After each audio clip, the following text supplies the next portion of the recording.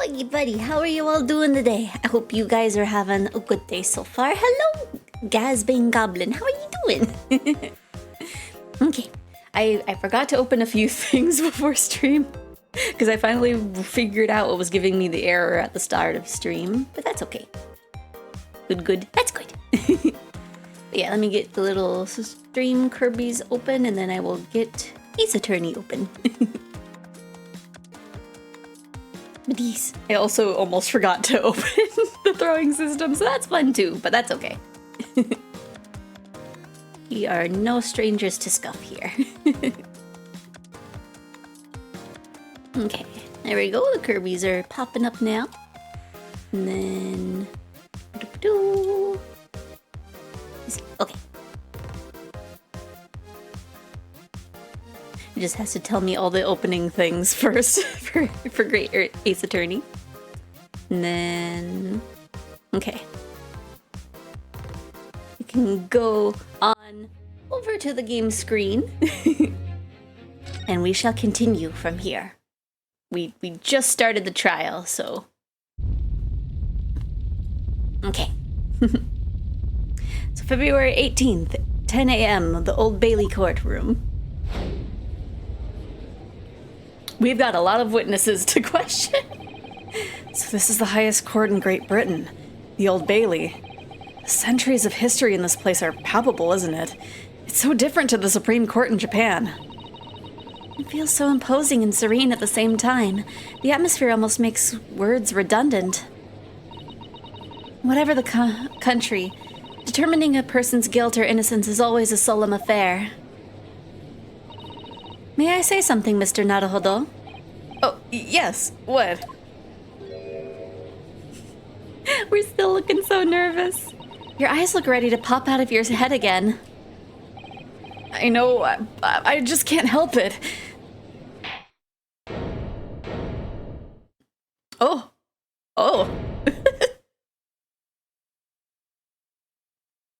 He's got just the little tie on the one side. In the name of Her Majesty the Queen, I hereby declare this court to be in session. We are here today to determine the guilt or innocence of Mr. Magnus McGilded. I now call upon the counsels of the prosecution and defense to declare their willingness to proceed. The prosecution is fully prepared. That must be the Reaper of the Bailey. He really does look fully prepared to dispatch his next poor victim to the underworld. Counsel for the defense, you appear to be Eastern. Do you speak English? Huh? Oh, yes, of course. Sorry.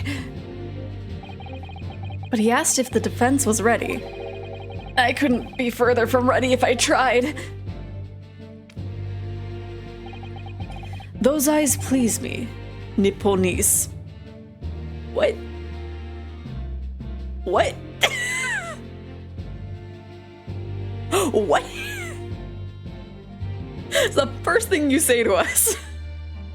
Okay. They shroud your fear, your doubt, your trepidation. They run wild, clinging to some phantom notion of courage. The quintessential look of a sacrificial lamb. A cold shiver just ran down my spine all the way down to the tips of my toes. Now, Mr. McGilded. Yes, my lord. You stand accused of murder, a capital offense. You could be sent to the gallows if found guilty. Are you quite sure you wish to entrust your defense to this foreigner? Why are you guys being rude to me? As I've always said, my lord, 'tis a grand thing to give opportunities to the young. Even if the fella is a student from some little island off in the Far East, his accent is gonna be everywhere, I can tell. Is it not the British way to ignore the dangers of yourself and give those less fortunate a fair chance? I'd like to think that acts of chivalry do the great British Empire proud. Listen to Mr. McGilded. What a fine gentleman London has in him. Did you hear that he donated £5,000 to the government the other day? Mother, please, may we go and play in McGilded Park? It seems as though everyone in the public gallery is firmly behind Mr. McGilded. That's definitely welcome news, and he certainly has a way with words. I'm surprised he couldn't convince anyone to defend him. We'll probably learn here soon, why not? Eloquently put, Mr. McGilded, and most laudable sentiments. Now, ladies and gentlemen of the jury, I'm sure I need hardly remind you that you 6 members of the public have been selected for your impartiality. Are you ready to proceed? Yes, my lord. If the task is to send rotters to the gallows where they belong, I'm more than ready. At the manor, his lordship always says we should dispose of rubbish properly. Naturally, I agree. Any criminals here will be soon wishing they never set eyes on me. This is a tough crowd. I feel a chill. Oh, don't mind me, my dears. I'll just be getting on with my knitting. Must finish these mitts for my grandson. I feel like she's gonna give us a lot of information. Mr. Naruhodo-san, these people are... The jury. Yes, that's something we don't have in Japan yet. That's right. I've only ever read about it. But here in Great Britain, the court's final verdict depends on the opinions of 6 jurors. The judge passes sentence according to the law, but the jurors determine guilt based on common sense. So the defendant is ultimately judged from 2 completely different points of view. But how exactly did the jurors give their verdict? That I don't know, but I'm sure it'll become clear as the trial progresses. Yes. Prosecutor Van Zeeks, my lord. It's been a number of years since we've seen you here in the courtroom. I thought you'd renounced your fame. I'm known as the Reaper of the Bailey, my lord. Infamy rather than fame, I would say. But yes, 5 years have passed since I last spread my wings in this capacity. So, what brings you back? Is there some change in circumstance of which the court should be aware?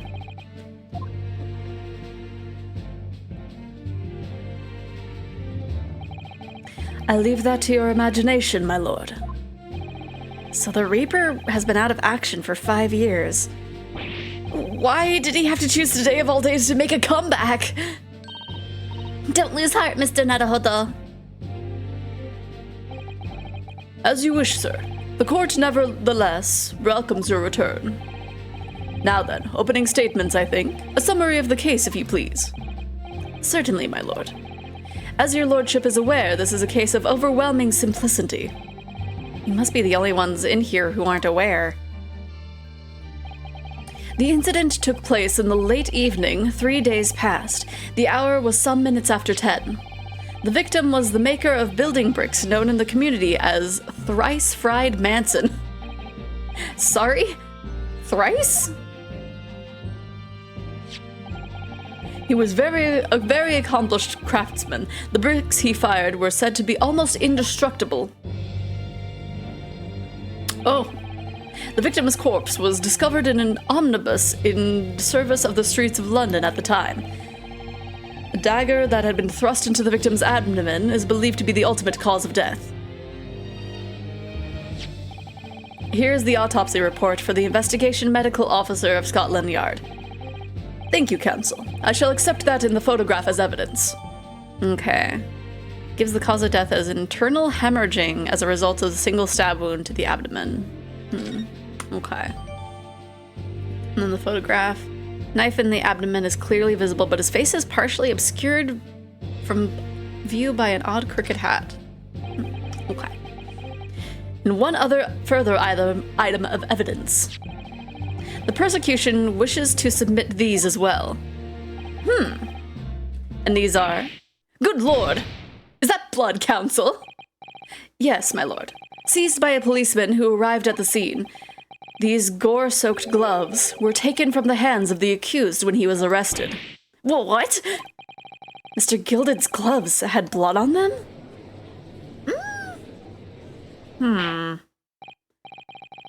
Yes, I will accept these as evidence as well. Real quick, I want to look. There's not blood on the knife. That's a pretty gloves don't have much to do with it. Unless he was just like, yes, let me just touch the wound. Leather gloves the defendant was wearing at the time of the incident. There's a bloodstain on the right glove. Okay.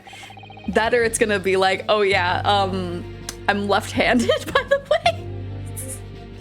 How did I get into this? I'm backed into a corner before I even started. Continuing. According to the driver of the omnibus, there were only 2 passengers traveling inside his vehicle at the time. Only 2? Obviously, one of these passengers was the deceased brickmaker, Mr. Manson. The other was the accused, Magnus McGilded. His... Okay. I can see why people like this fans. But I will stay strong. Well, rather damning circumstances to say the least. Defendant, what say you? Well, of course, I have no recollection of such a thing. Mr. McGilded? To be sure, I rode the omnibus that evening. But whenever I'm in the carriage, I am taken with a fierce tiredness, and I always succumb to it. Are you claiming to have been asleep? 'Tis the motion of the carriage, my lord, Lilton, so it is, and when I opened my eyes again, 'twas a desperate sight before me. The body of a man I'd never laid eyes on before in me life. Now I ask yous, what good-hearted soul wouldn't rush to help a fella bleeding from his stomach? I wasn't about to start worrying about me gloves now, was I? I reached out to give the man a hand. So the blood got onto the gloves then, after the man had been killed. Unfortunately, that statement of the driver's is only the beginning. What? That's not all of it? There were multiple witnesses to the precise moment at which the brickmaster was fatally stabbed.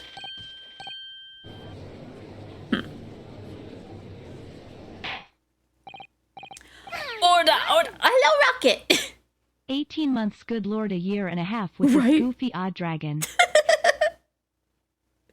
I know, it's so wild. But hopefully you're doing good, Rocket. Yeah, just like... I keep thinking about how it's been like a little bit over a year and a half of me just streaming in general, and it's just like, yo, how? What is time? Why is there me in this game? Wait, which one is you, Rocket? Are you saying that you're the judge, or are you the Irishman? Order! When the killing took place, only the victim and the accused were inside the carriage. And there were witnesses to the crime. This is not just a case of compelling evidence. It's the nail in the coffin for the accused.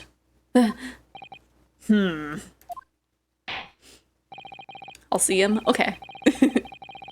Thank you, counsel. The circumstances of the crime have been made quite clear. I think we will hear testimony from these witnesses first of all.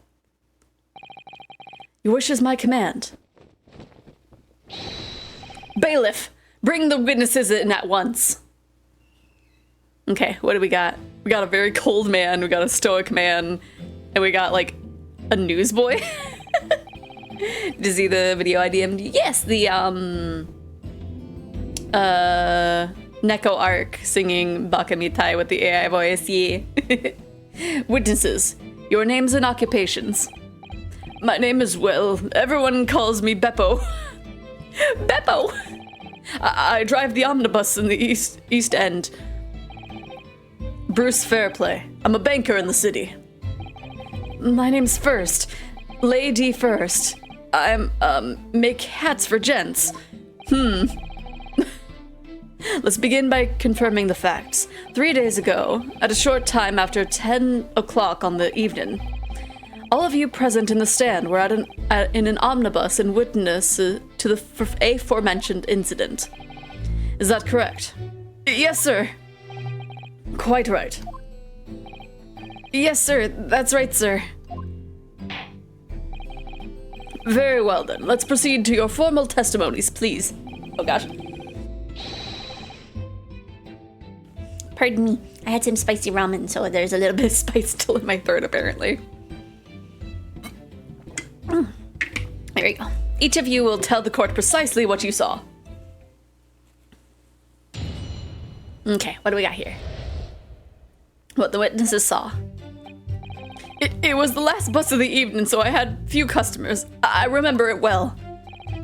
The victim and the man accused of killing him were sat next to each other inside the bus. Then out of the blue, the accused just reached over and plunged a knife right into his guts. That's right, he stabbed him. I screamed, I did. Couldn't help it. As soon as I heard the scream, I stopped the bus, and then I saw it, too.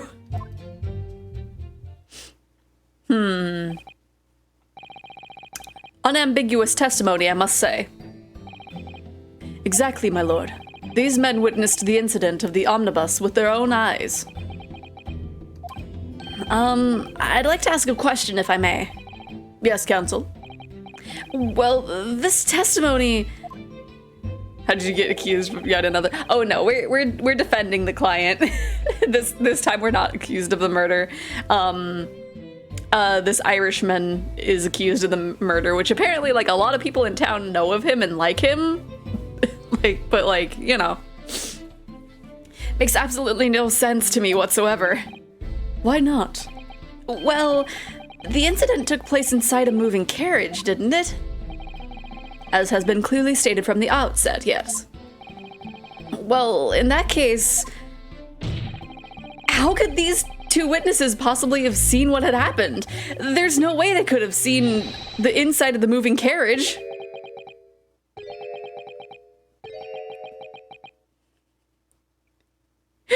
For your grandpa, I'll try. How quaint.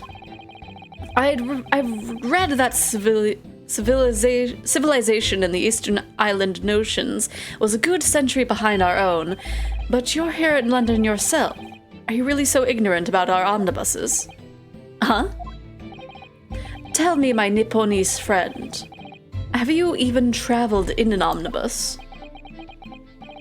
Well, no. We, only arrived in London this morning. No matter. I've arranged for us all to see for ourselves the actual scene of the crime, that is. What do you mean? The actual scene? How? A carriage is designed to be moved, after all. Presumably you understand that much. Yes. The omnibus in which this bloody crime took place is here today, in this very building. Is that Count Dracula? I think so, yeah. He's the Reaper, but like, yeah, he's like vaguely goth edgelord. How are you doing, Dragon Bolt, by the way? Here? What? The entire carriage? Bailiff.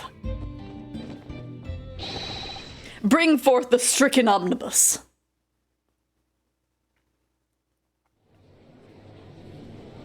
Oh, okay. I was thinking it was like the little two-rider things. So that's an omnibus. The omnibus. I can't believe they could bring something so enormous in here. Great Britain's courtrooms are amazing. I call the witness to the stand. The entire omnibus. As you can see, the omnibus is pulled by 2 horses. You can carry up to 8 passengers. Oh. Didn't realize you could ride on top. 4 passengers seated inside the enclosed cabin, and another 4 on the rooftop deck above. Every Londoner knows that the best views of the city's architecture and sights are to be had on the top of an omnibus. I see. And I should point out to our foreign guests that there is a skylight in the roof, allowing the view of the interior from the seats above. Ah, skylight. Oh! The penny drops at last, I see. These 2 gentlemen were occupying the rooftop seats in the omnibus when the murder took place. That is how they came to witness the grim incident, though through the skylight. Ugh, that makes perfect sense. I'm doing well. I just do some NPCs for Pokemon Mystery Dungeon tabletop. Noise! Sadly, I can't show anybody related to the game because of the spoiler, the Super Sentai Lucario. Oh no! That sounds really fun though. Lucario definitely does fit for like Sentai or Kamen Rider. Well, counsel, this is a first. In all my years behind the bench, I've never experienced the crime scene itself being brought into the courtroom. There are a number of important clues remaining inside the carriage, my lord. Arrest the bus for murder. It was premeditated because of the omnibus. I would like to submit the omnibus itself as evidence. That is the prosecution's wish.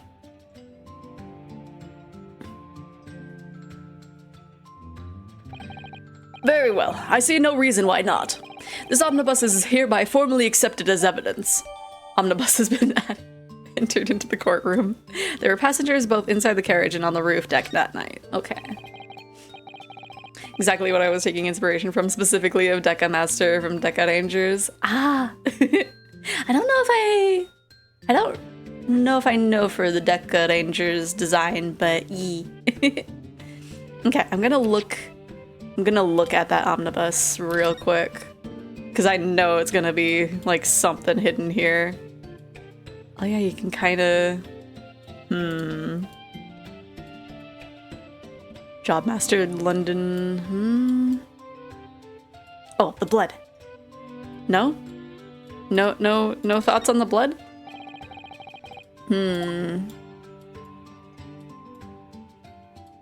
Something has to be. Oh, maybe there?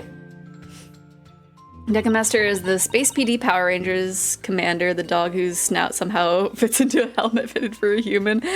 Bailiff calls. So this is the roof deck of the omnibus.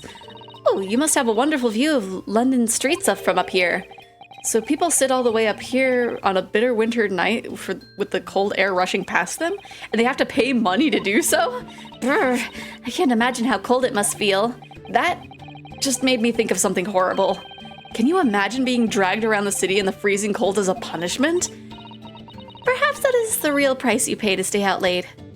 Let me see. Is that in the... Okay, yeah, that isn't at an angle that they would be able to see.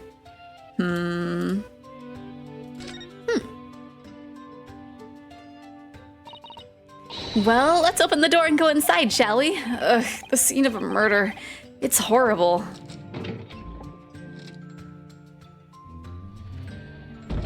I like how I had to look at that to go in here and not the blood stain. That's blood that soaked into the seat. The victim's obviously. Yes, and that seat would be clearly visible from the roof deck. Would you really stab someone in full view of the other passengers like that, I wonder? Well, it was after dark, and there was a lamp on in here, so perhaps the culprit couldn't see anything outside the sky through the skylight. Whichever way you look at it, it doesn't seem like it was a planned attack. Anything important with this? Ah, that's a poster for the great exhibition that's due to start 6 months from now. There's a lot of focus being drawn to the Crystal Tower, the centerpiece of the whole exposition. Oh, the Crystal Tower! It's under construction already, I believe. People all over London must be fizzling with excitement at the prospect of such a grand event. And then this is... Ah, that's a poster for the... Oh. Okay, I guess both of them are the same kind of poster. Okay. Well... You're right, Dragon Ball, I didn't even realize that. Just, the fact that they don't comment on it is silly. So this is the roof deck of the omnibus. Oh, you must have a wonderful view of London streets from up here. Oh wait, no, this is the same dialogue as that. Well, I guess that's all that we can really look at for now for this. Can't believe it, the entire crime scene entered as evidence? Yes, Great Britain is simply extraordinary. I could help myself a lot by giving that omnibus a thorough examination, seeing as it's here. But we did, and it didn't really show us too much. Let us continue with proceedings then. Your cross-examination, counsel. Pray don't expect this Nipponi stray to understand the intricacies of a British court's cross-examination rights.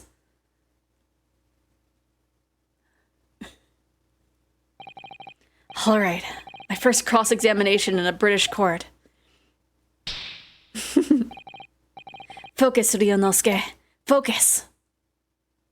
You'll do great, Ryonosuke. Okay.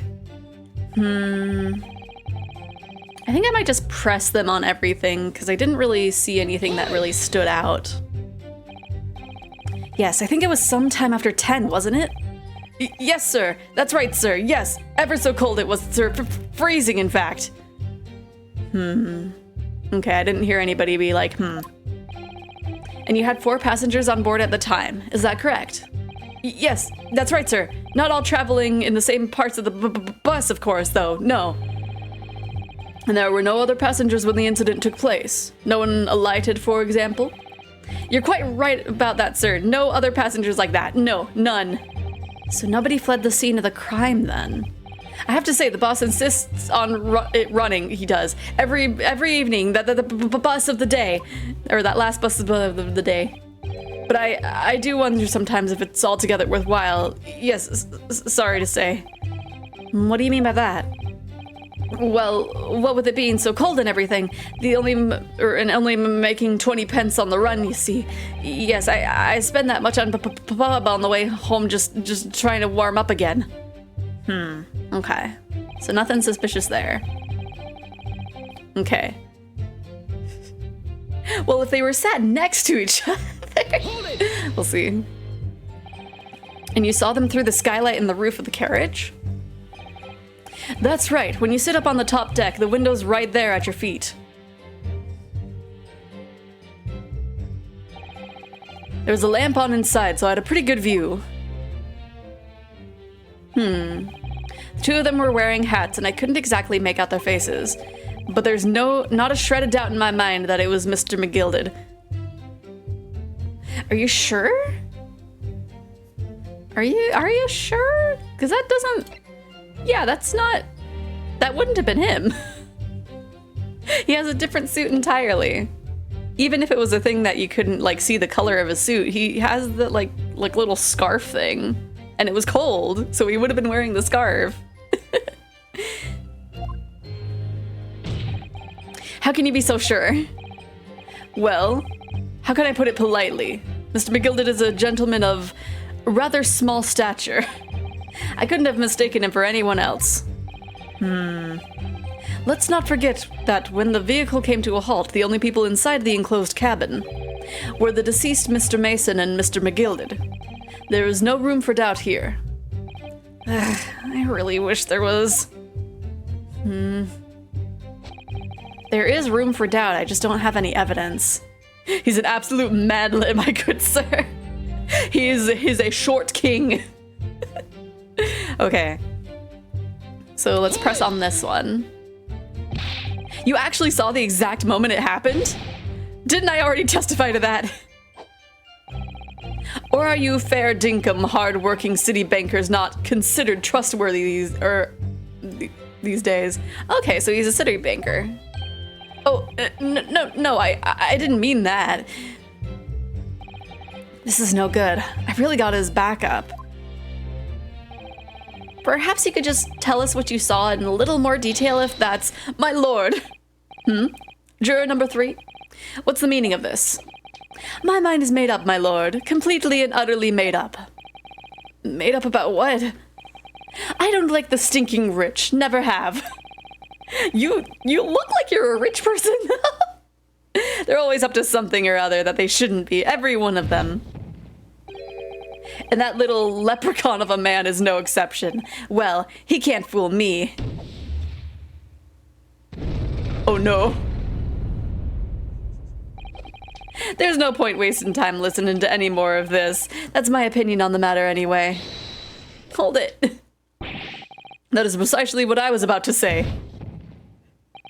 I don't like the rich people, the richest dressed person in the room, right? As the foreman of the jury, it's my duty to set a good example for my fellow jurors. I feel like I'm already doing a bad job. What is happening here? Let me see. Yes, it seems that that's how the members of the jury give their verdicts. With fire? Apparently, yes. White for innocent and black for guilty. As the 6 members of the jury make up their minds about the case, one by one they each cast a ball of fire into the great scales of justice, as we saw a moment ago. So if those enormous scales fall completely to the black side, does that mean... Let's do our very best to make sure that doesn't happen. Now I'm even more worried than I was before. Very well. The court acknowledges the change in the jury's stance. Counsel for the defense, please continue with her cross-examination. This is a nightmare. Oh no. He stabbed him, I screamed, I did, couldn't help it. Well, did you? Did you for reals? He stabbed him, you say, and you were sitting up on the roof deck, were you? Yes, that's right. I was up on the roof seats. I remember seeing the little gent sitting next to the fellow that was stabbed. I feel like he doesn't look all that shorter than the victim, though, the person that they've seen. I'd been thinking about a new hat design, you see, so I was just gazing absent-mindedly around. But then I happened to look down through the skylight. It was sticking right out from his belly, that huge, great knife. A grim sight indeed. The most advanced court system in the world, solely due to the really big scale that has cool fire inside it, which could easily be simulated with a regular-sized scale and tiny rocks, right? No, with it being fire, it looks cool. Which means it's more effective. That didn't help me at all. Oh no, they're discussing. The jury look like they're even more convinced my client did it than they were before.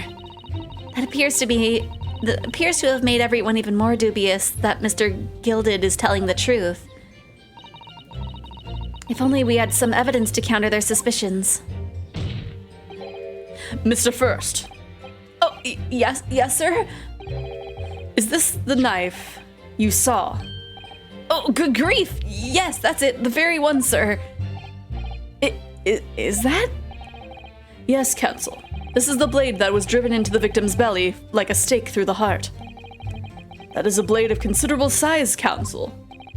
It is. And furthermore, the scabbard is emblazoned prominently with a certain initial. The letter M, which seems oddly familiar. Ugh, please, no. M, for Magnus perhaps, or McGilded possibly. Take your pick. It seems that particular big name in London made a magnificent mistake. Benzax, you are the last person I want to hear about stakes to the heart, right? Objection. What? That's not our... Wait, was that our voice? That didn't sound right. But there are M's everywhere. Like, yes! Like in Mason! Objection. This blade is far too extravagant for a poor brickmaker to have owned. No, this weapon of murder almost certainly belongs to the accused. Well, what if he saved up for it, like, for a really long time? He just really wanted a knife.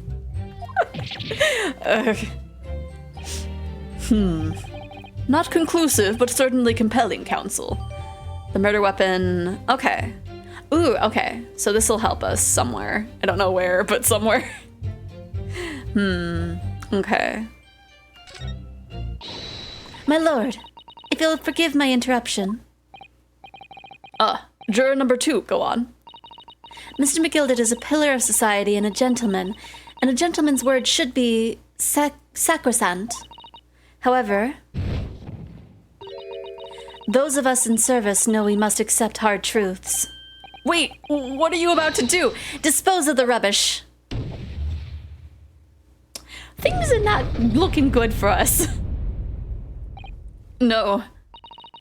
I don't wish to cause offense, but I do like to eradicate all traces of filth and grime. Oh no. I have painstakingly typed every word uttered here today and cross-referenced all the facts.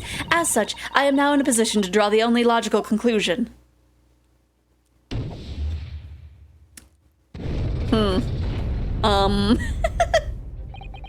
Not again.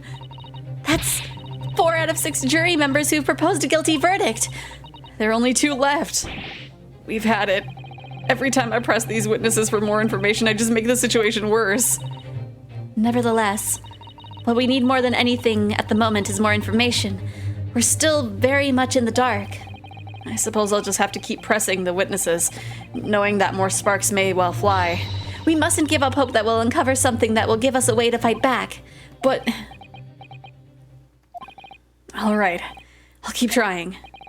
I can't give up.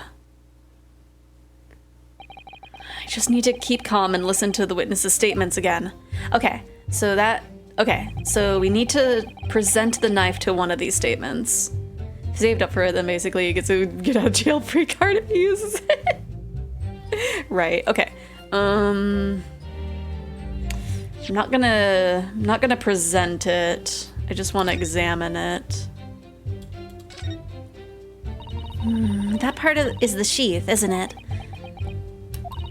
Are you all right, Mr. Naruhodo? Oh, sorry. Yes, I just really don't like blades.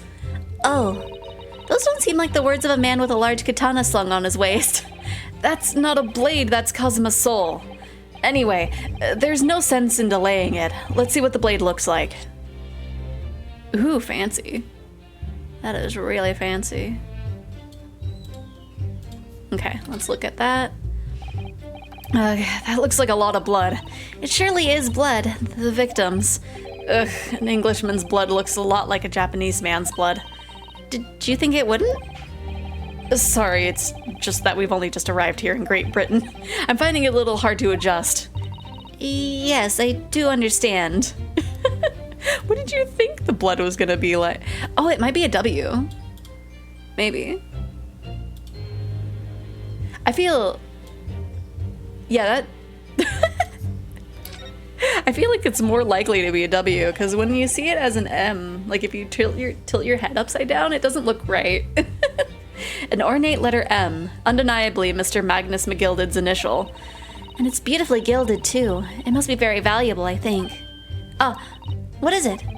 Look at this M. If you turn it upside down, it becomes a W. This could change everything. A W? Yes, this is one of those, you know, turnabout cases. I'm sure of it. I'm afraid I don't know at all. But but what I am sure of is that this is an M.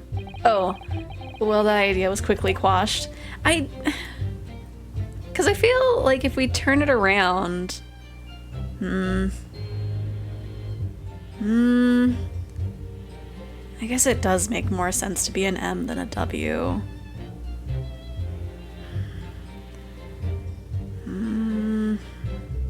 I don't know. Well, the only thing I know about W's is that you're clearly not getting one right. I mean, we're the main character. We should be able to. Okay. Okay. Stopped the bus. Saw it too. What? All right. So when it happened, the only 2 people in the enclosed cabin were the victim and the defendant. And so help me, 3 whole people witnessed the man I'm trying to defend do the deed. I don't know. I thought I was continuing. What did I accidentally press? I don't like to be pessimistic, but we do need to be in we do seem to be in a rather difficult situation here. Ugh, what am I supposed to think here? Is Mr. McGilded really innocent, or could it be... But before we jump to conclusions, our first task should be to gather information. We need to understand the case much better than we do at the moment. Yes, you're absolutely right. Let's listen to those witness statements again. Okay, I'm sorry. I'm sorry, I pressed the wrong button. The victim and the man accused killing him were sat next to each other inside the bus. Like the fact that we don't have the picture that these 2 keep showing us of the 2 people sitting next to each other, because that's the biggest issue, is just like they don't look anything alike. Like he doesn't look anything like Mr. McGilded.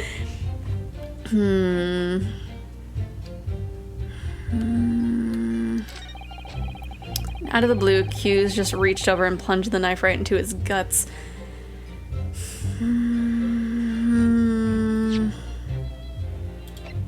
Is this the knife?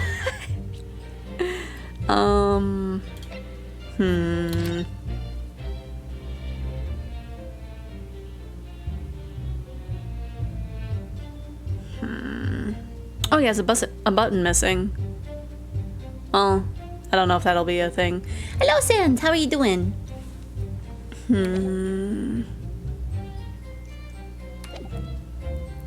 Let me see. It's victim and the manicurist sat next to each other.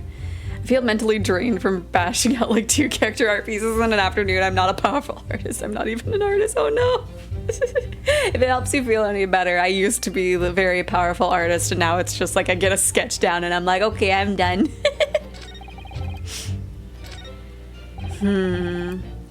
Stabbed him, I screamed, I did it, couldn't help it. As soon as I heard the scream, I stopped my bus, and then I saw it too. I didn't press this.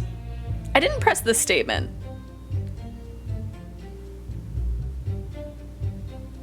But like, how could you have seen it? How could you have seen it? I have to actually like present the omnibus in that one. What exactly did you see? Yeah. Well, sir, it would be the passenger, sir. He collapsed on the floor. He was, and by the passenger, obviously, you were referring to the victim, Mr. Mason, the brickmaker. Yes, and the other passenger that had the knife in his hand, like this. That'd be a weird position for him to be in. By the other passenger, obviously you were referring to the accused, Mr. Magnus McGilded. And then he plunged it down like this, stabbing the other passenger in the belly. Anybody? Okay. What? Yeah, that doesn't make sense. My lord, I wish to speak. Oh no! Yes, juror number 5, do I take it that you too? As the master of the London Guild of Coachmen, the idea of a murder being committed in one of the city's carriages is utterly abhorrent to me. It wouldn't be right to make a decision before hearing all the facts, though, I said to myself. You haven't heard all the facts. No, don't do it. Don't do it. Can I have one hella delay? Oh no. But I've heard enough now. The horse is bolted, as they say. No, please, just keep an open mind a little long. Gee, Silver Blaze. The finish is in sight. No. Can the grandma be like, let's hear him out still? Beppo is a long-standing member of the guild. I trust what that man says. Oh, thank you, sir. You're too kind, sir. This is too unkind, sir. Which now means that 5 jurors agree to condemn this man. Help me out, old lady. Please help me out, old lady. Madam Jurors number 6. Yes, dear. What can I do for you? You have heard the testimonies of the witnesses in the stand. Oh, yes, I certainly have. Still got my hearing, you know. Then, pray tell, why are you yet to pronounce your learning? Well, dear, the thing is, I'm a creature of habit, me. I always go to the park at around this time of day and sit on a nice bench and get on with my knitting. There's a lovely little park just near where I live. Miss McGilded Park, it's called. The gentleman donated it to the city, you know, to put a smile on Londoners' faces, he said. I can't imagine such a fine young gentleman would have it in him to take another man's life. He is always doing wonderful things for the city. That's right, a man like that wouldn't stab someone, surely. Mother, may we go to the McGilded Public Library later and borrow some more books? How many Londoners live with their heads in the clouds? Do you people not know? What kind of a man Magnus McGilded really is? What kind of a man is he? The philanthropist Magnus McGilded has enough wealth to purchase the entire city he claims to value so highly. But where did all that wealth come from? Your client is a Shylock, sir, and one with the very darkest of souls. What? Stone the crows! What? Mr. McGilded lends money to an extortionate amount, or at extortionate rates of interest, so his victims have no hope of repaying him. When they default, he takes possession of everything they own. He's a vulture that preys on the weak. I've never heard any mention of that before. Your faculties haven't deserted you, I'm sure, madam. So, has this thought not crossed your mind? Would a man wealthy enough to buy London in its entirety not have a carriage of his own?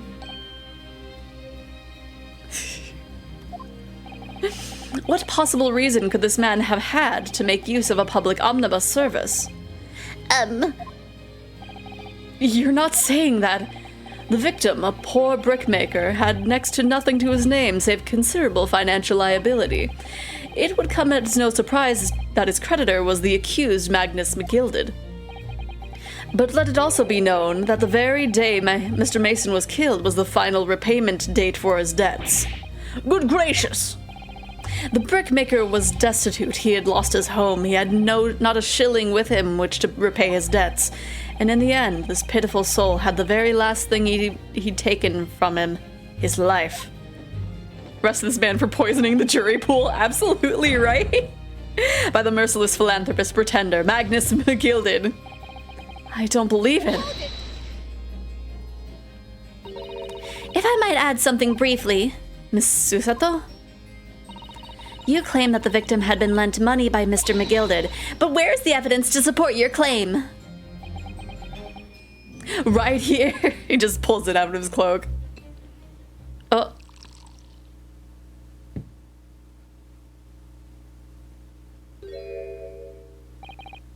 Pray forgive the discourtesy of filling my hallowed chalice in the court of law. Ah, there it is. Lord Van Zyke's hallowed chalice. How can this be considered acceptable? But I find myself in exceptionally unexpectedly good humor. I have an updated loans claim right here. I have heard ladies from the Far East could show great courage, but I didn't expect to experience it myself. As judicial assistant to the defense, I am simply doing my job. What a pity that your display of courage is in vain. This is the debtor's ledger, which details all monies loaned by the accused. You will find the victim's name clearly recorded inside. Oh. Allow me to present this ledger as evidence. And pray forgive the discourtesy of raising my chalice in a toast to the enigmatic East at the same time. A marvelous toast, counsel. I will gladly accept this new evidence. Okay. It includes the victim who owned 20 guineas. I remember that was a lot. I don't know how much, but... Ah yes, 20 guineas. The victim owned a considerable sum. Let us take a closer look at that real quick while we have the chance. Let me in there. This portfolio must contain all sorts of secrets of London's gentry. Oh dear. Do you really think we ought to look inside? Well, it's not as though we know of any London's gentry personally, is it? Apart from our great detective friend, perhaps. Actually, I wonder. I assure you will not find Mr. Shelm's name inside. Well, let's see what we find. Yeah. Okay, any W names? Gosh, it's crammed full of gentlemen's names, isn't it? Well, I suppose they're probably not all gentlemen at all, are they? After all, not everyone in this country is well off. Ah, goodness! What is it? Look at this! Do you see the name here? Bruce Fairplay. Ooh! Should that mean something to me? It does sound strangely familiar, actually. Bruce Fairplay, the witness testifying at this very moment. Oh yes, of course, the banker. Why is his name in here? Ah, he borrowed 20 guineas, did he? Ooh! And look, the repayment date is fast approaching. It's possible that this is just a coincidence, of course, but this could be very useful information. Ooh, Bruce Fairplay, you got explaining to do. Name one, Harlock Sholmes, right? Oh, would have been due to repay his loan imminently. Okay. I would assume looking in other spots wouldn't give us... No, okay, yeah, that's the same information. Okay. So it's just a matter of when to present that information. Oh yes, 20 guineas. The victim owed a considerable sum, and the accused made quite certain he had ample recompense. Come on, juror number 6. Well, it would seem I've had the wool pulled over my eyes. No! Regrettably, madam, that is the modus operandi of the accused. And it's such a pretty little perk, too. What a scoundrel. No, Granny, no! Still, Huh? maybe it's all for the best. Wait a minute. Let's think about this a little more. I don't stand for nonsense. No! No! Oh no, what do I do from here then? I made a mistake of pressing too much, but like, heckin'... 2 of them did give me stuff that I needed. And that was it. The last juror's decision.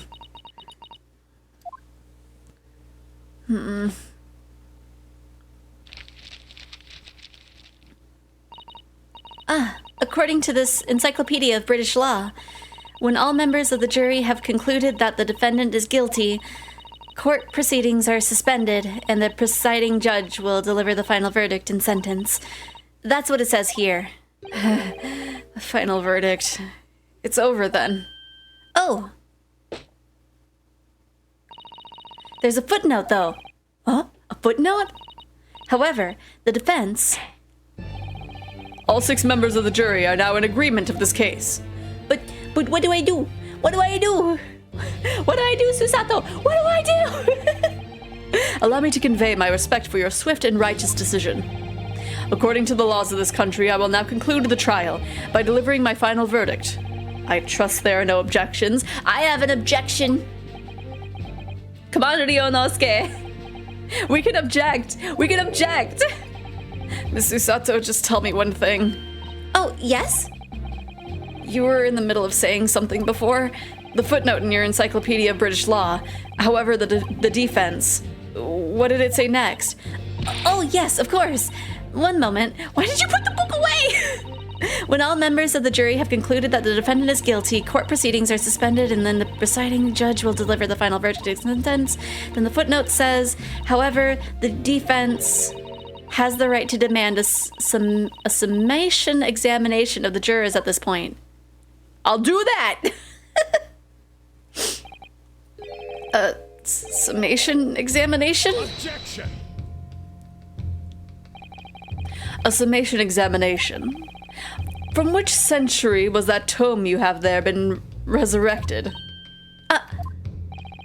Judging from the binding, I would say that book is at least 50 years old. Any modern text of British law wouldn't even give such an antiquated procedure a mention. It's a relic, long forgotten and certainly no longer practiced. I mean, who knows? It could have been brought back since you haven't been a prosecutor for like 5 years. Maybe it came back in your hiatus. So you're out of luck. Oh. What even is it, Miss Susato? This so-called summation examination. Oh, one moment, and I'll read about it. It's like, stop closing the book. You would demand the right to a procedure before you even understand what it entails. Typical Nipponese. All right, Mr. Naruhodo, I think I understand. It seems that under this procedure, we would be able to appeal to the members of the jury. To do what exactly?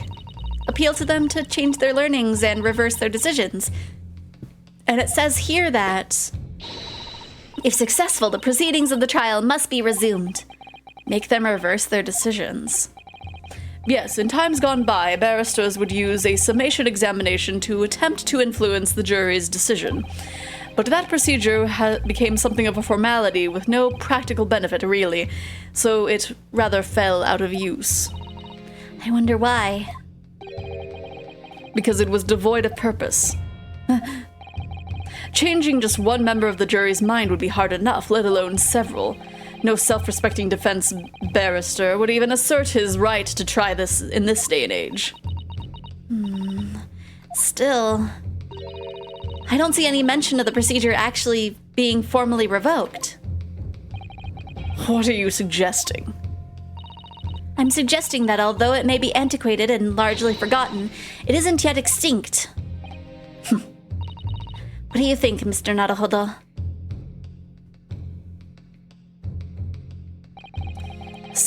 A summonation examination. Our last possible option. Do we assert our right to carry it out or admit defeat? Just forget about it. No, we're gonna do it. The defense wishes to assert its right to a summation examination, my lord. Objection!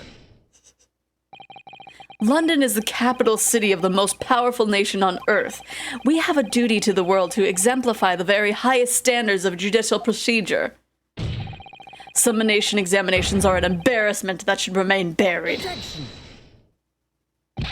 But if it's our right, it's our right. I believe it could prove vital in this trial. The defense's position is perfectly valid. The court will proceed with the summonation examination. Yeah, take that, Von Zyke. This is madness. Foreman, are you and the remainder of the jury ready? Eh? Oh, well, I'm not, there's no mention. It's you! There's no mention of this in the letter I received, you see, so... All members of the jury would be asked to explain on what grounds they have reached their decision. On what grounds? You must all justify your decisions and explain why you believed the defendant to be guilty. Well, my lord, you're rather putting us on the spot. This is most irregular. No mention was made of this before. I don't really hold with all this justify and lark. That seems to have thrown the jurors off. It seems none of them have experienced this before. All right then, the summonation examination. A defense procedure no practicing lawyer has attempted for years, is it? Well, just maybe. It might be the opportunity we've been looking for to turn this trial around. Wait, I have to prove beyond a reasonable doubt that they're guilty? What the heck? I have to have no doubt at all? Wait! So be it then. Ladies and gentlemen of the jury, the court hereby calls upon you to state the grounds on which you find the defendant, Magnus McGilded, guilty of this most serious crime. His vibes are off. Judicial findings. Okay. Contentions. There was no one else inside the carriage at the time, so it has to have been him. I trust the driver. He has an excellent memory, it seems. 4 passengers with fares totaling 20 pence. He stuck the chap next to him just like this. Brazen, I must say. Absolutely brazen. He failed the vibe check. I've simply typed and collated all the statements made thus far and drawn the logical conclusion. You can trust the guild. Fair fares is our motto. We haven't raised prices above 4 pence in years. That's contradictory to the other guy. The scoundrel stabbing that poor man on the floor. That it beggars belief. I'm starting to wish I hadn't pushed for this now. Yeah, okay. Some of the jurors don't seem to have wonderfully formed arguments, though, do they? Well, let's see what we can do. We need to get these 6 people to change their minds. I'll have to throw everything I can at them and use some very persuasive language. Just a moment, Mr. Naruhodo. According to my book, that's not quite how it works. Oh? I thought I was going to have to thaw their icy minds with some heartwarming rhetoric about the defendant.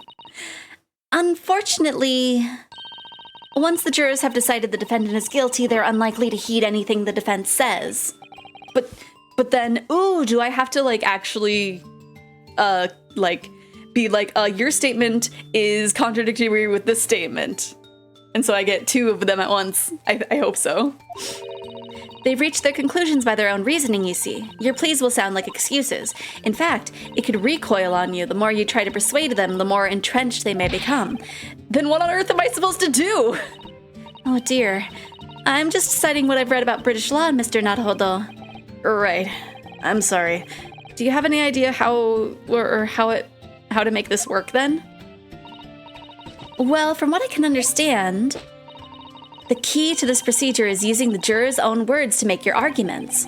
What do you mean? Well, the 6 members of the jury are randomly selected members of the public. They may appear to present a united front, but the truth is, they are complete strangers who just happen to find themselves here in the courtroom together. Ah, that's the way to break them down, you mean? Yes, exactly. We must listen very carefully to what each member of the jury says. And if we can identify any contradictory statements, if we can, then we contrast the statements and pit the corresponding jurors against each other. I see. So it's contradictions in what 2 or more jurors say that we're looking for. In a way, then, this is similar to a regular cross-examination. Oh, yes, I suppose you're right. Find contradictions in their statements and pit the jurors against one another to break them down. All right, I might be able to pull this off. No, that's not right. I have to pull this off. Can we start proceedings, counsel? I would ask you to take the stand for this. I'm expecting a clear and concise rebuttal. Yes, my lord. Okay, so... Jury examination. Okay. Defense's rebuttal. Okay, so... I'll come back to you, because yours is interesting. Just the driver, he has excellent memory. Okay, so we'll pit you against him. Because... Yeah, 4 times 4 is not 20. Objection. Go in the pit. These 2 statements clearly contradict each other. They do. Explain yourself, counsel. Me? Oh dear, what have I said? I swear on Silver Blaze's mane and name, I haven't the first idea of what you're talking about. According to the group testimonies we've heard so far, there were 4 passengers in the omnibus on the night in question. According to the coachman, Mr. Beppo, he took 20 pence in fares. Quite right, I have those precise details typed neatly here in front of me. And juror number 5 also told us the following. The fare for the omnibus is always 4 pence. That it is. A fair and convenient single price. Just the way London's carriages should be operated. But that doesn't add up at all. Jury member... Why are you bad at math? Oh no! But that doesn't add up at all. In fact, it leaves a glaring discrepancy in the facts. Why, man, why? 4 passengers paying 4 pence each. If you do the multiplication... It would be 16 pence. Exactly. As I said, it doesn't add up. The figures are different. By 4 pence, in fact. Or precisely 1 person's fare. 1 person's fare? Yes. In other words, on the omnibus that night, it's distinctly possible there was another passenger we've heard nothing about. Good gracious! And it's totally not juror number 1. This can't be right. The coachmen of the guilds are good, honest men and all. Trustworthiness is our watchword. The figures your coachman claims most certainly do not add up. Your watchword, good sir, is a fallacy. I beg your pardon? Mr. Guildmaster, I think you ought to consider that if this trial were to end now, the news will surely spread all over London. The news that one of your coachmen tried to hide the fact that he lets nefarious characters ride his omnibus.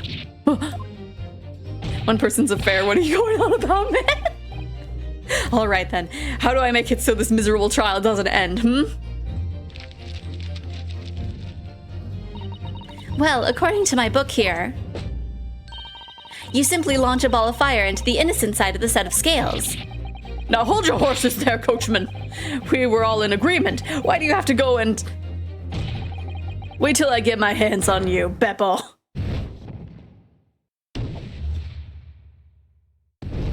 Yeah, it's absolutely juror number 1. It's just we have to find a way of actually getting him. This is all very irritating. Begging your pardon, sir. I'm going to do the same.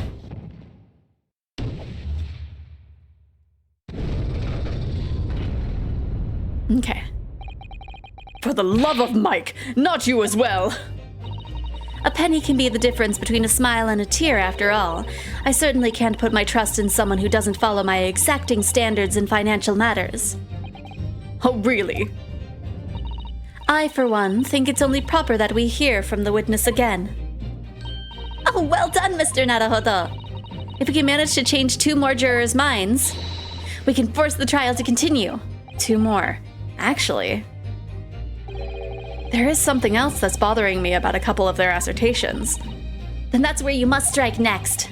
So I need to pit 2 more jurors against each other and show that there's another contradiction in their assertions. Exactly. You can do it. Well, the scales of justice have shifted, but they still weigh heavy on the side of guilt. Counsel, you have the floor again. Continue with your summonation examination. Oh, I will. Okay, I'm changing my leaning to innocent. I should like to hear what the slipshod bookkeeper has to say for himself. Okay. Yeah, so I believe I'm gonna just actually go over to the grandma. Okay. Stabbing the poor man on the floor.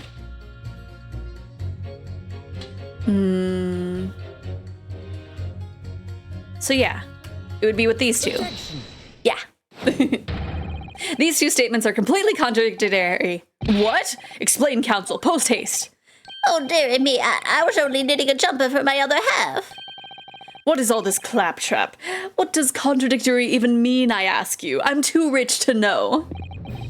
We've heard from more than one witness that they allegedly saw the actual moment when the defendant stabbed the victim. Now, out of curiosity, juror number 3. What? Can't you see that I'm busy here? How would you say the defendant stabbed the victim? What sort of motion was it? Ha! Want to test me, do you? It was like this, stuck the fellow right next to him without even getting up. It was like a prim banker said. Yes, that was Mr. Fairplay's testimony, quite true. Now then, juror number 6. Oh, is that me, is it? What can I do for you, young man? How would you say the defendant stabbed the victim, madam? Oh, well, dear, as far as I understand it, it was like this. He stabbed the poor man after he'd collapsed on the floor. The coachman said so. Now don't move. Take a look at these 2 jurors. He stuck the fellow right next to him without even getting up. And he stabbed the poor man after he'd collapsed on the floor. Well, I never. They're stabbing in totally different directions. What? Bless my stitches, what a muddle. What this tells us. You know, I think he's less so rich and more so street bumpkin thug. Maybe well-dressed thug. Is that there's a strong possibility one of the witnesses isn't telling the truth. Oh. But why? Why the dickens would they lie? I don't know that yet, but what I do know is that if the trial ends at this point, we may never find out. We may never know the real truth. Ladies and gentlemen of the jury, can you really let that happen in all good conscience? Lies, you say? Oh, dearie me. I can't abide people telling lies.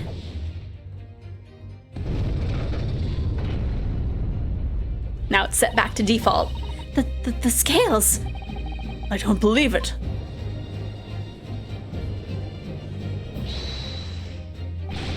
Wait! Now hear this, my fellow jurors. I warn you, you cannot listen to this man. Look at him in his black suit. He's clearly some devious Eastern sorcerer using magic on all of us. If I could use magic, do you really think I'd be putting myself through all this? Answer me this, Doc Jinx. Huh? Me? What exactly is the problem? What of it if 2 witnesses have slightly different recollections of events? What of it? Let's say The Shylock did stab the victim as he was sat next to him on the omnibus, and this young dandy saw him do it. And now let's say the victim collapsed on the floor, and then the Shylock stabbed him again, and this old lady saw him do it.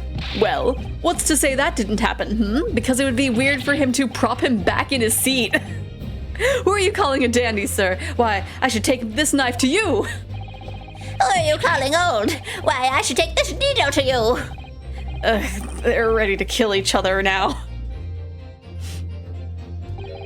But could the foreman of the jury be right? Did the two witnesses see two different moments of the same crime? People casually threatening murder in the court, right? It's fine. It's out of the question. Unfortunately, Mr. Foreman. What is it, you dog jinx? Come on, out with it. What you're suggesting is impossible. It's out of the question. What are you talking about, man? How could you possibly say that? You do realize that I'm only doing my job. As foreman of the jury, I have a responsibility to steer everyone in the right direction. So where's your evidence, man? That's what we want to see. I say the two witnesses saw two different moments of the same crime. If you say that's out of the question, show me some proof.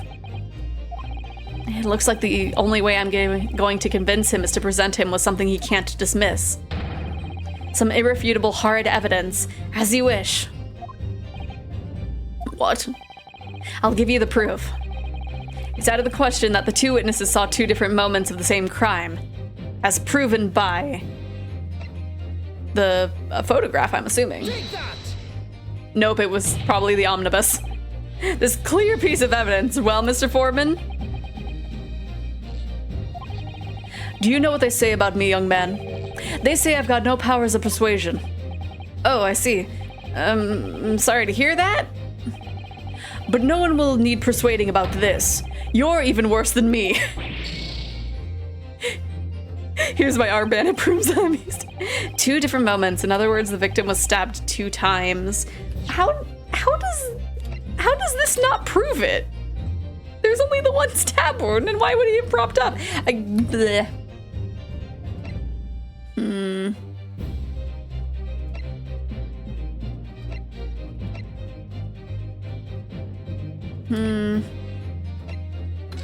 Because the only thing that I can think of is, like, there's only the blood stain, like, on the seat.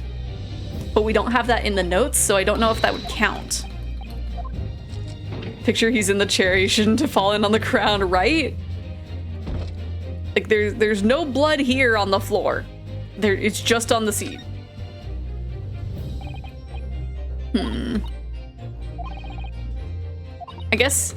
I guess in theory we would just show the omnibus, and then they'll be like, what part of the omnibus shows that that it's right? I don't know. To be fair, the entire omnibus is presentable, right? I don't know. Hello, Lisa. How are you doing? Okay. If you'll allow me another chance, I'd like to present with one more piece of evidence. I don't know. I feel like the picture of him. I feel like the picture of him is proof enough, but I guess not. Take that! Wait, not even this? Not even this? What do you mean? Okay, time is slow for me today. Oh no. Well, I guess it depends on the day. Look, this is classic Ace Attorney. You gotta present something entirely different before presenting the thing that actually matters, right? But like, what are we...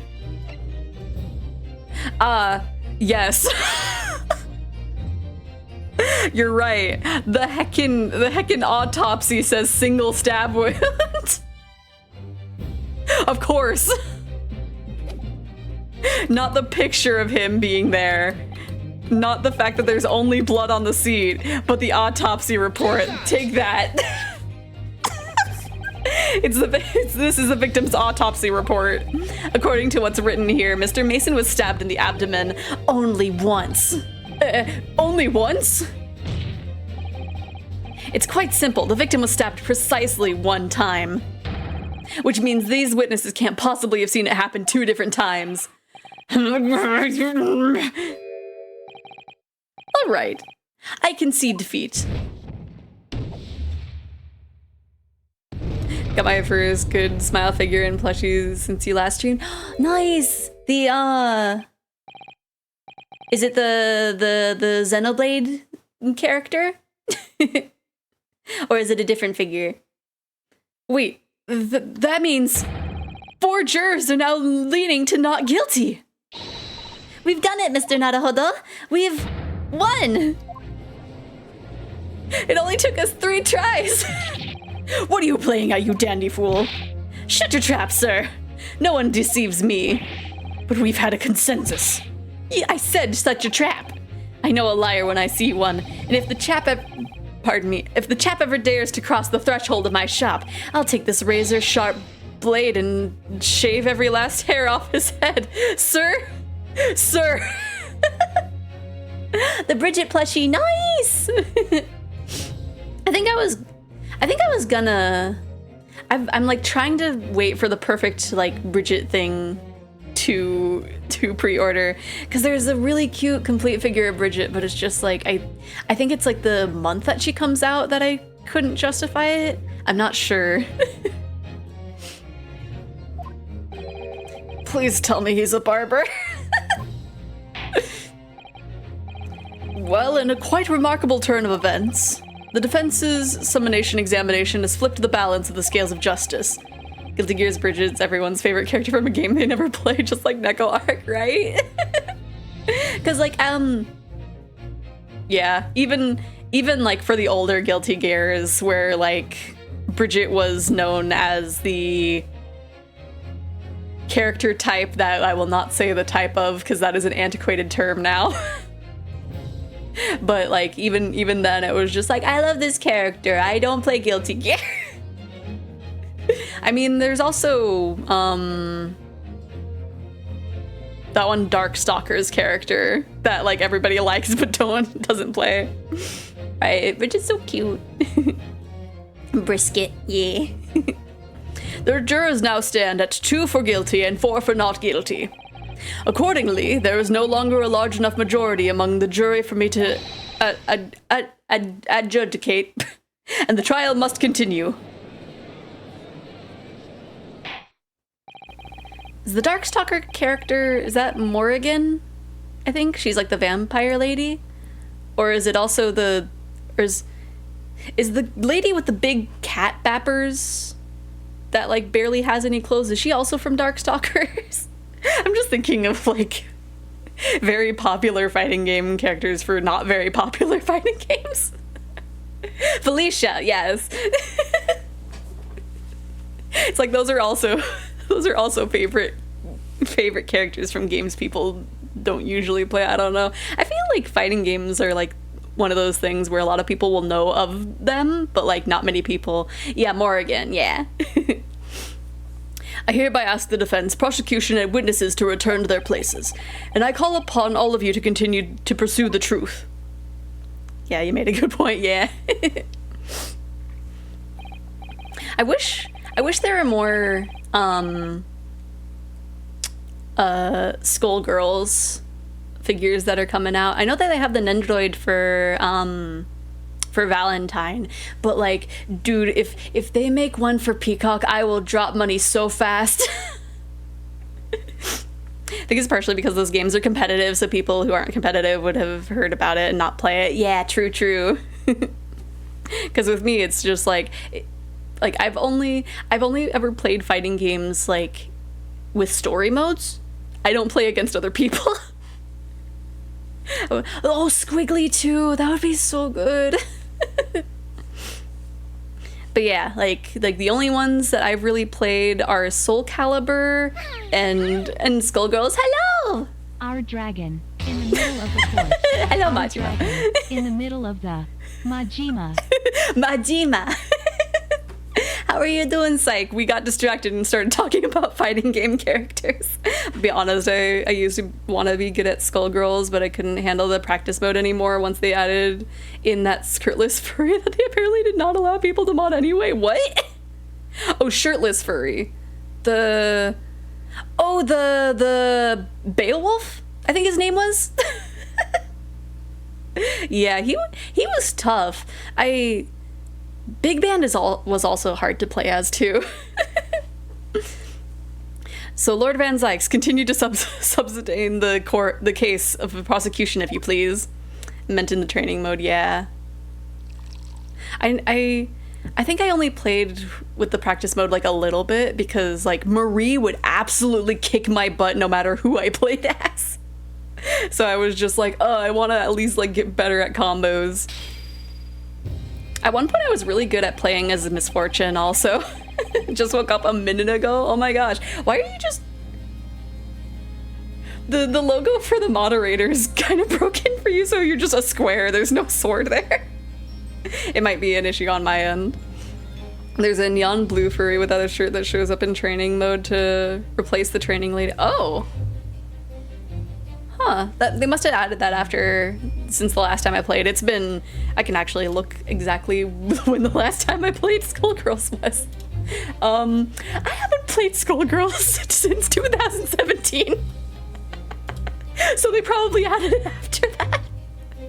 Fighting game night when I'm not the best at fighting games either. I'm a button masher, but that could be fun. I think it's based on an East. Oh, I don't remember his name, but I think I know what you're talking about. Is he in there? But they do not let people mod them away. That's wild. I didn't, huh? I'm gonna have to look into that after stream. Because I know the one that you're talking about, I just don't remember his name.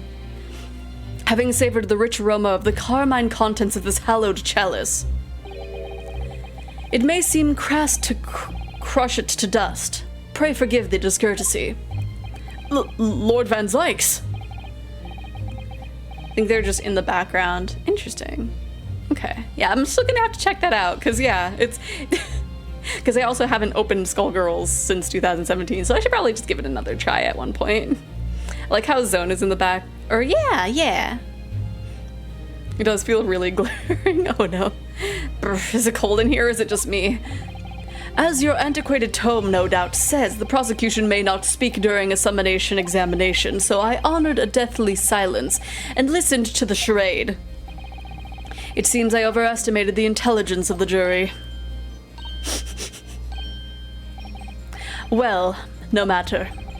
There is nothing so hard to prove as a self-evident truth, it would seem. No. And why else would we grace the courtroom with our presence after all? So, let us proceed to the next round of battle. Oh, the cape's coming off. Bring forth the witness once more, or all of them, not just one. Like, it was the first update in friggin' years and it stands out like a sore thumb. It's weird. Oh no. Yeah, it's surprising that they like updated it recently. So like I don't have any idea of like how the new DLC characters play. Why is Dio on trial? No, it's fine. Witnesses. I trust you heard the summonation examination we have just had to endure. A dapper, white, gray-haired dapper man, a weakness of mine, right? Yeah, I know a lot of people, I've seen a lot of people fanning over Von Zykes. Yes, sir. That I did, sir. Of course I heard it. Yes, sir. I heard it. You, sir, on the end, the coachman. I believe it's Beppo? Yes, sir. No, Von Zykes. My lord, sir. If it transpires that in your previous testimony you were attempting to veil the presence of a fifth passenger on your omnibus, you will be found guilty of perjury. You are advised to bear that in mind, sir. Oh, mio Dio,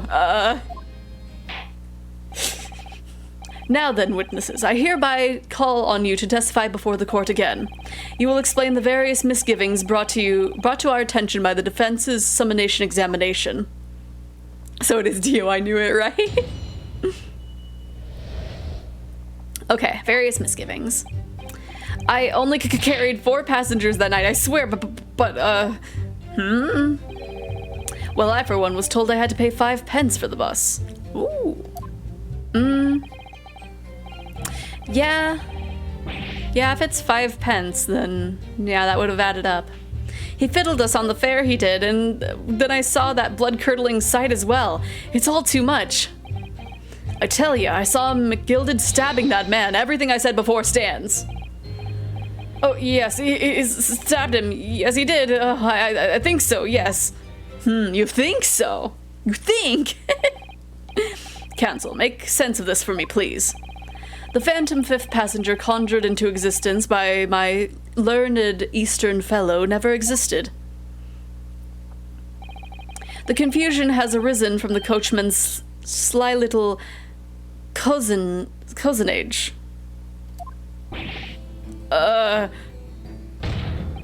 Very trustworthy testimony, right? Beppo, explain yourself. I'm terribly sorry, Mr. Guildmaster. I had to give Mr. in there.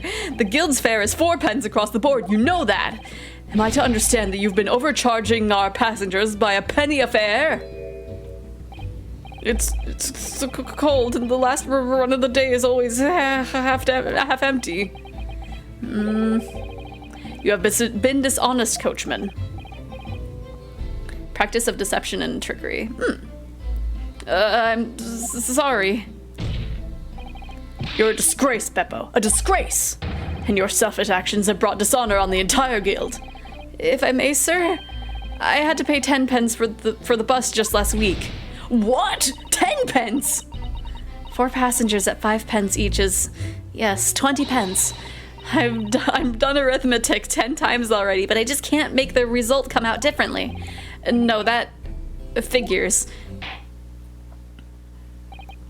Well, it would appear that one of our aforementioned misgivings has already been explained. So, counsel for the defense, your cross-examination, if you please. Right, that's highway robbery. We've already had the pleasure of a protracted summation examination today. I see you intend to continue the parlor games. Absolutely. You can count on it. Okay. Let's see. I only carried 4 passengers that night. I swear it. But? You said but. What's the but? So, there were only 4 passengers on your carriage, but you didn't charge them the standard 4 pence fare. Is that right? It's impossible to make the last run of the day pay. I was so cold, it was all that I could do to stop myself passing out. I'm getting chilblains just listening to you. But it's terrible. I wanted to give myself a pat on the back for even keeping the bus running. Doesn't a dedicated coachman deserve an extra penny for passenger? You're digging a deeper hole for yourself here. If only there had been a 5th passenger on the omnibus that night, then we would have had another suspect.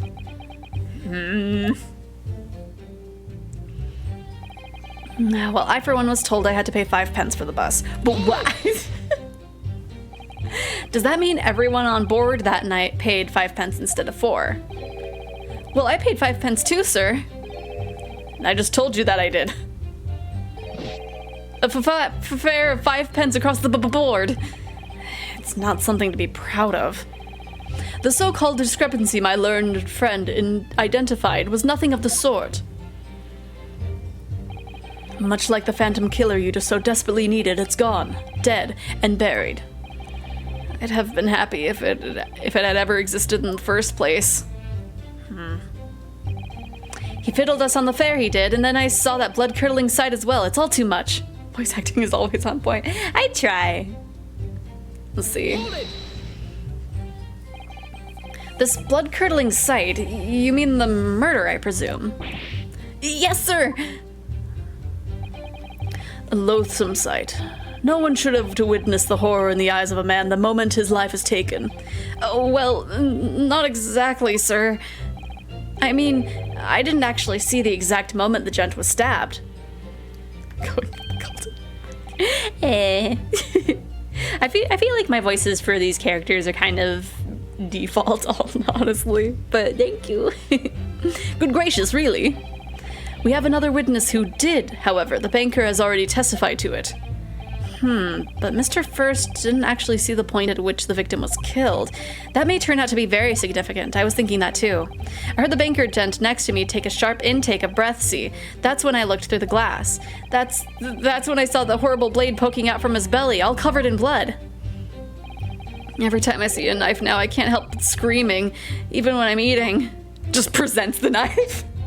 Like this knife? I tell you, I saw Mr. Gilded stab that man. Everything I said before stands. Whoops. Yes, he stabbed him. Yes, he did. I think so, yes. Okay, let's press on you. Hold it! Well, thank you for the hydrate. And the stretch. I haven't done either of those yet. I've just casually sipped on my gamer sups. Oh gosh. Which I decided to treat myself since I don't have any pre-orders this month and got Got some more flavors, so hopefully those come in soon. So you saw the defendant, Mr. Gilded, stabbing the victim, Mr. Mason, who was sitting next to him? That's what I said, isn't it? It was bothering me before this was. Just for a brief moment, he hesitated before answering the question. Anyway, there was only 2 of them inside the carriage, wasn't there? Want the new girl cup so sad. Yeah, wait, which design is it? Cause I wanted the one that dropped, I think, last Friday, I think? No, it was the Friday before. It was the succubus design, but it was very cute and I wanted it, but like I didn't have the funds and it was sold out like within the like a half an hour or an hour of it being out, and it's just like, okay, that makes sense. But it was so cute. Anyway, there was only 2 of them inside the carriage, wasn't there? Oh yeah, the electric guitar girl. Oh, that one's cute. But yeah, I'll probably have to wait. I think they were teasing a drop for, I think, a siren, so like a mermaid looking one. There's been talk of a 5th passenger, but as yet, 0 evidence. Then what are we wasting all this time for, eh? It's black and white. The man's guilty. They ever drop a dragon blood? Oh my gosh, I wish. I don't know if I think they just put girls on the cups. Because I think any, like, well, I guess, no. There's, like, the one guy that's, I don't remember his name. But the, Nanner's boyfriend? I think that's, like, the only boy on a cup that they've had, as far as I'm aware. I'm excited to see what the next set of cups will be. But I'm a little hesitant with it. Yeah, I don't blame you, Risa. They better send you the stuff to make up for it. What flavor did you get, by the way, for the I'm trying to think of the word. Recompense is the word that's coming up, but I don't think that's the right word. Want to cosplay the delivery girl cup design by a boy, right? I think that would be cute if they put like a little femboy on a cup. I want to be on a line of ambiguous cups. Yeah, I'm not saying you wouldn't, but sadly this world don't love boys, right? I mean, I don't know. If they put a femboy on there, I think it'd sell pretty well. I think so, at least. Maybe not as much as the waifus, but you know. How come the one cup I bought was like the one cup that didn't have a back design? Well, I think they just started doing back designs because mine also doesn't have the back design. It was their cup for the Black Friday promotion, where if you spent a certain amount, you got a free cup. The Nanner's one also doesn't have a design on the back either, other than the Gamer Subs logo. Gamer fart, nice. That's the flavor that I got in my order, along with anime girl thighs. Something about Mr. Fairplay's testimony just jars with me. I wish I could work out what it was. Okay, so I'm gonna press on you and then we'll go through everything else. It's surprisingly delicious. Yeah, because I got I think I got a sample of it when I got my Nanner's cup, and it was surprisingly good. I got a sample of that and titty milk. And titty milk was okay. It wasn't what I was expecting, but it was okay. But I definitely liked the gamer fart one a little bit more. The new flavors, snake oil and bran. Right, I was tempted to get those, but I could only get like 2 flavors. but the next time I do an order, I am getting those both. Titty milk. It's like it's a blue raspberry one, but it has like it smells like milk, I think, is what it was. I'm like trying to remember, but it was like, it has like a hint of milk in it, but it's like mainly blue raspberry. It's interesting, but it also it does look sus. Because when I made the sample of it, I was like looking at the cup, being like, oh, I guess this doesn't look as sus as I thought. And my elf, without a beat, without any prompting, was like, why did it look like that? Like with different words, but like absolutely 100% they were like, that's sus looking. I want to get myself a ambitious anime cup in Mothman. I wish the best for you. For you, Rocket. Maybe you need to get a sponsorship, and then you get to sell a bunch of flavors, and then they'll let you do a cup and then a flavor. I think is usually the pattern. Yeah, snake oil is apple pie. It sounds good, but I'm gonna wait for a few reviews to show up. What is even happening? I don't know. I'm distracted. The drink the thick white liquid. Yeah, like in my mind, it didn't look that bad, but apparently to my elf. It did. No, don't. We're not talking about that, psych. There you are. I'm gonna get a flavor. I'm not giving it a chance. Yeah. I don't know what I would do if I like had a partnered flavor. Earlier, you testified that you saw the moment when the defendant allegedly stabbed the victim, didn't you? No, I'm not. We're in the back of the courtroom talking about cups, milk, and other brand risks. Right? We're just the people in the hats behind him. Oh my gosh. They hated him because they spoke the truth. Why Dragon the butler did it? Hello, Sheen. How are you doing? We are very easily distracted right now. What flavor would they be? And would your cookies and cream? I don't know what flavor I would be, because I would want it to be a flavor that I would want to have like a lot of, because more than likely I'd get a lot of like a lot of the actual flavor itself. But like, I don't know. That would be something to really think about, like once it gets to that time. Is that I'm making my ad blocker block half the people here now. It's just gonna be you rolling. So would it be peach raspberry? I don't know. I'm trying to think about how that flavor sensation would like work. Because I'm thinking like peach and like blue raspberry, but I feel like those would be conflicting flavors.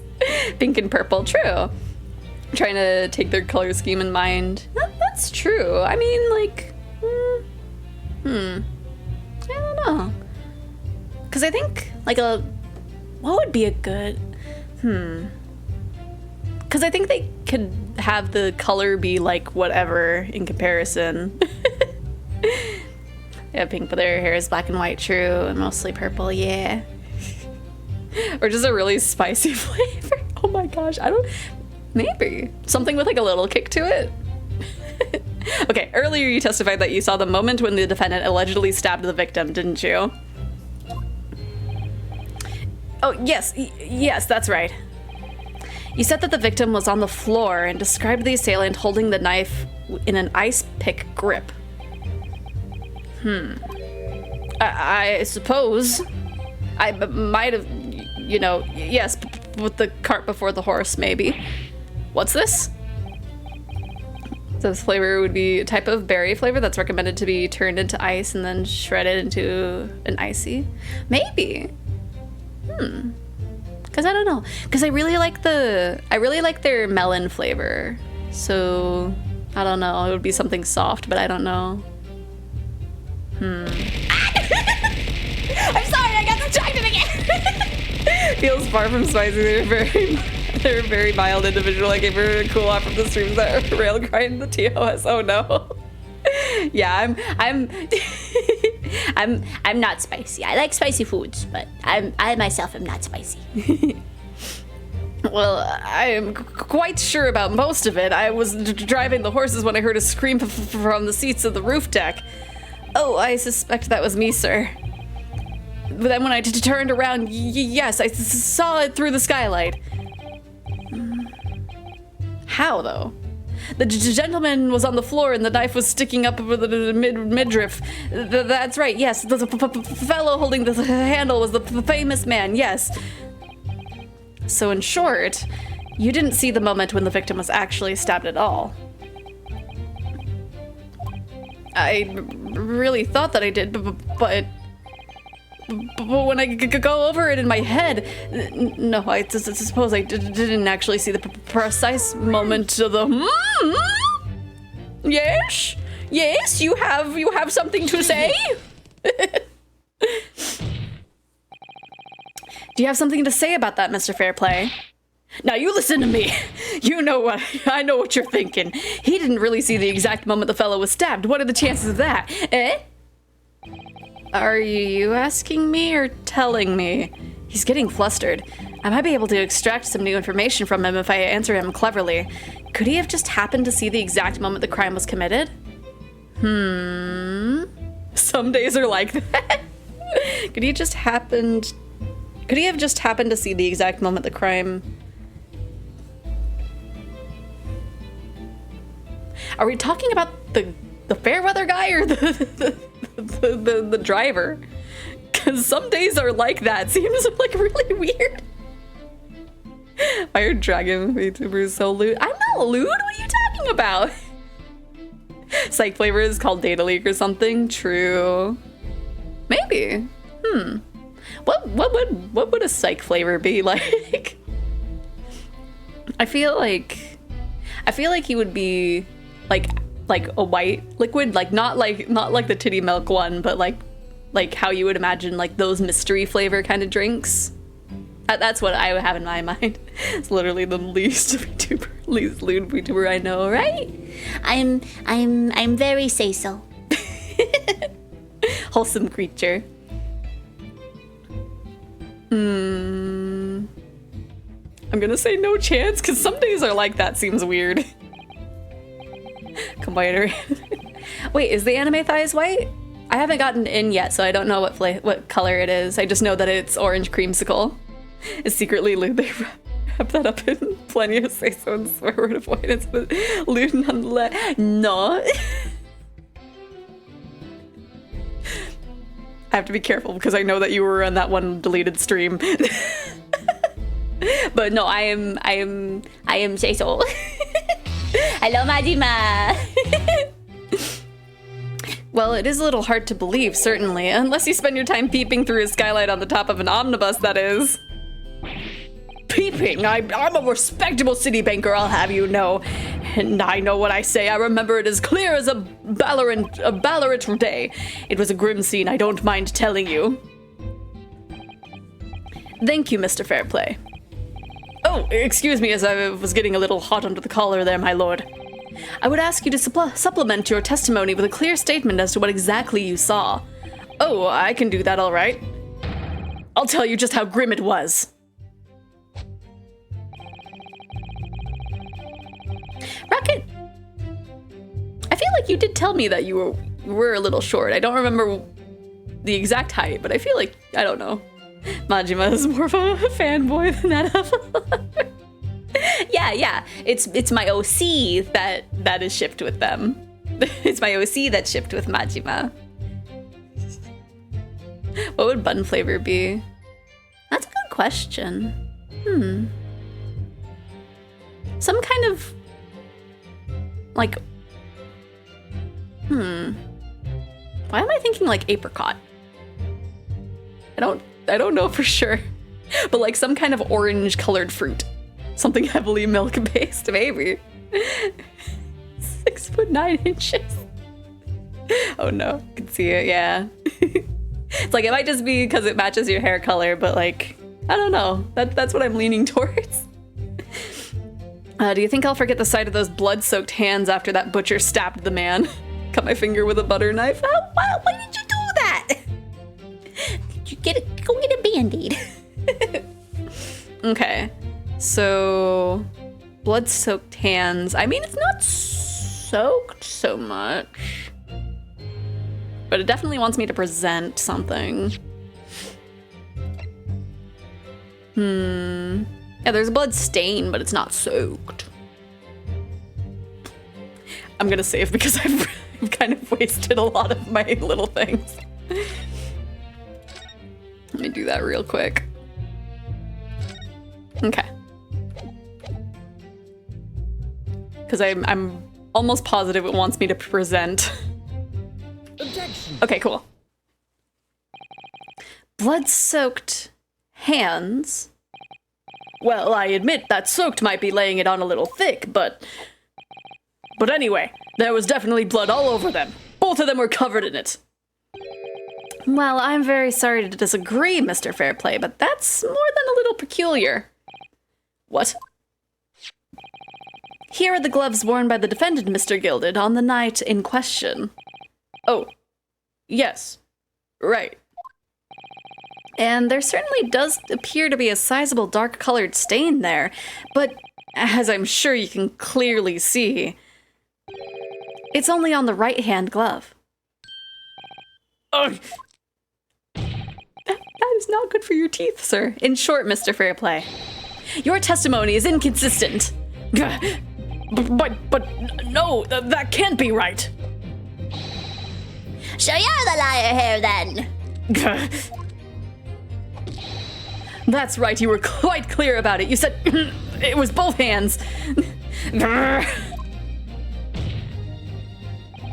Mr. Fairplay, if your last statement was a lie, it calls your entire testimony into question. You say you saw the moment the victim was stabbed, but is that really the truth? Objection. No bun cup would have something involving a carrot. I need to stop thinking about cups. I can imagine it being a very cute design, honestly. It was a simple question. You can't justify accusing this man of lying. Well, it wasn't both hands, but it was only one. But the fact remains, the victim's blood was on the accused. No, Mr. Fairplay categorically stated that he saw blood all over both hands, which means that there's a strong possibility that this witness was deliberately trying to mislead the court. Gah! Why, I'm a city banker, for pity's sake. My word should be the gold standard. I'm a gentleman, not some gutter snipe. Understanding members of the society don't prevaricate.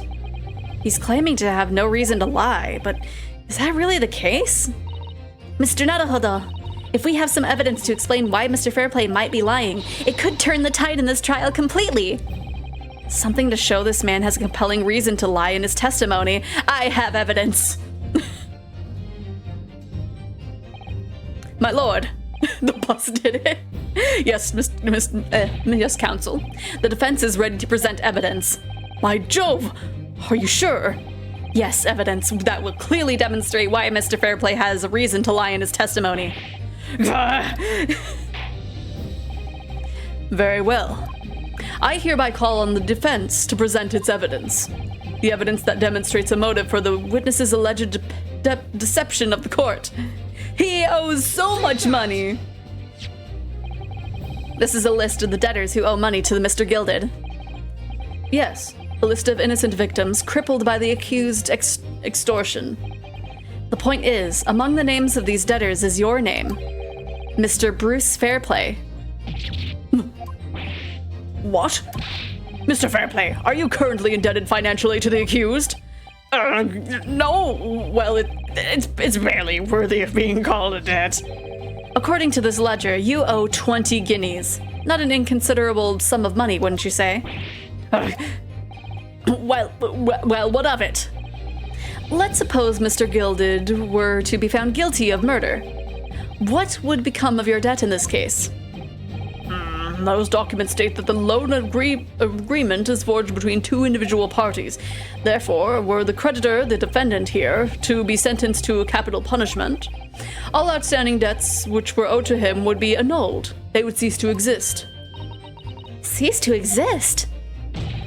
Mr. Fairplay, is it not the case that you claimed in your testimony that to have seen something you never in fact saw, in a devious attempt to annul your debt of 20 guineas to the defendant?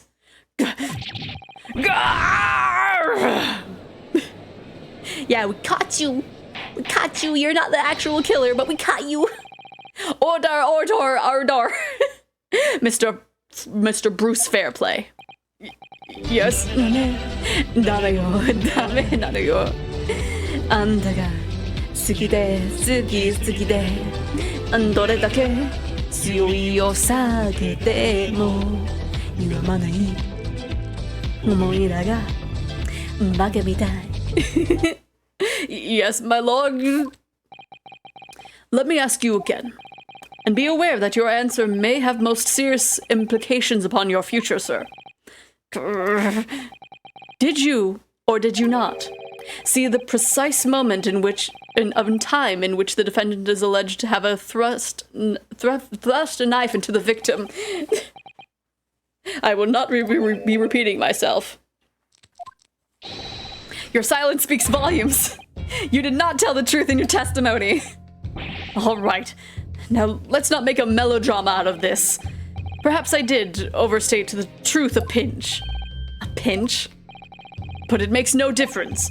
I definitely remember seeing blood on Mr. Gilded's hands. Both of them. And yet, only one of the defendant's gloves, which we have here as evidence, is stained. So keep saying. It's crazy how people lying can stay in the court like this, right? I wonder if I might be allowed to speak, sir? Go ahead, Mr. First. Well, the thing is, I think I remember seeing it myself as it happens. Seeing what? The blood, sir, on the assailant's hands. I think, yes, I'm almost sure that it was on both of his hands, not just one. What? What?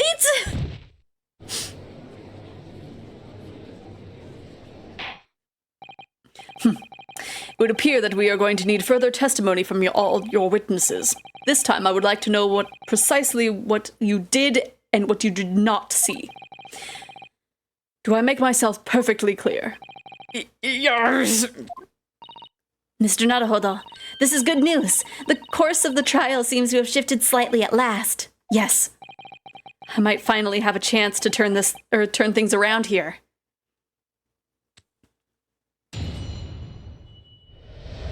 Okay. What they really saw. There was blood on both hands of the assailant. I surely and distinctly remember that. However, I suppose you might say that I didn't see the exact moment the stabbing transpired, if that matters.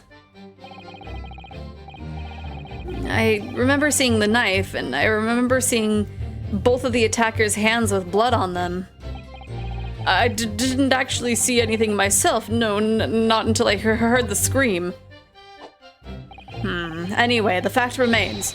There can't have been anyone else inside that carriage, or we would all have seen.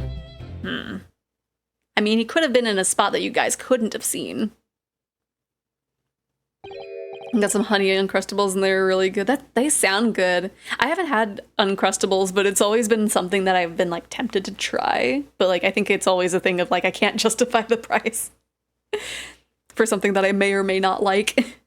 Lo and behold, in truth of fact, not one of you was witness to the crucial moment the crime was perpetrated. I apologize, my lord, but honestly, there was no one else inside that carriage and the man's hands were covered in blood. That most incriminating evidence is tantamount to saying that we saw the man do it.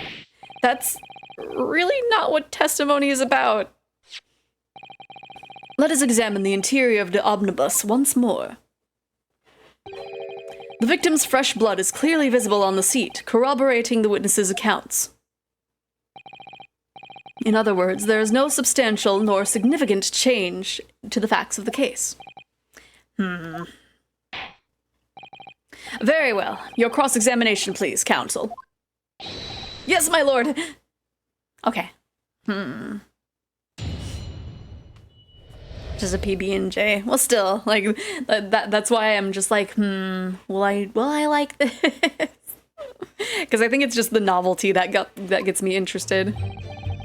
Let's see, there's blood on both hands. I sincerely and distinctly remember that. For I suppose that you might say that I didn't see the exact moment the stabbing transpired, if that matters. It does! Don't try to downplay this. Whether or not you saw the exact moment of the crime. I need you testimony defended. Do you in fact like dino nuggies? I need your testimony defended. Do you in fact like dino nuggets? Okay, I did it 2 times. It's a matter of fundamental importance, as you well know. But for crying out loud, we know that no one else can possibly have done it. I was just trying to save us all some time. Like a killer would say no, right? No normal person dislikes dino nuggies. We have a loan of 20 guineas outstanding with the defendant, do you not? Had you hoped to release yourself from that financial burden by ensuring the defendant was found guilty? This is not entirely not what I was hoping for. I just lost a little guinea or 10 when I backed the wrong horse in the derby, that's all. I was going to win it all back. There's a fixture this weekend that's a sure thing. A little guinea or 10. I'm a banker. No one bats an eye if I borrow a little spending money for the weekend. Can't eat dino nuggies, so I'm a killer. Oh no! Defendant, we need your answer. It's critical to this case. Do you or do you not like dino nuggets?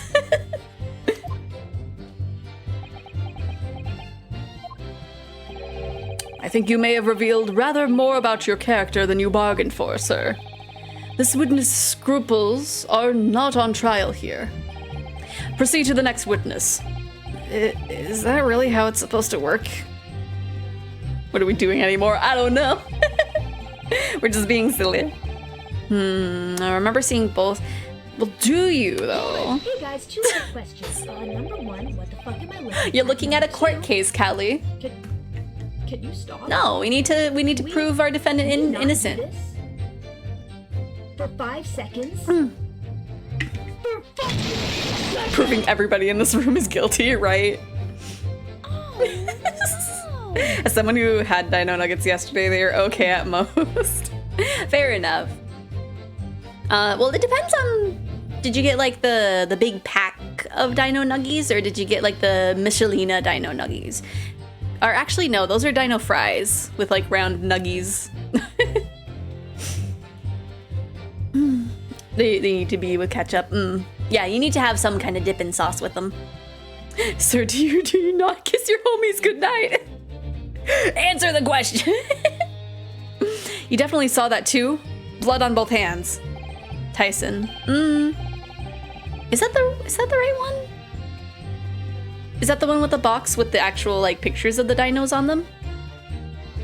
Because that might be a different one. Let me see. Yeah. I think the Tyson ones are okay. I think the ones that I usually get are, hello Majima, do you like dino nuggies? Honestly, I feel like if you asked Majima about dino nuggies, he'd be like, the are you talking about? But yeah, I think it's I guess the brand is called Yummy. Those are the ones that I get usually, I think. Well, serious question, is it get it with your friends? I mean, it depends on the energy that you put in there. Either, like, I don't know. If you want some follow through, but it depends. I say it's not Dobby. Like I said, it's the energy. You could be you could be homosexual and and I guess be straight, but you know, who wants to be that? Flaming says they taste better if you overcook them a teeny bit by 5 minutes and have ketchup. Interesting. He'd say, what are you talking about? And once you explain it in depth, he'd be 100% on the concept. Absolutely. Because, like, from going through, like playing as both of them in Zero, like, nobody knows, like, neither of them know what anything is. Like, you play through 1 and Kiryu's like, I don't know what anything is. You're like, oh, okay, yeah, he was in jail for 10 years, it's fine. But, like, you go through 0 and they're just like, what? It's like, you guys are in your early 20s, what are you doing? Kiryu and Majima are both clueless idiots, right? And we love them. We love them for it. Serious question, if you paint a painting once, you're not an artist. You cook food once and you're not a cook. But when I kiss the homies, good night, I'm gay. Nah, if they call you that, they both lived under a crime drama rock for their entire lives, absolutely. I mean, like, Majima was, I probably shouldn't go into spoiler territory for Psych, because he hasn't started 0 yet, but, like, neither of them have the biggest excuse for not knowing what things are. Yes, sir. I mean, I know what you're going to say. Only one of Mr. Gilded's gloves has any sign of blood on it. That's right. It's not sexual if it's on the moon and you're still wearing socks.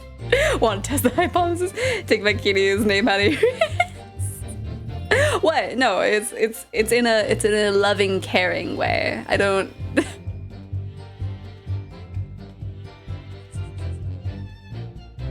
Still playing 0. Oh, true. Well, I think.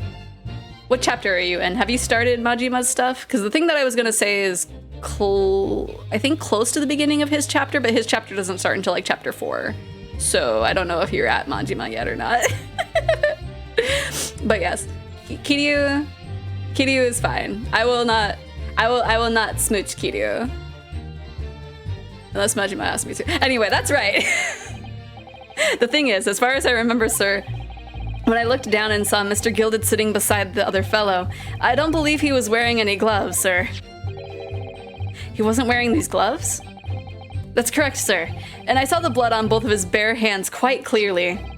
It's true that the dark-colored stain on the dark leather gloves wouldn't have been easy to see. I just met the dude with the fake arm in Mr. Shakedown.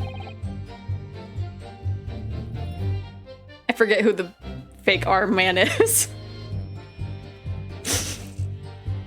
But yeah, don't leave, Psych, no! We'll stop talking about spoilers.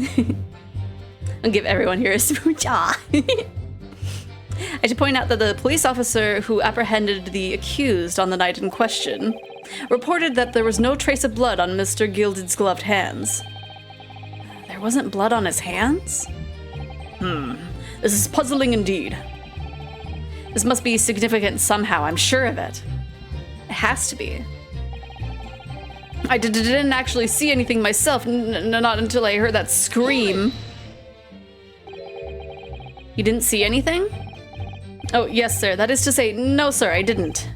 Very sorry about what I said before, sir. Very sorry, yes. It is very wrong of me to make up stories and say that I saw him stab the man. What a fun little pose. Wouldn't you agree, sir? I know what you're insinuating, but I certainly wasn't making up stories. Still, to say you saw nothing isn't right either, is it? It's a 10-year-old game and you're not playing the games in the right order. Eh? No, sir, I saw nothing at all. Mr. Beppo, are you were driving your horses. At the very least, you must have enjoyed a good view of London streets, no?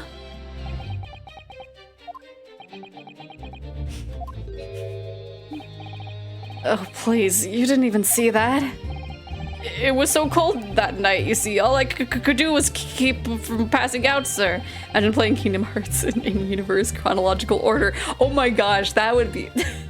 That would be a mess.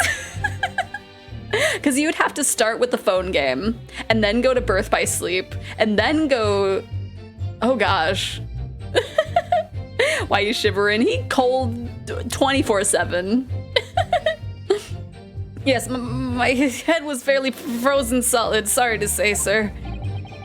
It would seem prudent to avoid travel on the last omnibus service of London's great cold winter nights. Beppo! I'm going to read 40k books in chronological order. My goodness, I don't even know what happens in there, but I can tell that that's going to be a feat. Okay, I didn't press on the first one, so let me go and do that first before pressing on the last one. The man is going to be out of a job, absolutely. No, the evidence tells us otherwise. We have the gloves that the defendant was wearing on the night in question in the court record. I'm well aware of that, sir, but nevertheless, I know what I saw and I stand by it. The man had blood on both of his hands. He's defiant, even in the face of hard evidence. He's steadfastly refusing to admit that he might be mistaken on what he saw, but why? Your reasoning is dire. One hand or two, the salient point remains unchanged. Minutes after the grim crime, the victim's blood dripped guiltily from the accused's fingers. There are many Warhammer books and only the first 3 are in chronological order. Oh no. Okay. Anyway, the fact remains that there can't have been anyone else in the carriage or we would have all seen it. Unless... I'm gonna press, but I'm pretty... I feel like I would have to present the omnibus, but I don't know if that'll work. And everything you saw of the incident was through the skylight on the roof of the omnibus? That's right, it was fiercely cold that night, but the glass wasn't frosted over. Oh yes, I remember I was shivering, it was so bitter. Which rather begs the question as to why the pair of you were sitting on the roof deck in the first place. Well, I don't know about this young fella, but I couldn't enter the cabin. Oh? Well, why not? It was locked from the inside. I tried knocking, but no one opened the door. That's very weird. It was locked? That's right, and it's public bus service, for pity's sake. That's not what I would call fair play. Yes, I had exactly the same experience. I tried knocking, but the gent inside just gestured at me to clear off. So I had no choice but to climb up to the roof deck and look down longingly into the warm cabin below. Well, I can assure you, I wasn't looking down, I was glaring, long and hard. And that's precisely why I can tell you with absolute confidence that if there was anyone else in that cabin, I would have noticed. Right, first is cute. Unequivocally, I would say. I'm not sure about these two witnesses. Could they really have seen everything in the inside of the cabin through the skylight? Absolutely not. They might not have been able to. Allow me to confirm one thing, Mr. Fairplay. You were riding this omnibus and witnessed the events in the cabin through the skylight and the floor of the upper deck. Is that right? That's right, yes. In that case, there is a portion of the cabin's interior that would have been out of sight for you. What? By golly, really? Obviously, at this stage, we can't say for sure, but the possibility cannot be denied. That is, at the time of the incident, there could have been another passenger in the enclosed cabin of the omnibus. Enough hypothetical meanderings, my Nipponese friend. The prosecution demands that you substantiate your claims. After all, the scene of the crime is here, in the flesh. Very well, I will uphold the prosecution's demand. You will identify the area on this cross-sectional plan of the omnibus. Like right here. Where exactly in the omnibus are you suggesting that this potential extra passenger could have been situated? Right here. Right here. Take that! Both rows of seats on the roof face in the direction of travel, whereas the seats in the enclosed cabin face each other, which means the visible part of the cabin, which passengers on the roof deck can see through the skylight, is as I've drawn here. Oh. That's right, my lord. As you can see, The seat opposite the one in which the victim and his attacker were sitting is obscured from view. In other words, if someone had been sitting on that seat, it's quite possible that these witnesses would have been completely unaware of it. Yeah, back cover Unchained Union Cross Birth by Sleep. 1, 358 over 2 days, Chain of Memories. 2, coded Dream Drop Distance Birth by Sleep. 0.2 and 3. I think 0.2 is in a weird spot because it's basically like, even though it's like, I think it's like a really short game, it's like maybe an hour at best, but it takes place pretty much from Birth by Sleep to right before 3 because time moves weird in the realm of darkness. Because it's, actually, you can also like, it's like basically from her getting stuck there to 3, but you also see him seen from 1 in that. So that's a really weird, like, it's like, how would you you would have to like play a little bit of Birth by Sleep and then go to the next game and then a little bit more, or Birth by Sleep 0.2. You would have to play a little bit of that, go to the next game, play a little bit more of 0.2, go to the next game. I didn't know there were 3 cross games. Right, I kind of forgot about that too. Because I know back cover is like basically just cutscenes. What was the difference between Unchained and Union Cross again? And then there's also going to be Dark Roads, which is probably between Union Cross and Birth by Sleep, but also there's Missing Link coming out eventually, which probably is going to be probably about the same place there. Shoutouts to the rhythm game with lore in it, right? Yeah, the heckin' Melody of Memory that has plot relevant cutscene in it, but it's just the one. But that would take place after 3. Unchained rebranded in, yeah, okay. So yeah, Unchained and Union Cross are the same thing, but yeah, Melody of Memory has plot relevant cutscene in it. Just one. Otherwise, it's just like, here's everything that happened in, like, what Kyrie is aware of, pretty much. It's quite possible some phantom was sitting there. You Nipponis have a forbidding habit of obscuring the truth with ambiguity. I concur with the prosecution's rejoinder. In the British court of law, evidence is paramount. Love this method for franchise, right? Absolutely. I'm like impatiently waiting for heckin' anything for Missing Link because it's been in beta like since January of this year apparently in Japan, and I think it's location based, so I don't know. It's in a beta and I don't know if it's open or closed. Some days I forget you're American. And I don't, wait, what? What is? Wait, what are you then, Sans? I thought you were also American. Are you Canadian? Back cover is a feature-length animated feature film that serves as the 9th installment in the Kingdom Hearts series. It's the most... I wouldn't say I'm the most American. I'm not going around like yeehaw. Imagine being American. Absolutely shameful. No, I'm American. Oh my gosh. Okay. You got a point there. This is pretty American. Okay, let me get my timer. Let me see. Let me get it over. Oh my gosh, I'm just gonna have the belly of voice. Hi, Majima. Okay, anyway, I can't entertain this conjecture, Council. That is, unless you're able to put a name to this mysterious passenger whom you allude. Can you, Mr. Naruhodo? I honestly don't know. Who could it have been? You are a ballet girl? Ada. With a gremlin? My goodness. Wait, how are you confused, Sans? I'm confused on what's getting you confused. I have an inkling, but I don't know if I have it in my thing. I understand, my lord. The defense would like to put forward a name. Do I have a name? I don't think I have a name. I just have, like, can I just say juror number 1? Because I'm pretty sure it's him. You're a fool. Kinda. Let me see. Do I have it in my court record? Oh no, I don't. I don't have happened in my court record. No, oh no. Because I know, but Naruhodo does not, so I'm in trouble. You are a fool.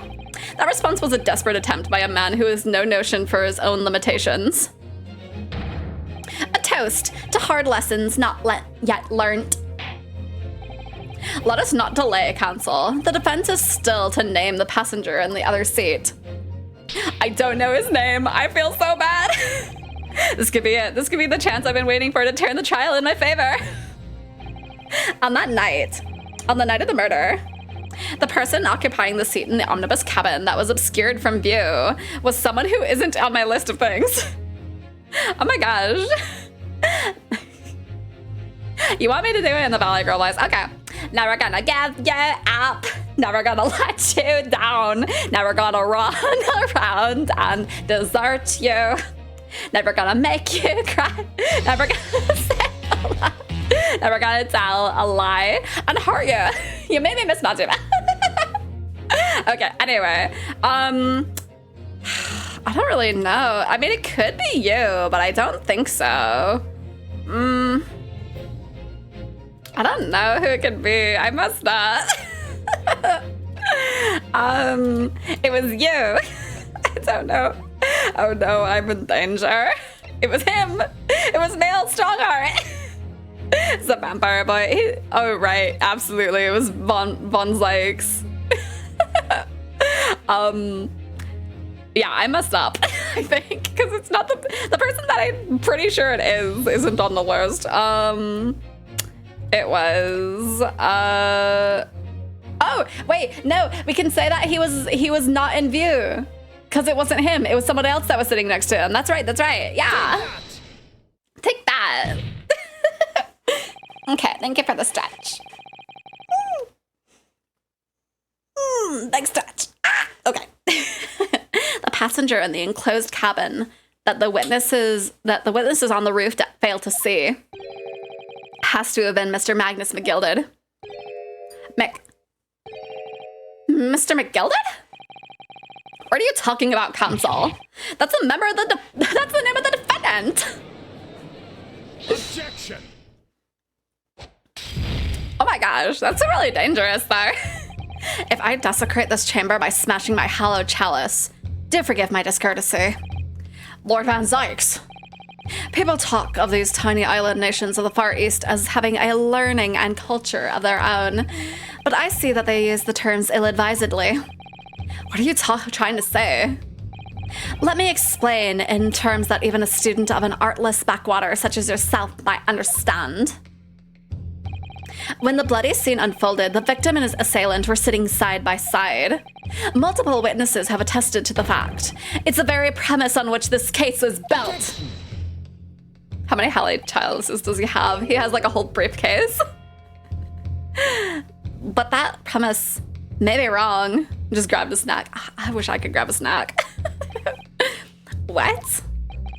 If the victim really was sitting beside Mr. McGilded, it creates an inconsistency that can't be reconciled in any way. What inconsistency, counsel? The defendant's gloves, my lord. Huh. Both witnesses made the same testimony. They claim that there was blood on both hands of the person sitting next to the victim. Objection. Yet we know the truth to be otherwise. Only one glove bears the gory remains. The point is, even in the face of this irrefutable evidence, both witnesses have maintained their stance. Yes, their testimony remains unchanged. Exactly. They both adamantly swear that they clearly remember seeing blood on both hands of the assailant. In short, their memory of events is correct, and their testimony reveals the truth. It was somebody else sitting beside the victim that night, a third party we have yet to identify. And the victim's blood was on that passenger's hands, both of them. Then who was it, this third party? Obviously, the true culprit. Extraordinary.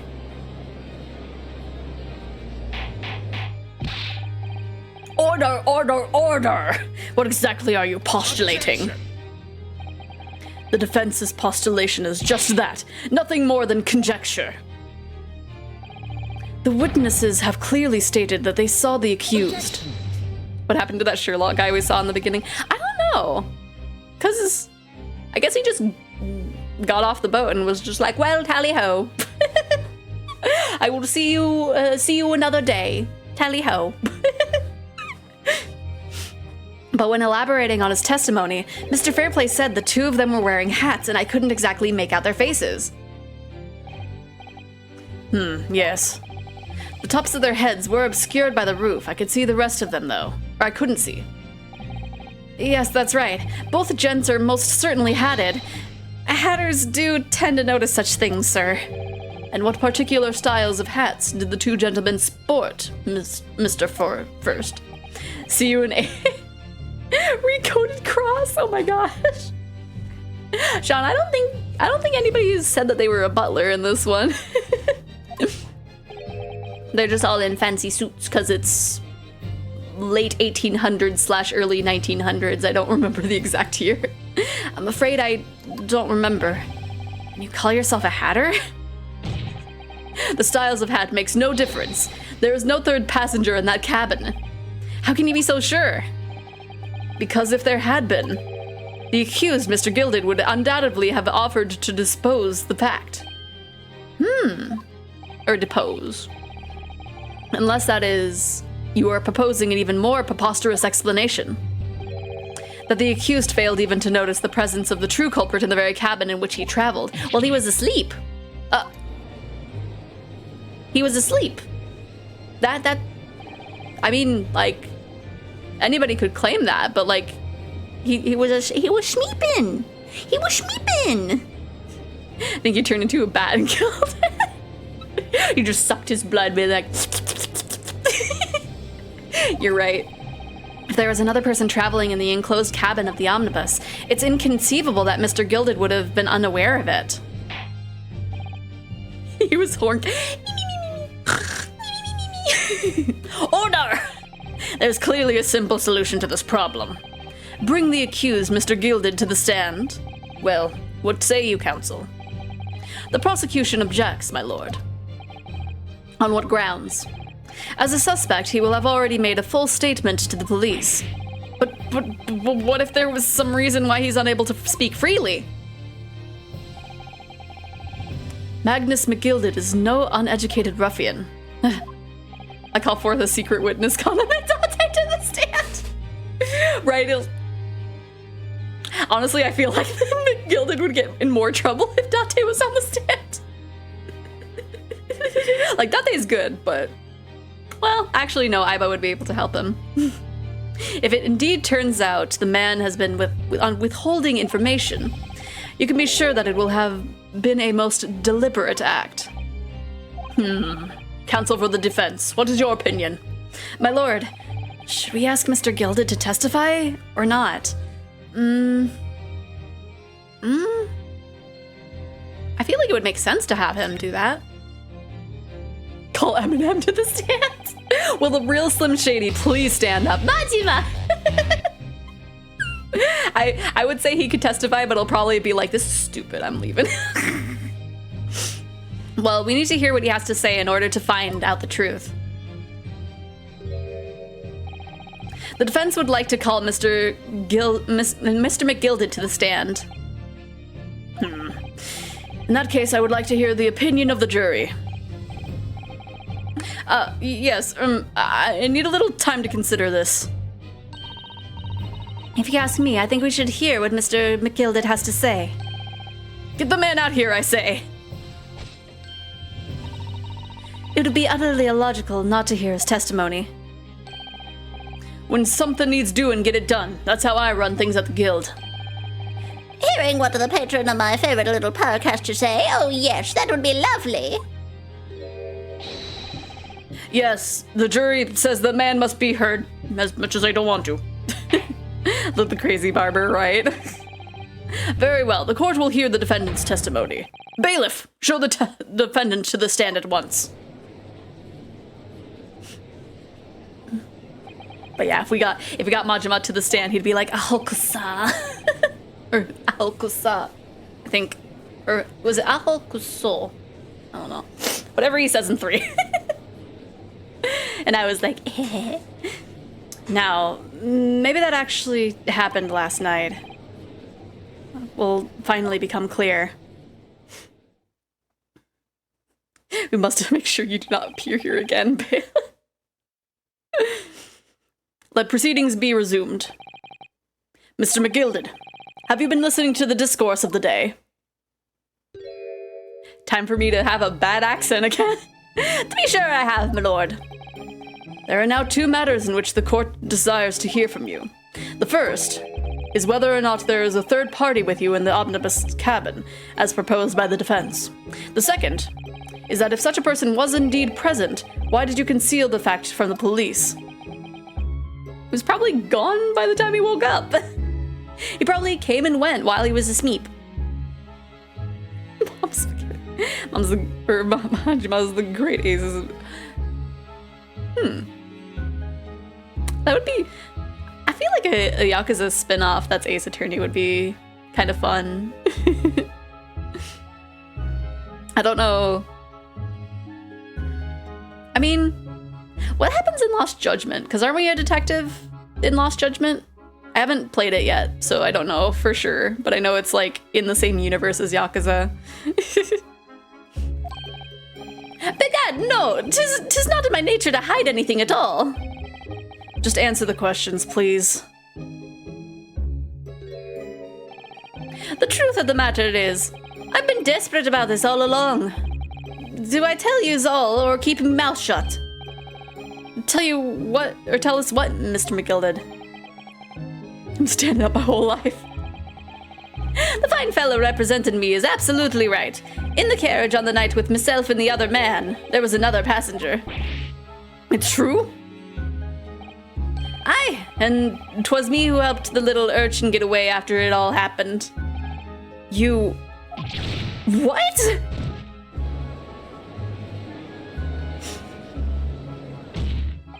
Okay, they should just ask us to stand up, so... Oh no. No, Magnus McGilded. That convenient excuse can't save you now. I'm truly sorry, so I am, Lord Van Zykes.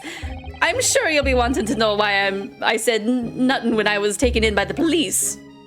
I do be having a very good reason, I assure you. Which was? Well, the little child was just in the wrong place at the wrong time, not in any way involved, you see. What? If the police had known the wee one was there, they'd have assumed she'd done it. They'd have hauled her into this here courtroom, just like myself. I was only trying to spare her that. Young hearts and young minds are easily damaged, my lord.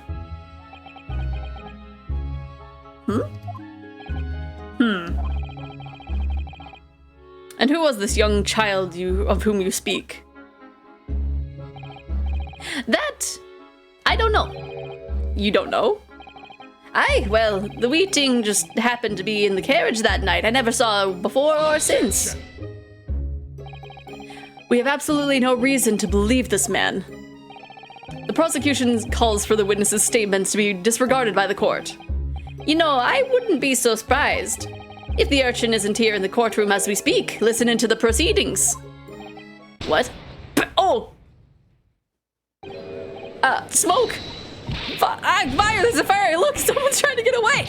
After them! It's no use! I can't see it! Majima! What is going on? Be careful, Mr. Naruhodo. Cover your face! Bailiff, don't let the accused escape. Secure the omnibus. I hereby call an emergency recess. Bailiff, ensure the defendant is in custody and clear the courtroom.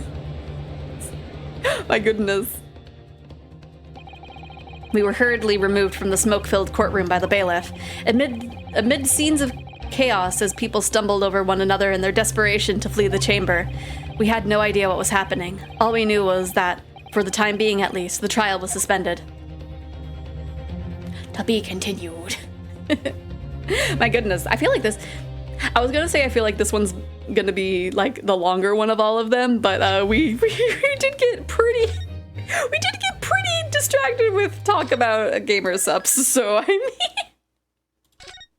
mean, maybe it's just the regular length of time, and we just got too distracted. It's like we can't find the actual murderer. I have a spotless record of being able to have a guilty verdict for all of the people I'm a prosecutor for. I need to get out of here. Distracted by... What? What?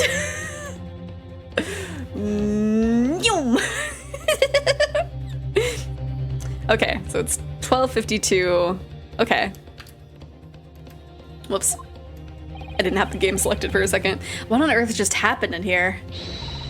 Mr. Naruhodo, I've managed to find out what happened. Miss Susato. Baby jail for psych. I mean, I once at one point, let me see. Let me make a better jail over here. There we go. Wah. There, what? No, go in there. There we go. Is in jail. Elf plays Yakuza with you. Yeah, I play Yakuza with my elf because they like watching me play. Who's elf's favorite? Ooh. I'm trying to think if you've met him yet.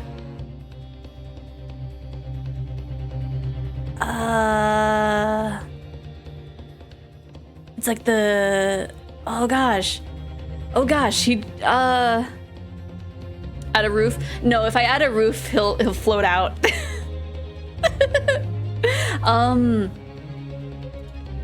They like a few of the characters. What is his name? Oh no. Guy with scar. Kashiwagi. They like Kashiwagi. They also they're kind of liking Mine a little bit. I feel like us playing Ishin kind of influenced that a little bit, but yeah, if you're asking if Elf likes a character at the same level that I like Majima, not yet. Haven't come across one of those yet, but yeah. I was told it was an advanced form of smoke grenade, a type of exploding device that releases smoke. A smoke grenade? It sounds like the sort of thing ninjas use. They're just making sure everything is safe now. I think the trial will start again before long. But who would have done something like that? The police managed to catch someone who was trying to flee the courtroom, apparently. Flee the courtroom? Why? Well, it's a young girl of around 15, I hear. A young girl? Then could it be the other passenger that Mr. McGilded was just talking about? My thoughts exactly. So he was trying... Oh! What's become of Mr. McGilded, actually? There are so many things I need to ask him about, but he's not here. I think he was surrounded by the prosecutor's antechamber to answer questions, along with the young girl. Who is she, I wonder? And what was she even doing here at the trial? She was taking a huge risk, and for what possible benefit to herself? There's another matter that's troubling me. What's that? The 20 pence. Oh, according to the coachman, Mr. Beppo, he took 4 passengers that night at a fare of 5 pence each. That comes to a total of 20 pence exactly. But now it seems that there were in fact 5 passengers, which means the figures don't seem to add up again. She's right. That is strange. He probably snuck on. Counsel for the defense, kindly proceed into the courtroom. The trial will recommence in 5 minutes. Oh, thank you, officer. We'll go in straight away. Well, whoever she is, I imagine this young girl will be asked to take the stand and testify now. I really can't imagine what she's going to say, but it could alter the whole direction of the trial. We'll know soon enough, Miss Susato. Yes. You see, I've been writing down everything every person has been saying this entire time. Okay. Only took a few minutes out in the... Hello? Hello? There's the young girl next to Mr. McGilded. Look, she must have been the one who caused the disturbance before. It was Bailey all along. Well, after that rather eventful recess, the court will now resume the trial of Mr. Magnus McGilded. Now then, Lord Van Zeeks. My lord, I believe you have established the cause of the smoke which veiled proceedings earlier. It seems to have been an advanced form of smoke grenade, of the sort typically employed by the army. Good gracious, the army! What in the devil's name? It was an elaborate attempt by a young girl to cloak her escape from the public gallery, but she was caught. And now occupies the stand. Your name, girl? Are you responsible for the smoke grenade which induced such pandemonium here in my courtroom? What is the meaning of this deplorable behavior? If I may, my lord. Yes, Mr. Gilded. I think perhaps I ought to explain here. Why is it that this wee lass was here in the first place, and why she tried to bolt like that? 'Tis all wrapped up in the events of that night, so it is. Very well, Mr. McGilded. Give your testimony. You will explain to the court exactly why this young woman is involved in this case. Just what did happen that night? It's not like a defense lawyer needs that information or anything. Totally not. The young girl. On the night in question, I took the back seat in the omnibus and promptly nodded off. Then, begorra, a loud sound and a wee scream woke me up with a fair start. There was a fella collapsed on the floor at my feet.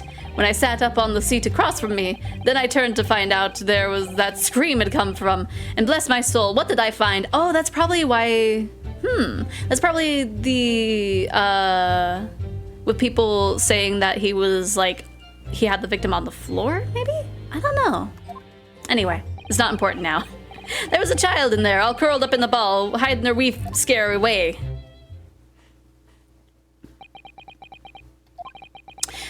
I remain somewhat baffled, I confess. But from what I gather on the night in question, this young girl was indeed riding in the omnibus. Is that correct?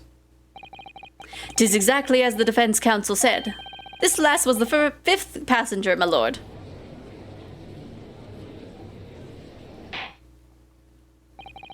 Very well.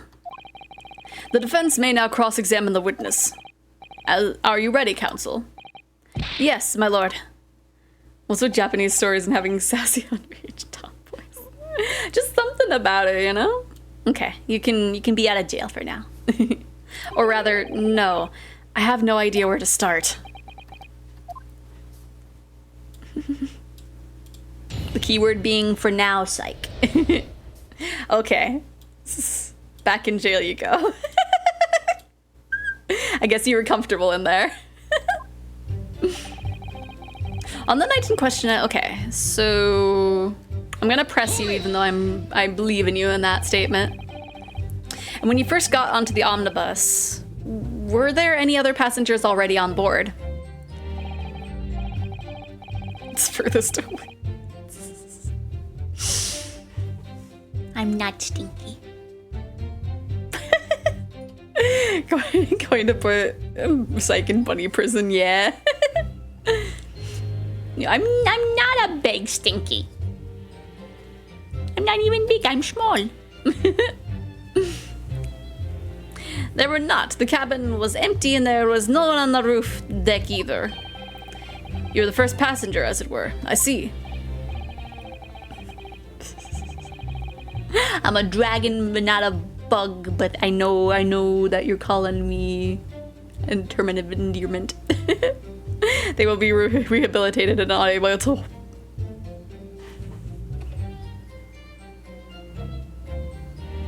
Bunny jail goes wild. Aye, that's why I took the back seat as I did. 'Tis the most comfortable, so it is. Could you explain exactly what you mean by the back seat?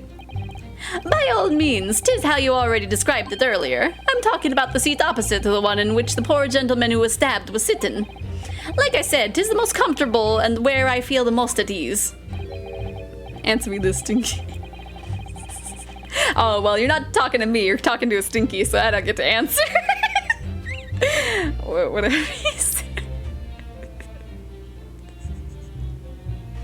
And of course, I enjoy grazing the sunlight from time to time as well.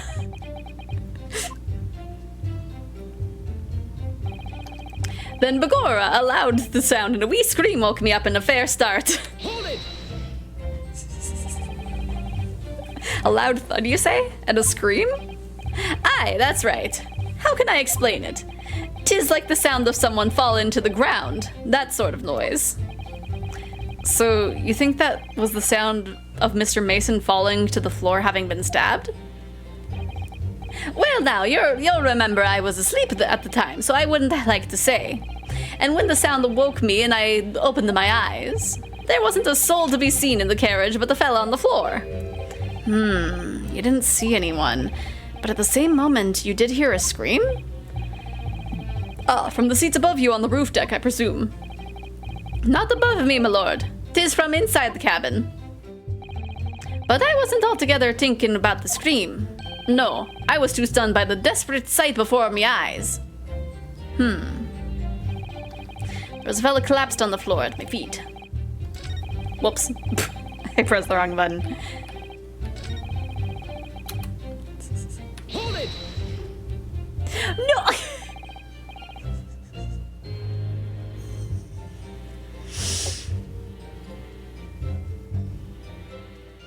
I'm just looking at you from across the room, psych. Sorry, I screamed there was a rather large bug I wanted to take a closer look at.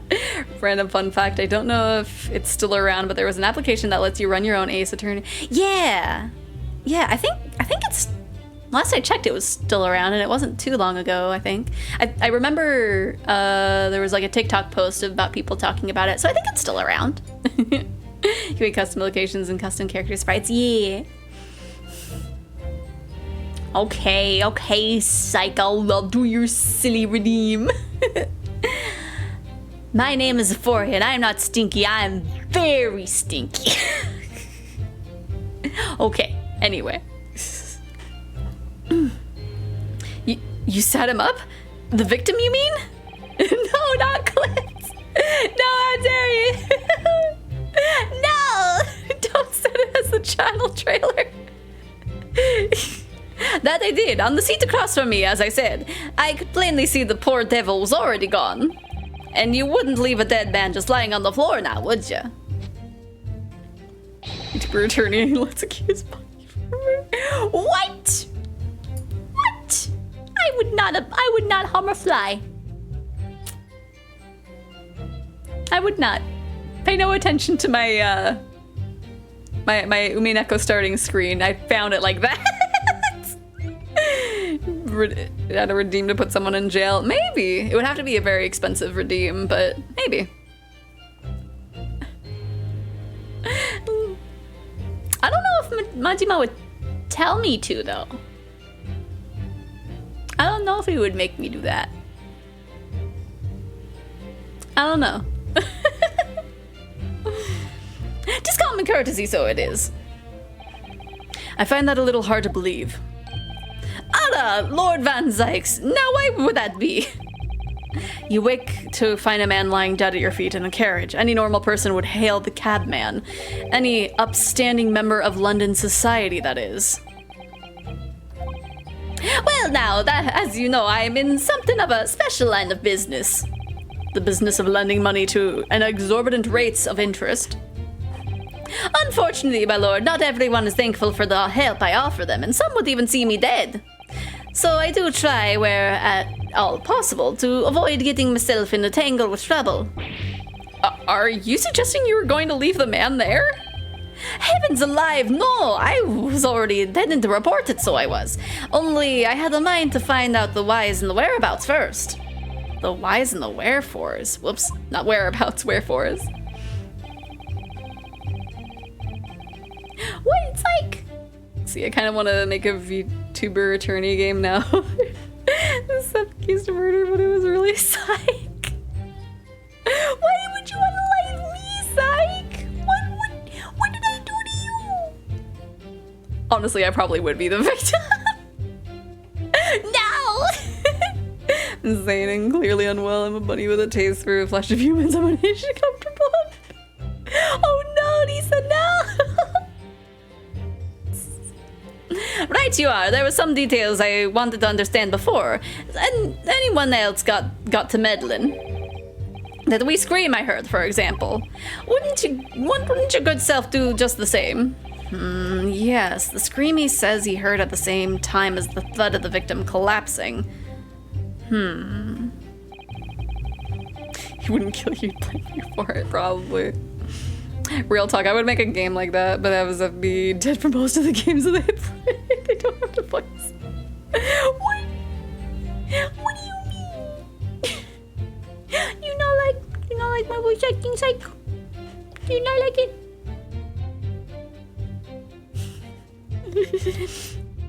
Like the second case where we debate if I really kill my host if I infect this. It's like, well, technically, when you think about it. Dude, but I wouldn't want to put a strain on you. It's fine. It's fine. I streamed the entirety of Umineko. I'll be fine.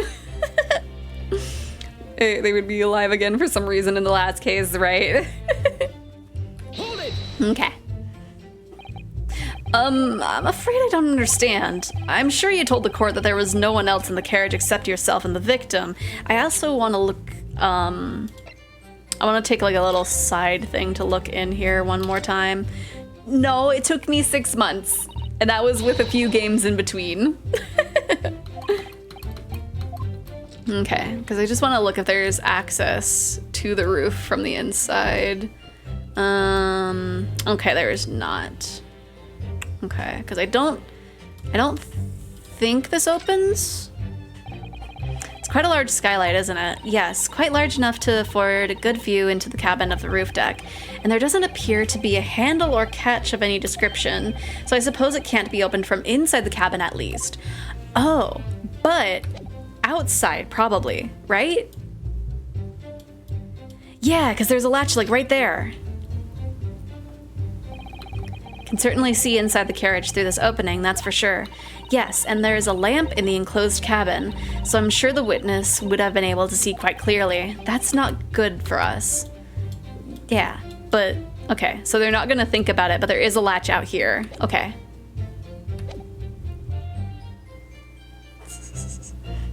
Van Dyne 6? You mean Nox's? Nox's 6? How did a kid escape my basement? There's only one.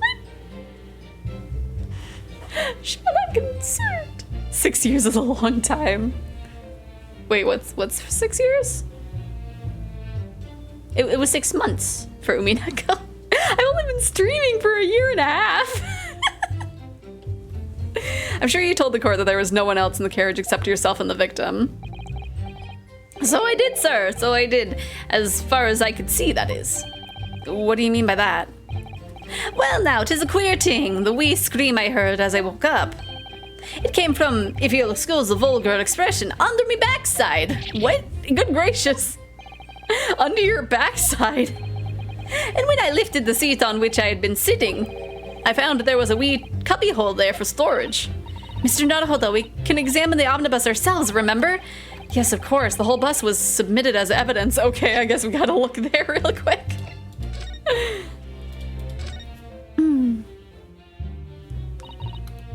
Let's test the knowledge. 6 years is how long I... Oh my gosh. The seat has a handle, it seems. Which number of Nox's Decalogue is this? It's forbidden for supernatural agencies to be employed as detective techniques. Well, I know it's not the 5th one, because the 5th one, I believe, was the no secret... what was it?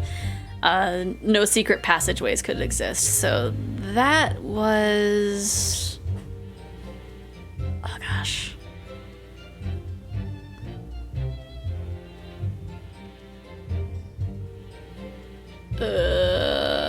think that was only brought up like once or twice. I want to say 7th. I could be wrong about that. There's a large puddle of blood. The man's telling the 100% truth. No, there isn't. Nox's second. Oh man. Okay. 6 decades with the goofy dragon. Oh, they locked me in there downstairs. Oh my gosh.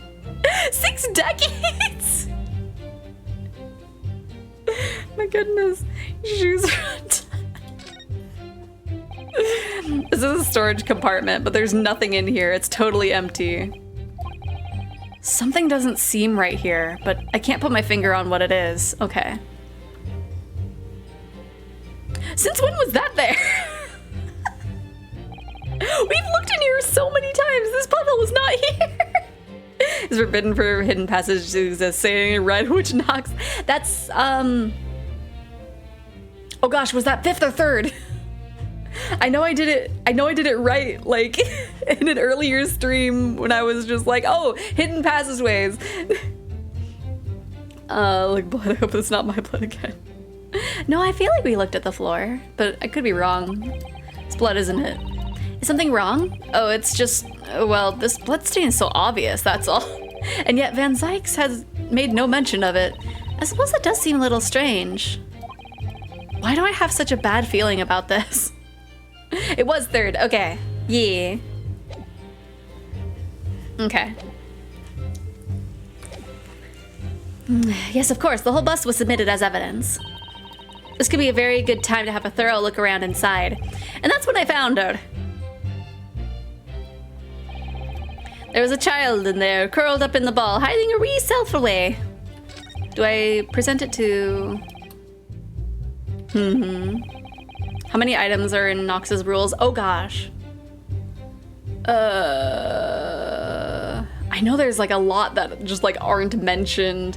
I know there's more that exist that weren't included in Umineko.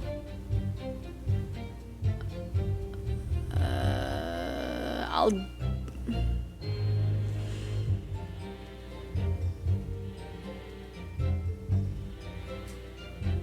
$16.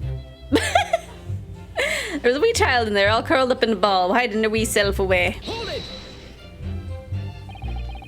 You say she was hiding herself. Oh gosh, the face crunches the door. Oh, Decca! Oh, that makes sense. You say she was hiding herself? Aye, that's right. 'Twas hard to see in the dim lamplight, but she was all curled up in a wee ball. When our eyes met, well, me heart nearly stopped beating in me chest. You're really overacting this. Still and all, I pulled her out from under there and sat her on the seat opposite so I could have a wee chin wag with her. The seat opposite? That's right, just next to the dead gentleman there. You sat this young girl next to a corpse, sir? Well, I'm sure I mentioned that gentlemen in my position can all too often find himself in mortal danger. So, I need to find out just who this urchin was, you see. And while I was in the middle of talking with her, I heard another scream, a fella's voice this time. Presumably that scream was Mr. First, who was sitting on the roof deck seats. Right you are again, I would say, sir. Looking down through the skylight, he must have seen this young girl and the gentleman with the knife in his belly. In other words, the previous witnesses did not in fact see you at all, Mr. Gilded. What they believed to be yourself and the victim was in fact this girl and the late Mr. Mason? What? Wonder what beast got. Wait. That kept me in their hoard for 13 months. Why would they need to keep me as say-so trapped in a cage next to the Majima body pillow and copy of the Nox's Decalogue? Do you know even one of Nox's rules? Wait, what? Even one of them? Yeah, there could be no, the detective cannot be the killer. Secret passageways couldn't exist. The killer cannot be someone who has not been presented.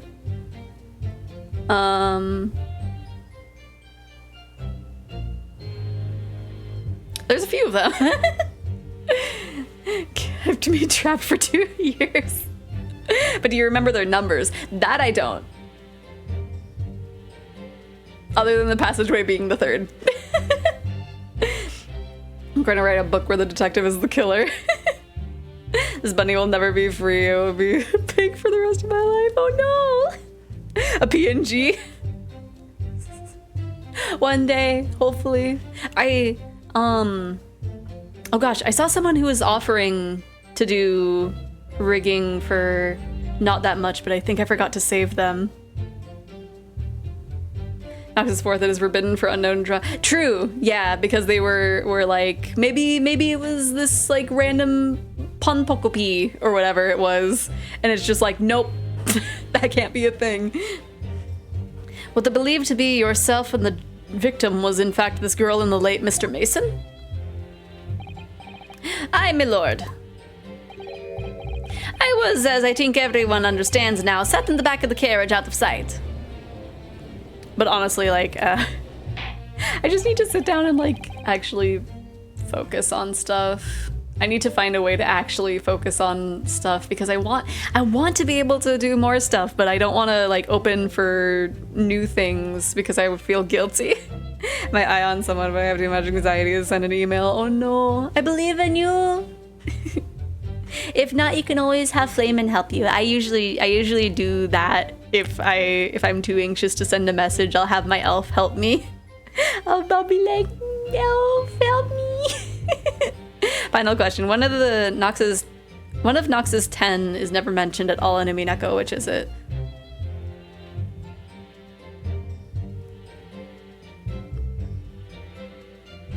Is that the 7th one?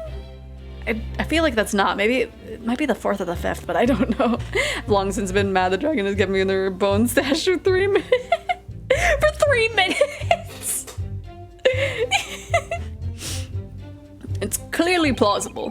The defendant is somewhat diminutive in stature. And clearly confused, perhaps, with this young girl. Okay, the 7th was forbidden for a detective. Okay, so... 5th, maybe? After that, of course. With the scream from the gentleman over us, the driver realized something was wrong and pulled up the horses. Thank you, I've heard enough. The events, as explained, are clear in my mind. However, at least one conundrum remains. Who is this girl? Her name is Gina Lestrade, my lord. She's a chancer. Earns her crust among large crowds, relieving people of their purses. What's commonly called a pickpocket. What? This girl here? A petty thief? Kind of dressed as that character, sure, yeah. Order! Order! I don't know why he says order like that. Is it true, Miss Lestrade? Because Umineko translated the original Nox's Decalogue to fit the story, but the 5th is rather specific. Interesting. Sean, why are you telling us that your fire alarm is beeping? Miss Lestrade, you will answer the question. Oh my gosh, you shot the judge! How dare you? What is the meaning of this? The girl! She's gone! Open your eyes. I'm over here. Cute! Good gracious, how? What was the point in that little sidestep? I know what you're thinking. Grown-ups are all the same. This dirty little dipper, you'll say, slipped up and got caught in the job. She got herself backed in the corner, so she knifed the gent. Come on, that's what's in your heads, ain't it? No, not at all. This is a court of law. We're here to determine the truth, not No child. Oh, that is weirdly specific. Yeah. Glad that wasn't part of Umineko. Put batteries in it. I don't want fire started. There's been an assault. Judging the attorneys, I don't know. Look, knives are for cowards. Only thugs use weapons like that. All I need for what I do is these fingers. I'm a professional, alright? Maybe not in your eyes, but I took pride in what I do. Let me guess, you don't count smoke guns among weapons for thugs? Oh, this? Yeah, this is in a bag I lifted the other day, down where they keep the four-wheel drags. It's nice, isn't it? I like the pink the best. Do not wave that thing in my direction again. So, you admit that you were riding the omnibus on the night in question.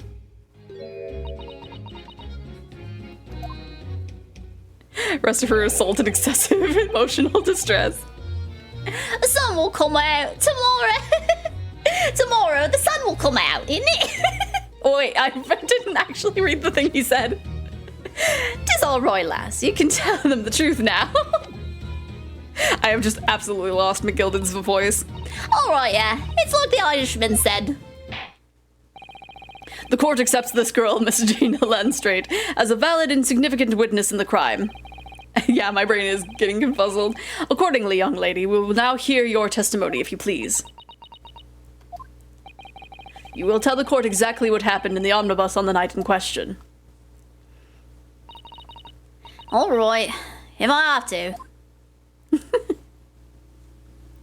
However, it is 3, so we should probably take our little break. So I might go ahead and save, because I want to get a little snack. The fact that it's already 3 is wild to me, I will say. But yeah, I'm gonna get a little snack for myself. So let's go over, let me get the BRB screen ready. Everybody, there's a good time to take a little break, rest our brains for a moment. But also, if you need to get a snack or stretch your leggies or use a bathroom, this is also the good time to do it. And then we'll be back in 10 minutes. I probably will not have enough to have like a meal, so no memes this time, but this is that when it gets snacks. What?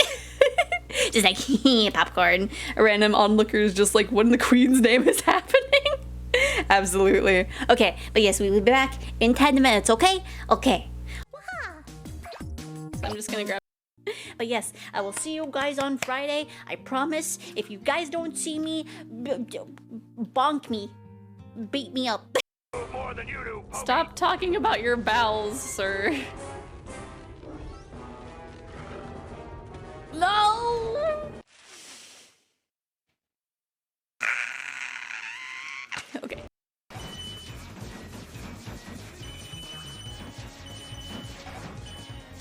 There's a little bit of the Mettaton fight music.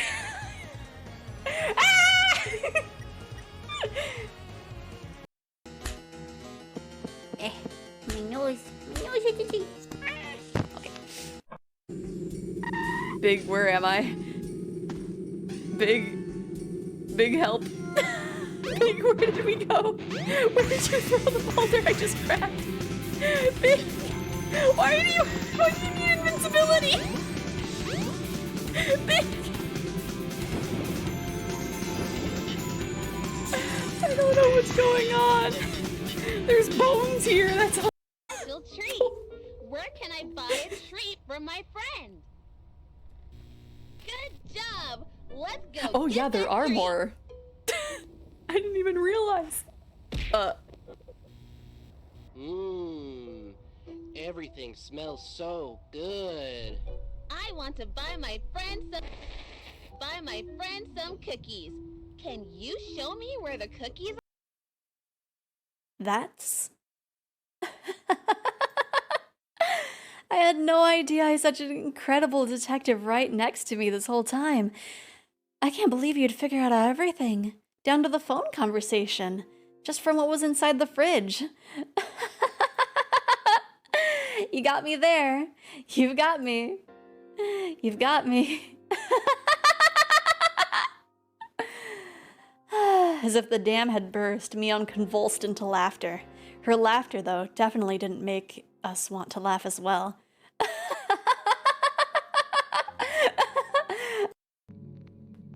Let me in. Let me in.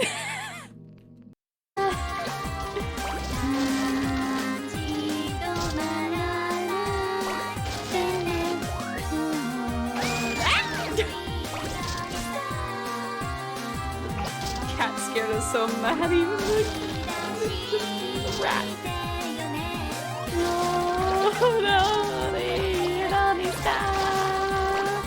Oh no, my cucumbers! I'm not going fast enough. Oh no!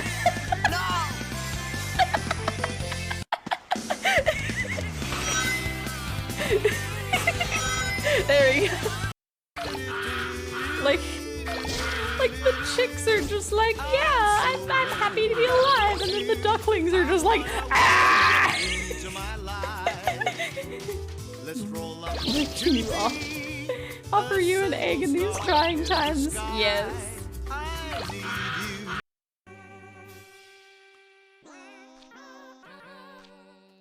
Meep, meep, meep, meep, meep, meep, meep, meep, meep, meep, meep, merp, meep, merp, meep, merp, meep, merp, meep, merp, meep, merp, meep, merp, merp, merp, meep, meep, merp, merp.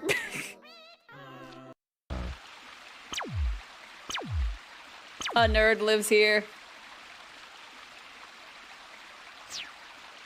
I hate what you've done to the... But yeah, this whole area seems like a part that would... Why am I in hell? What? I'm sorry. I'm sorry.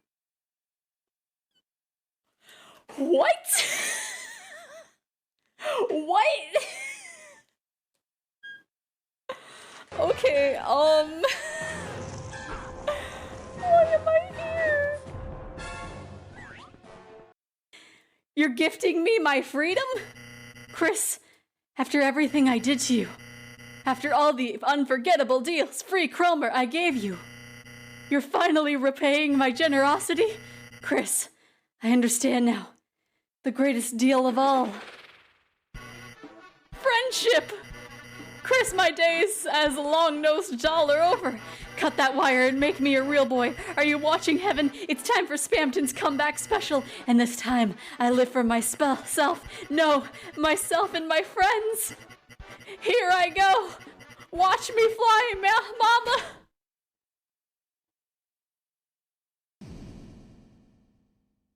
Oh my god, he did. Kidding, right? This is reality. Wake up! Run! Man, this kid is going through a lot. Oh, no, no, no! Let me in! Let me in! No! No!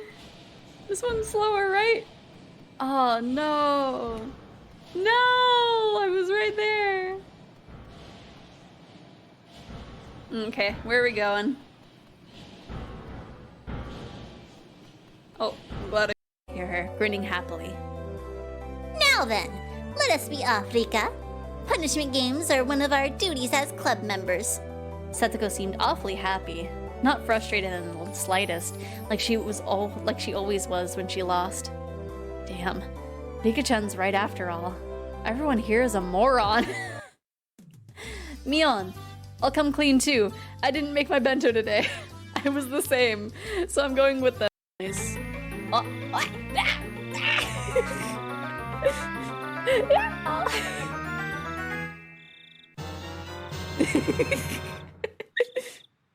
Look at me.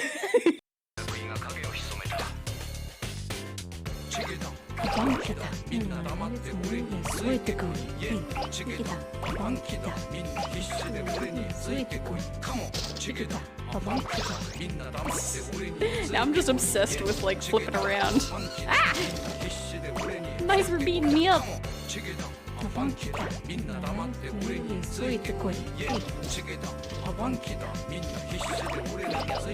Yes, go ahead. I greatly welcome any shy, bashful worries you might have as you come into your secondary sex character. characteristics. Please don't talk about my secondary sex characteristics. This is not the time. Victims she's chosen, of course. Then let's go there as well. Who's Beatrice gonna get? Who's Beatrice's chosen victim? Is Natsuhi still alive? Oh, hey!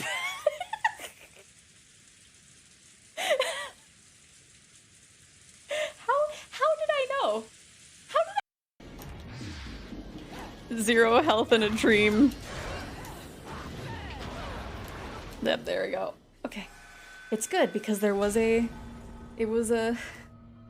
save thing. So I'll just be in the middle of the fight with full health, yeah?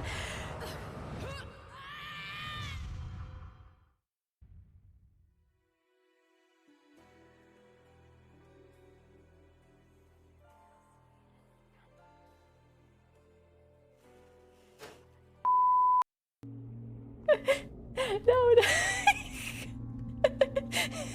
Xephoria? Ah!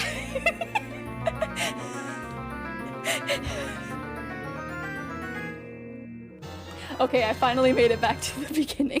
For you. I don't know. Well, okay, then Akechi. Okay.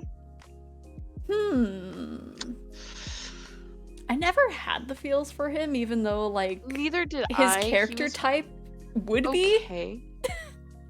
The looks I definitely see. It seems like you're fit. Well, no, like the unhingedness at the end. Oh, yeah. I mean, But like it never. he was so annoying. Okay, I am following her. She just streams when I'm not. Okay.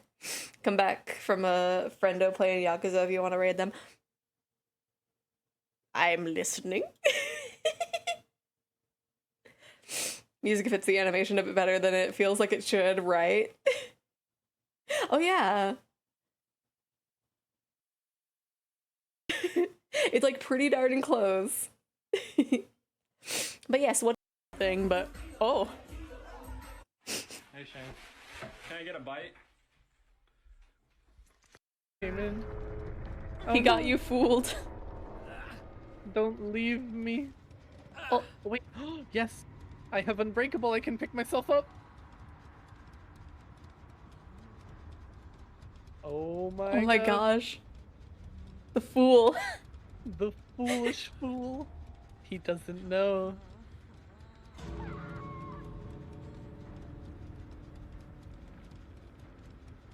He doesn't know. Nice. Gonna heal just in case.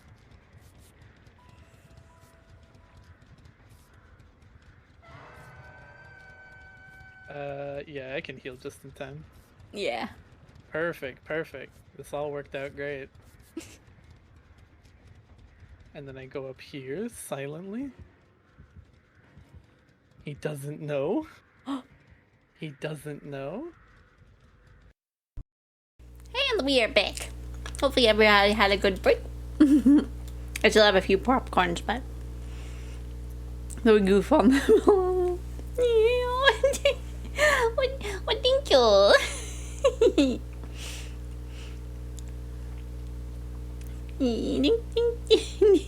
Thank you. How come the Whip of the Dancing Dragon had extra frames? Because I haven't finished it yet. It's still technically a work in progress. That's why. So I only finished the first half. It's like I skipped prison. He said he wanted to go back in. Oh, okay. Well, we'll see. We'll see how that goes. So I snuck inside the carriage before they hooked up the horses, just like always. But it was a right old waste of time. I got nothing to show for my troubles that night. I'll tell you, you can't see a blind thing in that hiding place. It's pitch in there. Then after a while, I heard that slab bang. Nearly jumped out of my skin, I did, and the scream just came out. It's because of that this swell found me. It did help me get away, mind. Yes. He let you go. I fail to understand why you would let the street urchin go, Mr. McGilded. I'm gonna take out this courtroom. Oh no! Oh, 'tis simplicity itself, my lord. You see, she couldn't possibly have killed the other passenger. I knew that for a fact. How? As I'm sure I said before, sir.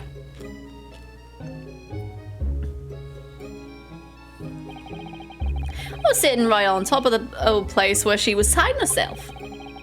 I've just absolutely decimated his accent. I think a demonstration is called for. Top of the morning. Okay. No, it's close, I guess. That was where I was sat at that night. And the cubbyhole which you've spoken in is underneath the seat, I presume.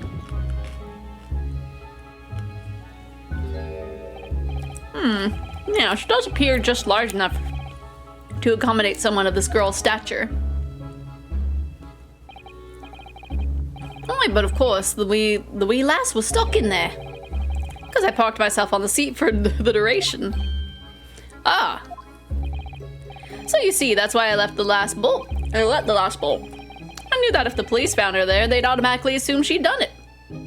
The mouth talk is making me thirsty, oh no. But I couldn't live with myself if a young life was ruined when all the time I knew she was innocent. Even though you must have realized your action would result in your own innocence being called into question. Oh my gosh, Not at all, my lord, not at all. I knew it in my own heart that I was innocent. So I thought it was worth putting a punt to the good old name for the sake of this less fortunate lass. My goodness. What a perfect gentleman. My lord, this is a fine example of a man cannot possibly be guilty of a heinous crime like this. I'm ashamed of myself for ever doubting you, sir. Is it not him?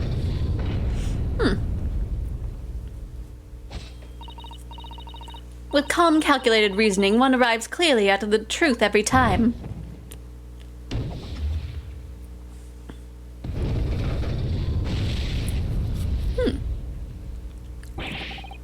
Saints alive!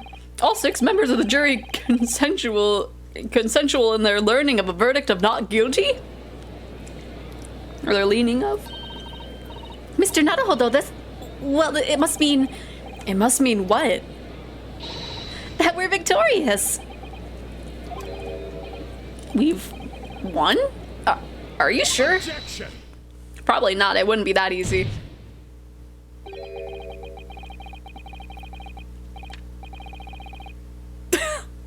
If the sight of my iron-heeled Wellington offends, pray do believe that you do forgive the discourtesy.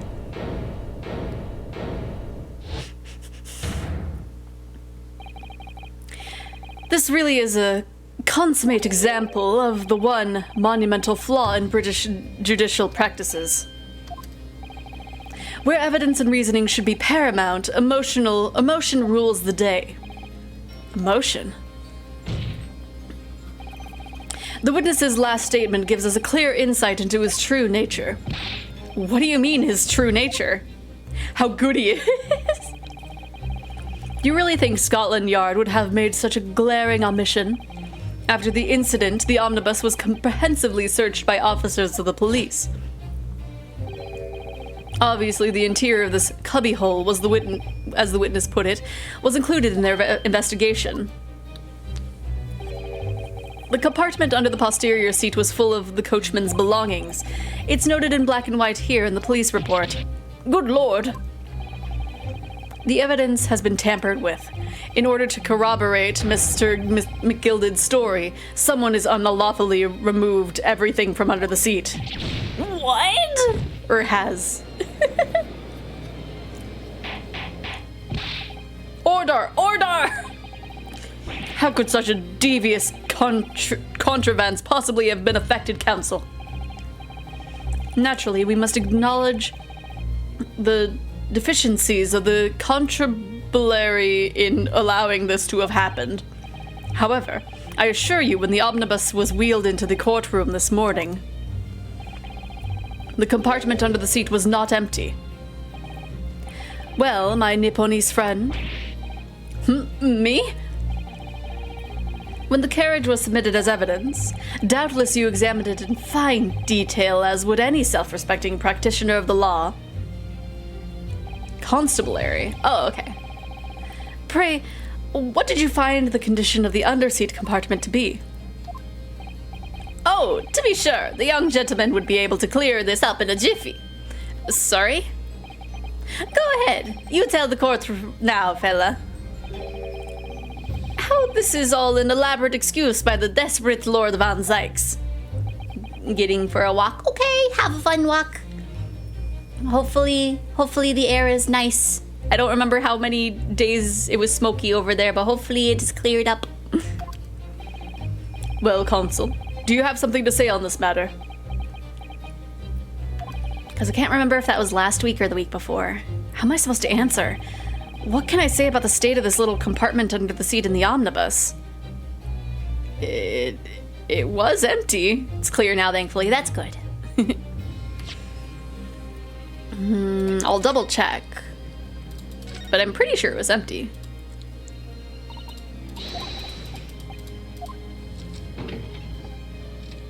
No harm checking a second time.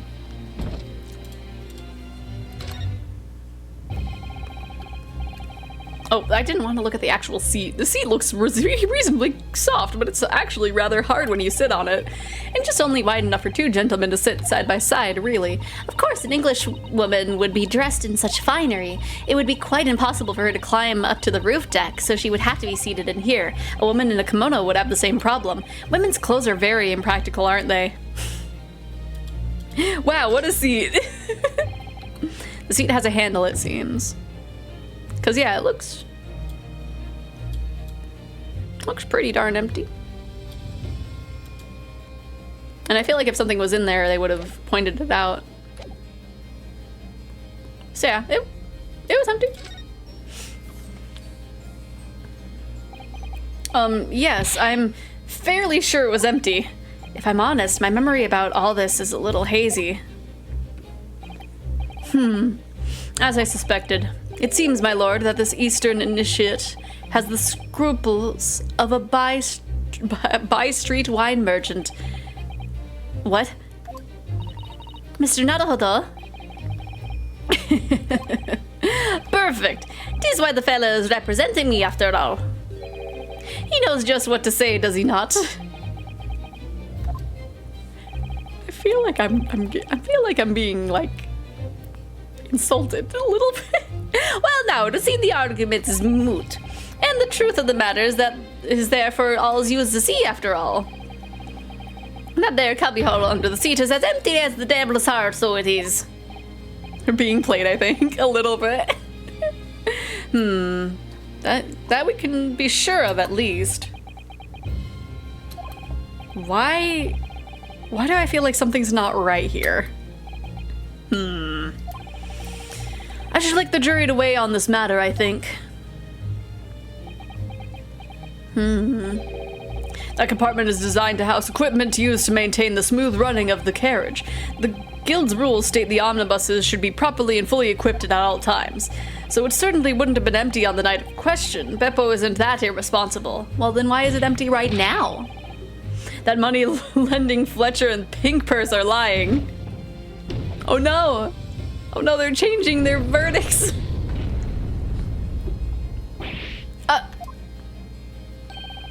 I can't believe I was nearly taken in. The stinking rich are always stinkers. Nothing but cowards, the lot of them. What? Oh no. It's a trick. Of course it's a trick. Oh no. Oh no. Please. Please. Please, not everybody. Quite so, I must concur here.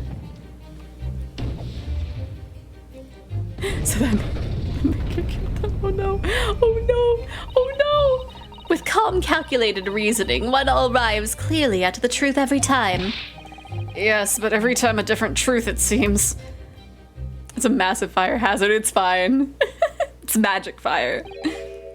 My lord, I humbly exhibit the scales of justice. Clearly, a verdict of not guilty at this time would be wholly inappropriate. Thank you, counsel. But before we proceed any further, there is the matter of outstanding cross-examination. Counsel for the defense, begin your questioning of the witness, please. Yes, my lord. What just happened? The whole balance of this trial just shifted almost beyond recognition.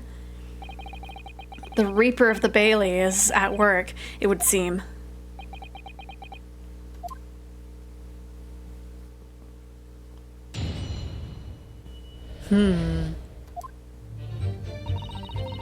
So I snuck inside the carriage before they hooked up the horses, just like always. You always do this. So you were already in the omnibus before it even set off on its run?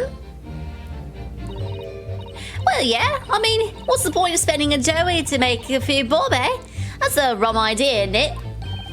I suppose she means there's no point spending money to make money. It actually makes sense. Counsel, may I remind you that this girl is a petty thief. Kindly refrain from entertaining her tenants. Well, that does clear up a little mystery of the fares and all. 4 paying passengers at 5 pence piece, making the 20 in which the cabman testified. And 1 little scapegoat riding for free. A red conch on the driver always goes by some grub before it's his last run, see? So that's when I slip into the carriage and get myself hidden under the seat. Nice and easy, right? But your hiding place is a storage compartment, full of equipment for the coach, no?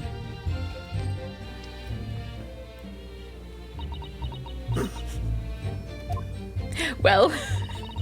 Yeah, those brushes and buckets and whatnot in there, sure. Oh, shuck it all out and cram it in the corner somewhere. No one ever seems to bother much. And yet, according to the report filed by the police officer who's first arrived at the scene, the compartment was full of such paraphernalia. Well, I don't know nothing about that. Like I said, I moved all that out so I could ride under the seat. That's all I can tell you. Seems we've reached the end of the line of inquiry. Continue. This is the pre-internal combustion engine era. If anything catches fire, you'd have better luck putting it out with your spit than you would with the fire crew getting out there in time, right? Well, I mean, like, I don't think, unless they, like, get into something that is already on fire, there's not much of a way of it catching on fire, because it looks like it's all wood and then it's driven by horses. So, unless the horse is on fire, which that's another problem entirely. Okay, we'll press you here. A waste of time. Why is that? Well, most nights I'm on my own in the God permit, at least some of the time. I beg your pardon. Did you say God permit?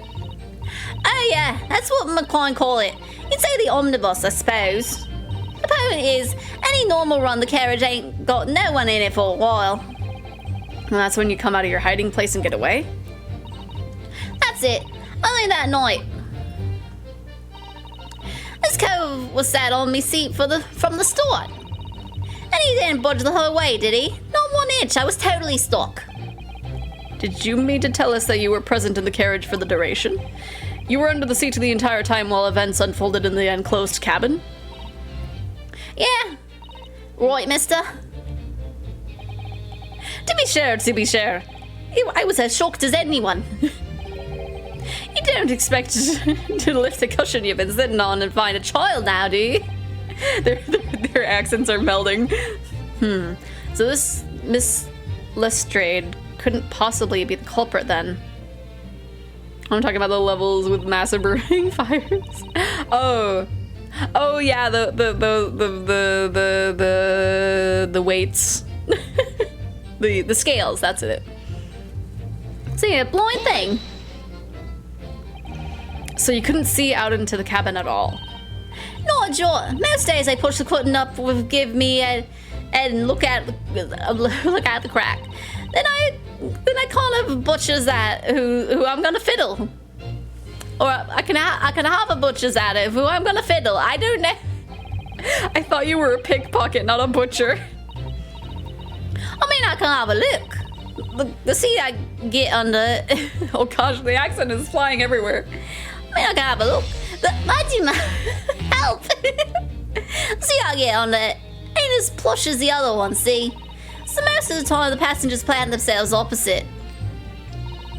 But for some reason that night, this here Irishman spent the whole journey right above my head.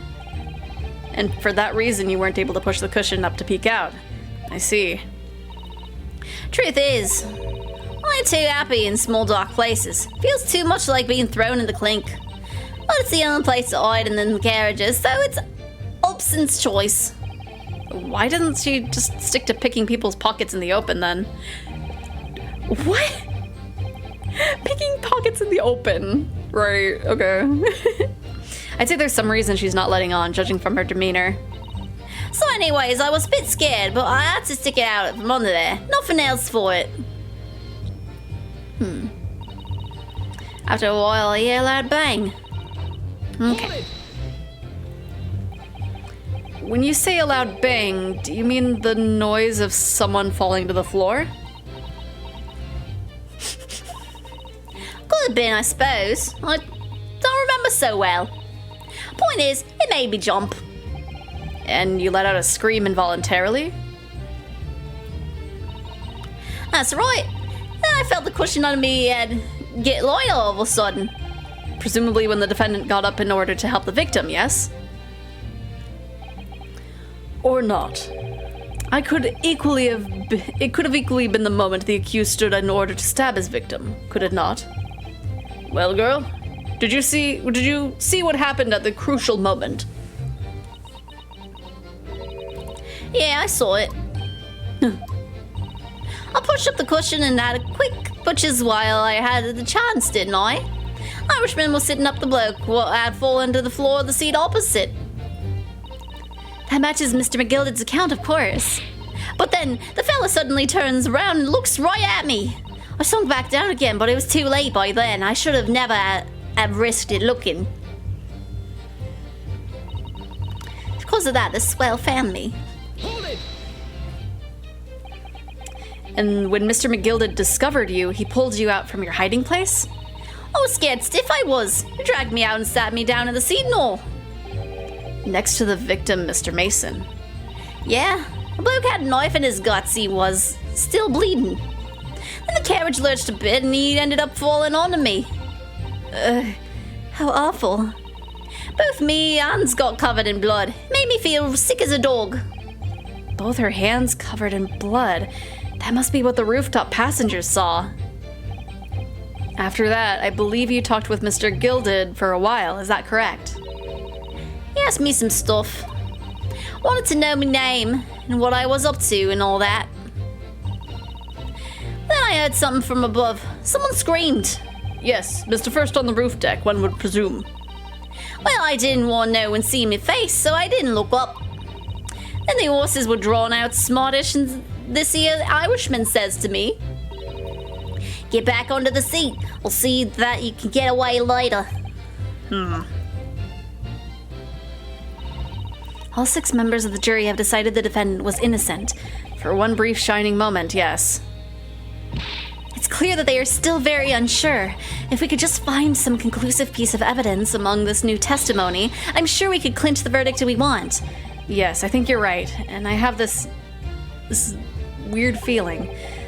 Something's bothering me, but I just can't put my finger on it. I just happen to have this conclusive piece of evidence in my pocket, right? Snuck the carriage, hooked up the horses. Was right all waste of time, nothing to show me further troubles. Till you can see a blind thing in that hiding place. And after a while I heard a loud bang. What would the bang be? I guess it would be the guy falling from the chair. If we spam back and forth, do they repeat their animations? Kinda.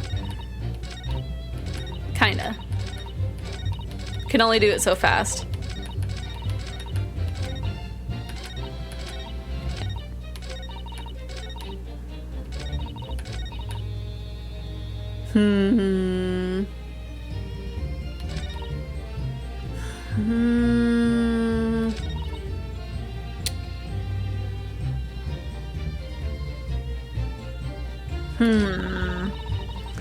I'm thinking it's this one. I'm still here just getting a little sleepy. Oh, it's okay.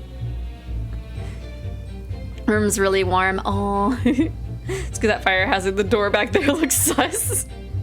What do you mean it looks sus? Okay, let me. A loud bang. Do do do do do do do do. Chocolate door.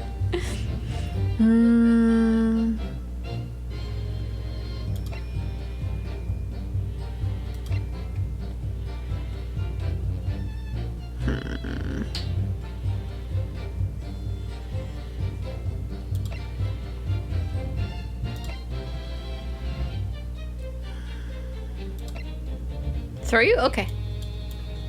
Wah!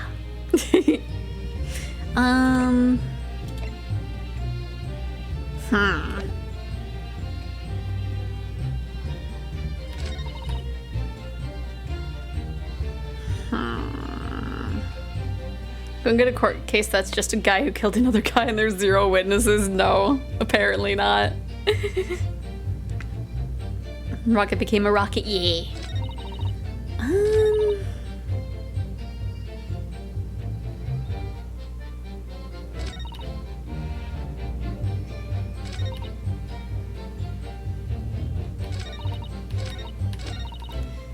It's definitely like something here.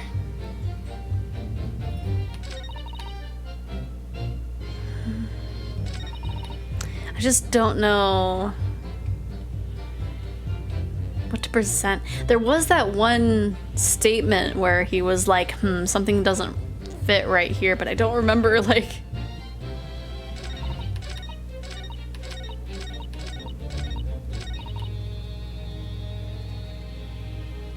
Doo-doo.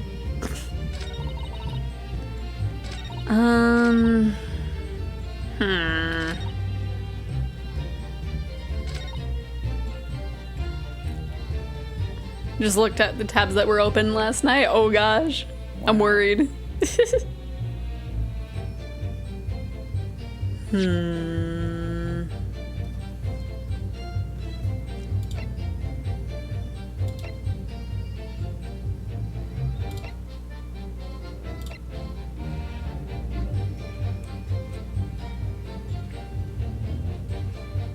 3 Google slides open about why baked beans are so good. Oh gosh, you were hungry then.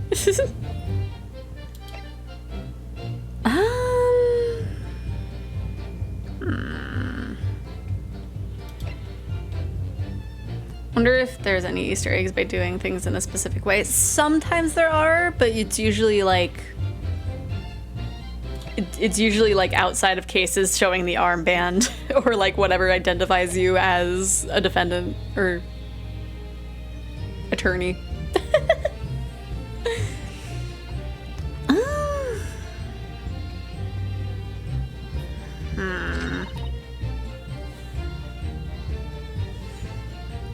I'm gonna look at this one again. Hold it! Say loud bang. Noise of falling someone on the floor. Could have been. Don't remember so well. Point is, it made me jump.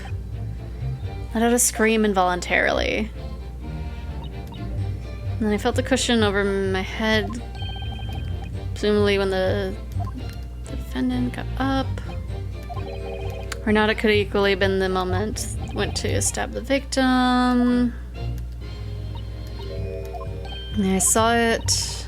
Pushed up the cushion and had a look. Irishman was sitting up at the block. Matches that, but then he turns around and looks at me. Sunk back down, but it was too late. Okay, so it wasn't... I know there was one of them that, like... Naruhodo was just like, Maybe it was... Nope. Hajima! Was it this one? Couldn't see out of the cabin at all most days. Butchers. I mean...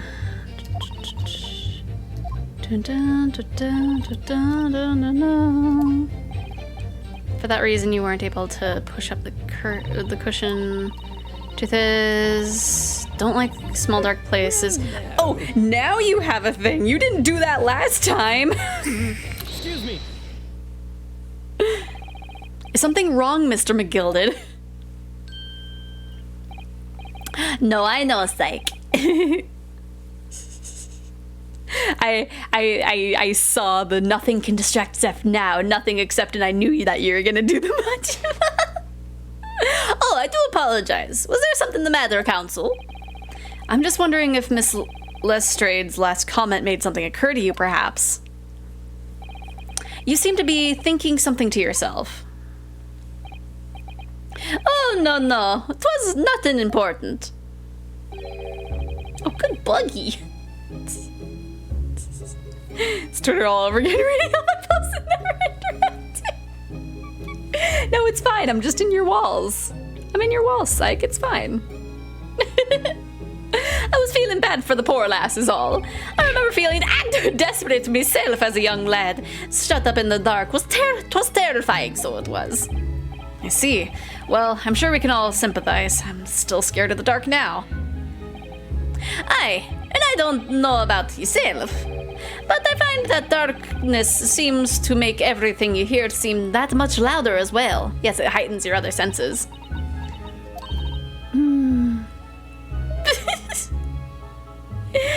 You guys. The courtroom is no place to be calling me. Yeah. I'm not stinky. I suppose it does, maybe. Miss Lestrade, did you hear something that night? Anything? An unusual noise, perhaps?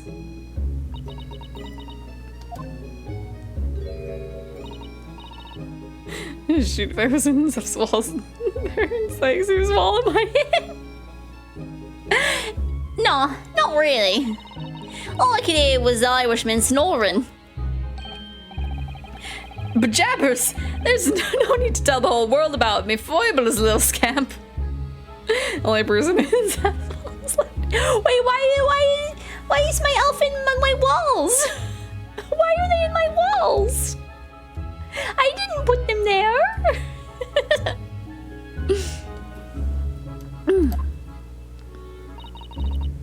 Oh, not your house walls. I'm in the wall. What?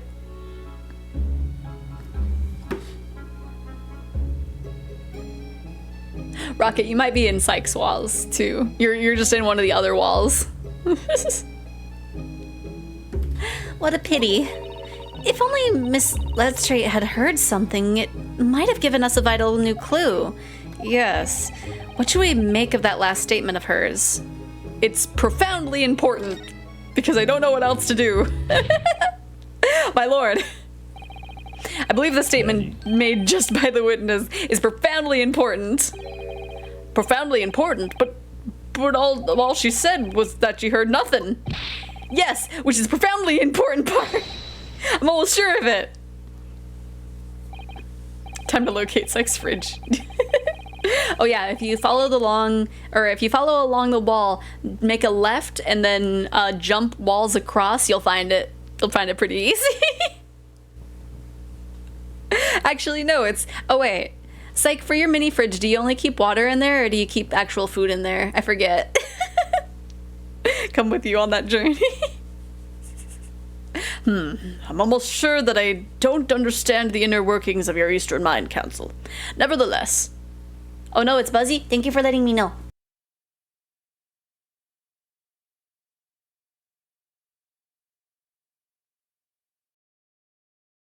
Okay, I think I fixed it. Thank you for letting me know. I'm almost sure that I don't understand the inner workings of your Eastern Mind Council. Nevertheless. Bold of you to assume that Psyche eats. He is a being of light, so. Demon! What? I'm not a demon! I'm just in your walls. It's fine. Miss Gina Landstrade, you will supplement your formal testimony by repeating that last statement, please. Store your eggs in his mini fridge and steal food from the big fridge. True. What? Superman? What are you on about? Don't give me all your fancy talk. I know what you're trying to do, but it won't work on me. That's right. Insult the judge. Always a good move.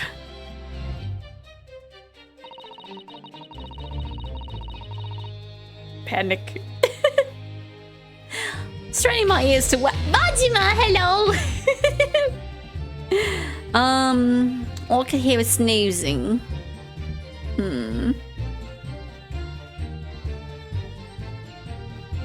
Hold it! So you were strained to hear what was happening the entire time, since the moment you hid yourself. Not exactly, no. Sorry?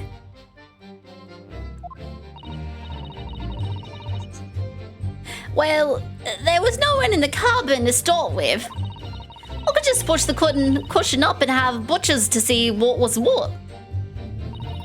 But then, when I saw this swell going on, it got my head down, so it didn't notice me. And Mr. McGilded sat on the seat under which you were hiding, correct? Yeah, would you Adam and Eve in it? What a mug! What? What? Adam and Eve it? 2 days in bunny jail now, absolutely. Jumps him back to baby jail.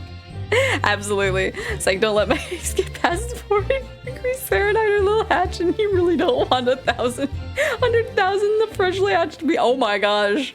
Yeah, that would be very dangerous. That'd be a lot of rockets, my goodness. So then all you could do was listen. All I could do was listen. I was waiting to jump out there as soon as I heard him leave, see? Or would he? Not likely. Even though he stopped here and there, I never heard the door open.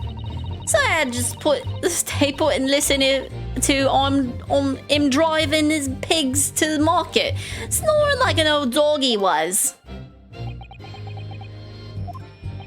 Are there any conclusions that we can draw from that, I wonder?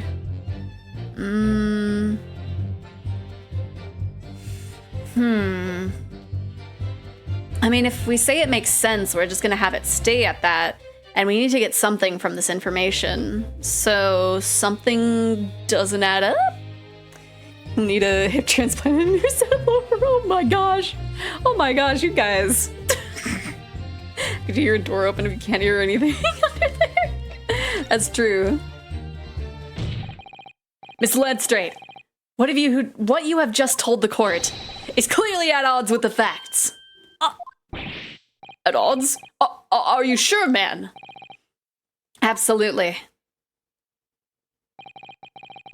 Seems my learned Nipponese friend is not as dull-witted as I feared. So Van Zykes realized it too. Are you sure, dude? Seems pretty airtight to me, dude. Counsel, I must insist that you bolster your claim with evidence, or some complicit family party's name at the very least. Yes, my lord. I expect you to demonstrate this alleged contradiction to the court. According to Miss Leadstrade, whilst she was hiding in the omnibus that night, she heard nothing but the sound of Mr. McGill snoring. But think, Ryunosuke, think.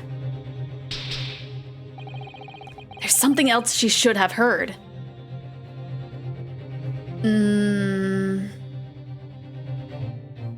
Oh gosh.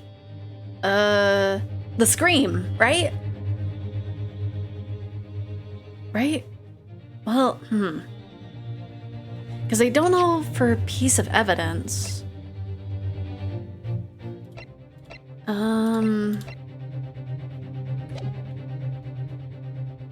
But I think she would have heard the scream. A knife would be for the scream. She heard the victim scream and go, ah! So you're not gonna say about Santa Claus being our judge? No, it's fine. Also, don't touch my eggs, let the humidity drop below 50% humidity, because that's very humid. Because they will also hatch or make too much noise or have anything mint. Well, at least they eat mint, not meat. Because the rich man reheard her, put me in jail. Wait! Wait! Psych, what? Very well, my lord. Allow me to elaborate. On the particular sound that Miss Lestrade could not have failed to hear on the night in question. The sound very clearly explained by the presence of the following person. Cause they screamed, right? Take that! Oh no, the music's still going. I did bad. Stop that chocobo, this is the courtroom. Oh no. Man, I can imagine like courtrooms in Final Fantasy, like just having a wild chocobo walk in. And she's like, you were supposed to tie that down. It's like, I'm sorry. No, the mint will make them hatch and make them crave more than just your, oh, okay. Send him to super baby jail, absolutely. I was oh wait, I can do that, I think. Let me see. No, that's the background. I don't need to change that. Okay, it's kind of gonna look a little scuff. Oh no, it's behind. Oh man, it's behind him. I can't do that. Rip. Would seem phantoms are work again, this time in my Nipponese friend's ears. I concur. No sound is apparent to me at all. Oh. Allow me to introduce you to a sound that will be very real indeed, however. The sound of your death throes. Okay. He's right. That was loud. Well then, counsel.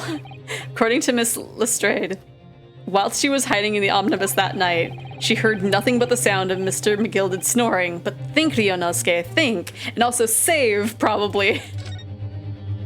No sound indeed.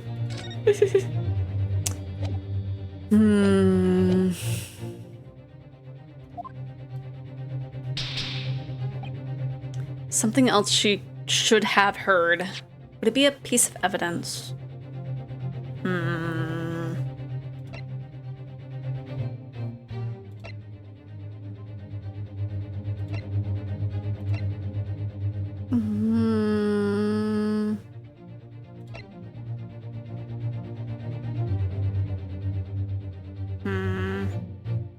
Because if it wasn't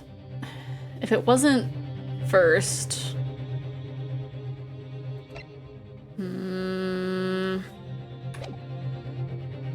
oops, I needed to look at the people.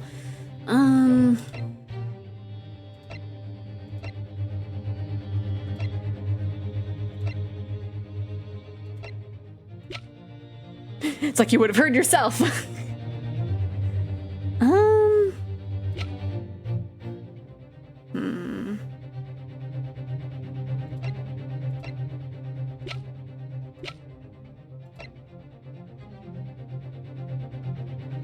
I wouldn't imagine they would have heard fair play.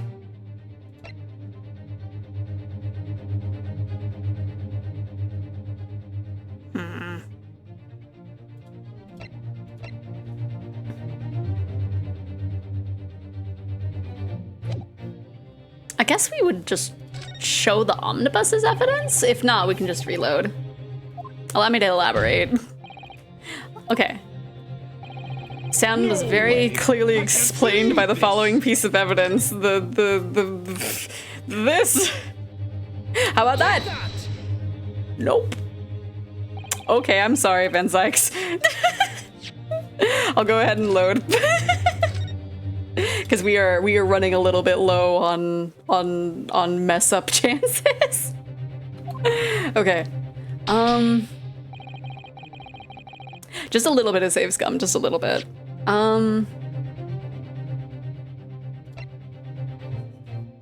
Who does that horrible? Especially on a sub-story. It's okay, Psych. I think I did the same thing, honestly. I think I did the same thing with that same sub-story when I did it, Psych.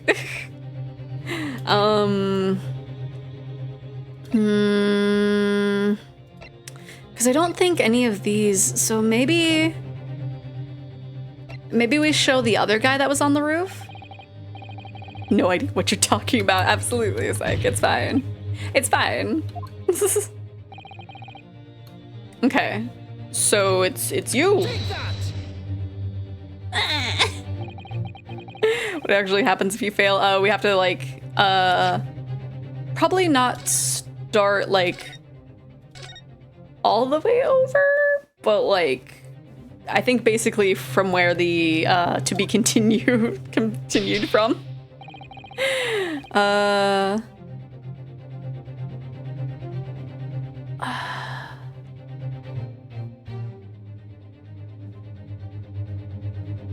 What would she have heard?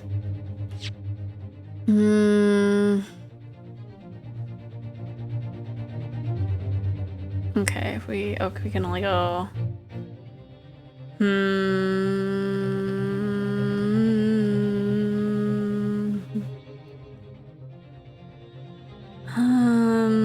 Gosh, it's like all the way up here.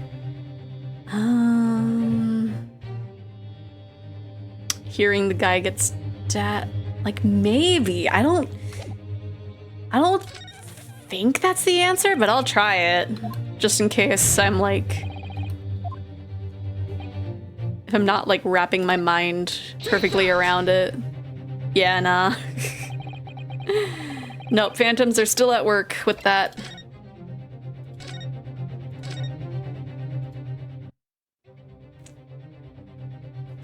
Okay, I'll try the knife. Knives don't make noises, but I'll still do it.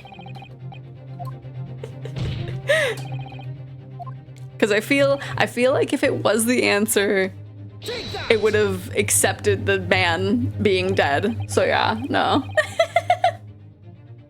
Would see the phantoms are at work again. Phantoms, oh, I know that one opera. Oh yes, it was just the one. It was just the one phantom. I feel like I'm not like as like, I don't know. I like musicals, but I haven't watched Phantom of the Opera.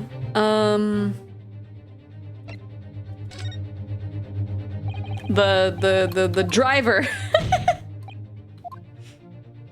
People get stabbed to make noises. Yeah, that's why I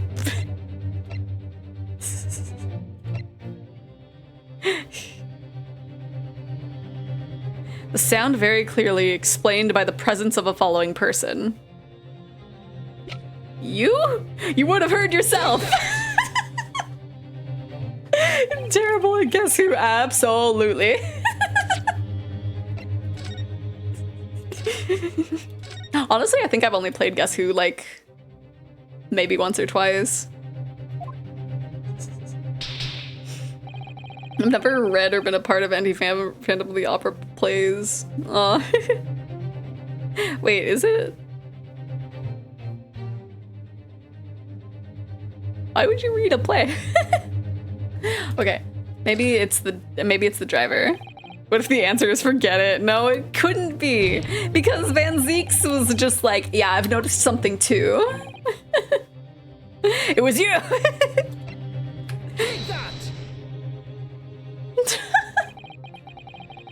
Just absolutely brute forcing. It's fine. Have you tried asking your opponent what they know? No, they won't share it. They won't share it. They're too like, I almost want to say they're like casually being racist towards us, but I don't know for sure. I could be wrong about that. But just like, something's off about the way he's treating us, and I don't like it. Flaming has informed me that the global LGBTQ plus population is 13.56 million in the global we use. It's a whole circle. The LGBTQ plus community and Wii U owners is just one big circle. Why wouldn't you read a play? Haven't you read My Sweeney Todd or Romeo and Juliet before? Well, yeah, because correlation does not equal causation. I know they were being very racist towards Neonosuke. Okay, yeah. I wasn't sure if I was just like reading into it the wrong way, but it was just like, I don't like your attitude towards us there. Calling us Nipponese, and it's just like, what are you doing? You don't read the play version though, you read the book version, yeah. Cause like, I don't know. Cause did Sweeney Todd come out as a book first before the play? I don't know. Cause I know Romeo and Juliet. I mean, I guess the book is technically the script, isn't it? Because all of Shakespeare's stuff was written as plays, I think. Never read the play versions. I don't know. I'm already confused trying to figure out what this is. What would she have had to her hear? Because it's not the people who are on the top. It's not the omnibus itself. What would she have had to hear? Sweeney Todd was originally a book released in 1970. Oh, okay.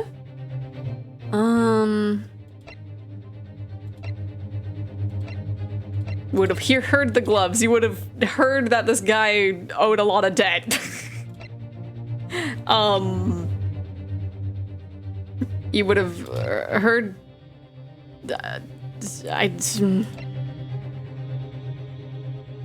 turned to a Broadway play in 1979. Interesting. Okay. I did not know.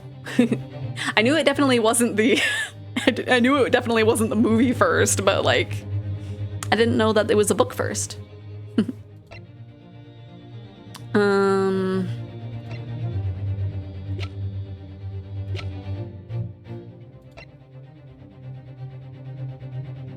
If it's not actually Magnus, I will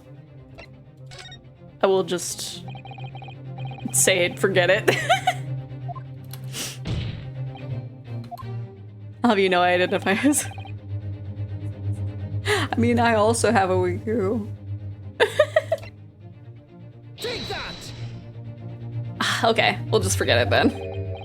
I'm pretty sure that heckin' it's something though. Pretty sure it's something. Yeah, at this point, like I know there's a lot of like spoiler-free guides for the Ace Attorney game, so there should be something for this one. This is Great Ace Attorney. It's the 3rd chapter. I'm not going to read the Cats musical script, but reading play scripts are fun and cool. What good plays? I feel like it would be fun though. But yeah. I wonder if they have one for like the Mean Girls musical. That'd be interesting to do. Because I know I already watched, I think? Yeah, I did watch a recording of the Heathers one and the movie, which the movie was interesting. Guess what? Do you want the answer? Yes. I've brute forced enough. I will take the answer. Yeah, get a musical script and read it. I think that would be fun. What if I did that like on stream? just script reading. Is that thing about the bus you mentioned earlier? But I thought I presented the bus and they were like, nope. Or do I have to look at the bus and have like something added to it? Gotta click the thing on the bus. What? Okay, what do I need to click on the bus?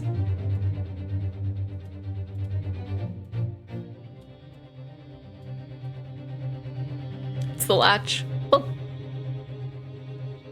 yeah, I clicked on that and it's just like, man, that sure is a window.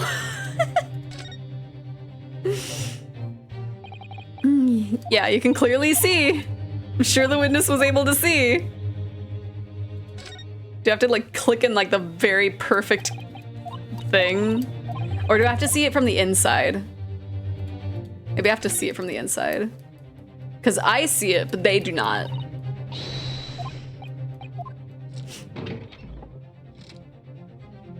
Oh, let me see. No, look up. I cannot even see it from down here, actually. Maybe? Unless... Quite large sky. No, I've already seen it. Because they mention how you can't open it from the inside. And so that would assume that they would know to look at it from the outside. But when I look at it from the outside, it's just like, yep, that sure is a skylight. Blood on the skylight door? Is there? You seen enough? Let's go back outside then.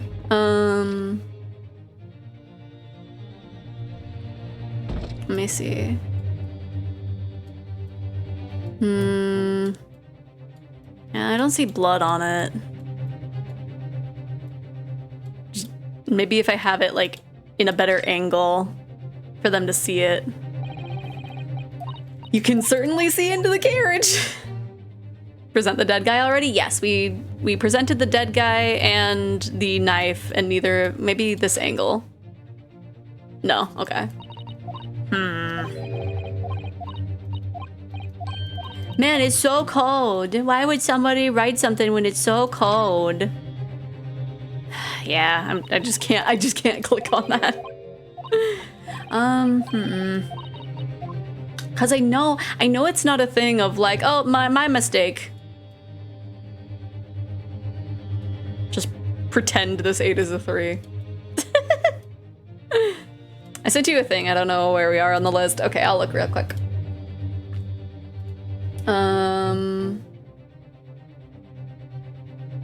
Pursue him when he reacts. Second option. Press testimony for.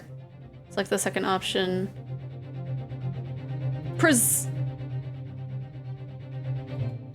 Are you kidding me? Are you kidding me? Are you kidding me right now?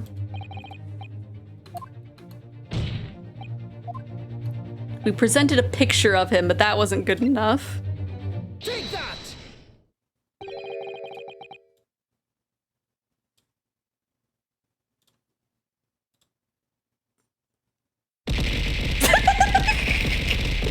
You can't knock me onto the screen, Psych. There's no way. Oh wait, no, you can see my wing. You might be able to. Hi, Majima. Hello. Thrice fried mensch. Ah! You wanted me to come back. No. There's not even anything for me. Oh my gosh.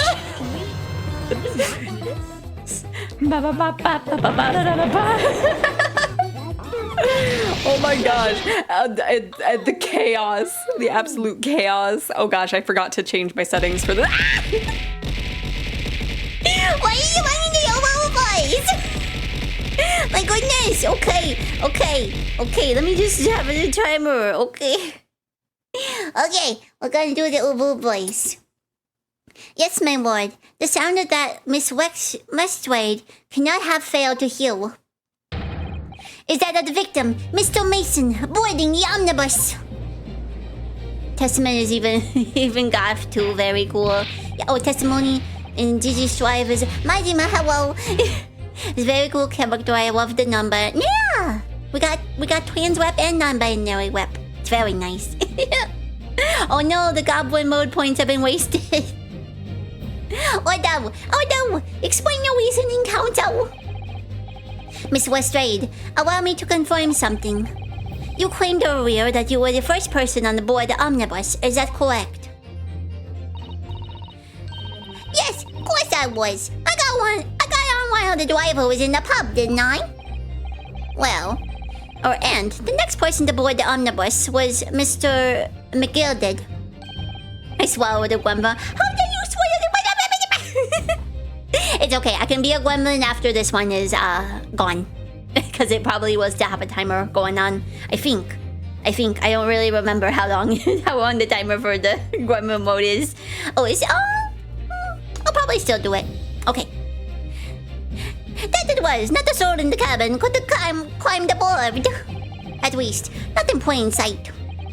So you were, to all intents and purposes, alone in the enclosed cabin of the omnibus at that time. Did I not just say as much? I wasn't traveling with anyone else, if that's what you meant. Yeah, I saw him get on, remember? Through the cracks box under the seat cushion. It was on his own for show. And from what we've heard, the carriage made a number of stops after that it was on his outward journey. During this time, did you not hear the door opening or closing at all? No, I never heard it. That's exactly what I was listening for, wasn't it? Waiting for the swell to leave. In which case, when and how did the victim end up in the carriage? We know that the victim collapsed inside the enclosed cabin of the omnibus. Therefore, Miss Westwade's statement about what she did or did not hear is at odds with the facts.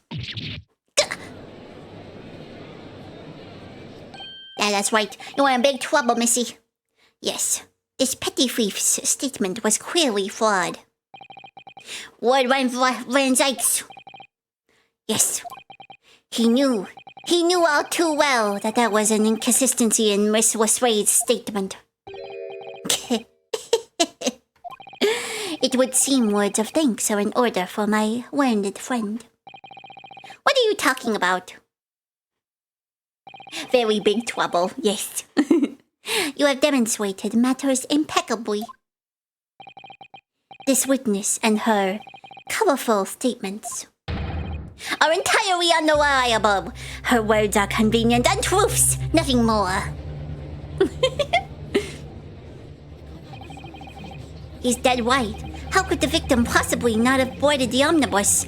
That makes no sense whatsoever. And this girl is a pickpocket. Let's not forget that. I like how the maid just kind of rotated. Oh gosh, no, Granny! No! Granny, how dare you betray us like this? We trusted you. She didn't even say anything. I didn't want to judge the dear widow Mike just because she was just had some rather naughty ways. But I must say, I cannot abide liars. And neither can I.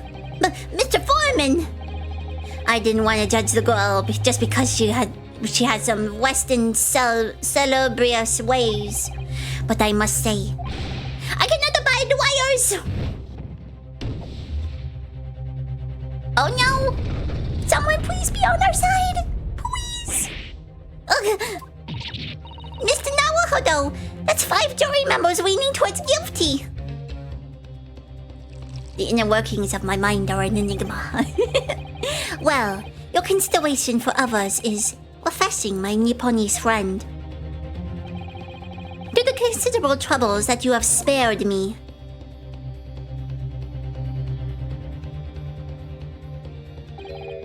yes, very refreshing.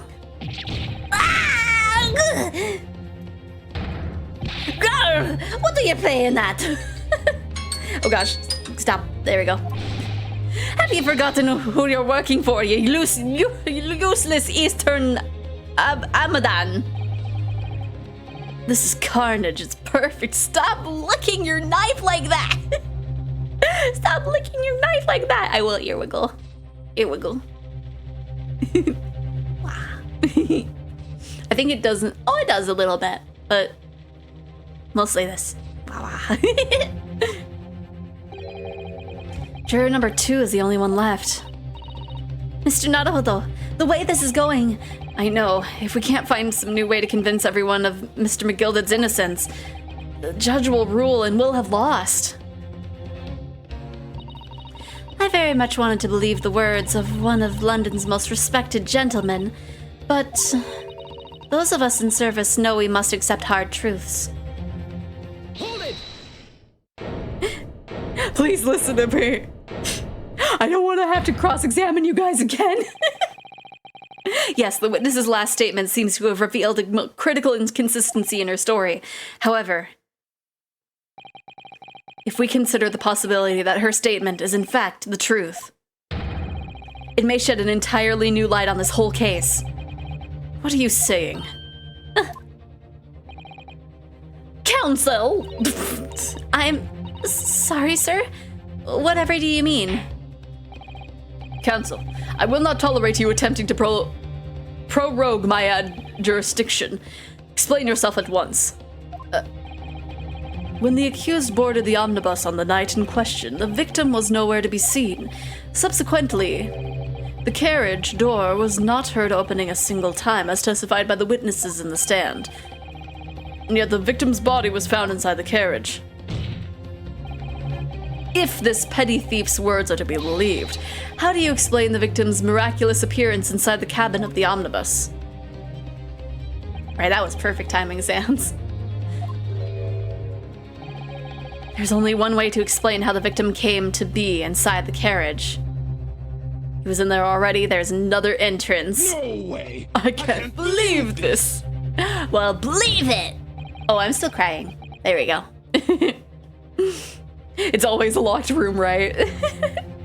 If the door wasn't opened once, or even once, the only explanation is that the victim entered the enclosed cabin some other way. I wonder what new fantasy you would come up with in your blind panic.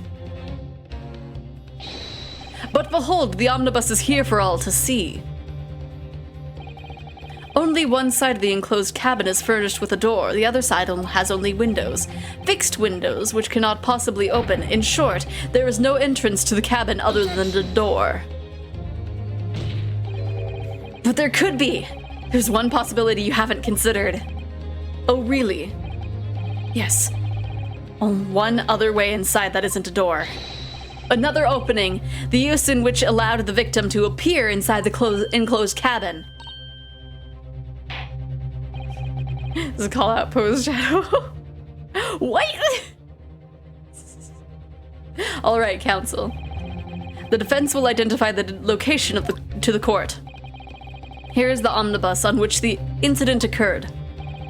Where on earth is this entrance by which you propose the victim entered the cabin? Well, of course it's here, sir. Take that! It's here. The answer is obvious. It can only have been the skylight. I say the skylight. Yeah. Yeah. Objection! Your ludicrous proposal almost has me at a loss for words. However... Objection! Objection! I don't want to hear it! The skylight may be well large enough for someone to pass through. Objection! So you claim. But do you have a shred of evidence to support your addle-brained theory? Objection! Nuh-uh. What you mean, nuh-uh? Both Mr. Gilden and Miss Lestrade said the same in their testimonies. They each claim to have heard a loud thud, such as the noise made by someone falling to the floor. Yes, which has already been explained, as the sound of the victim falling from a seat having been assaulted with a dagger. Yes, it has, but would a man slipping from the seat onto the floor really have made such a loud sound as the witnesses describe? A noise loud enough to cause Miss Lestrade to let out an involuntary cry? In fact, I don't gotta explain nothing. Good gracious! Perhaps, in fact, that was the moment the victim made his entrance into the cabin. No, let me rephrase that. The victim didn't enter the cabin as such. He fell into Objection! it.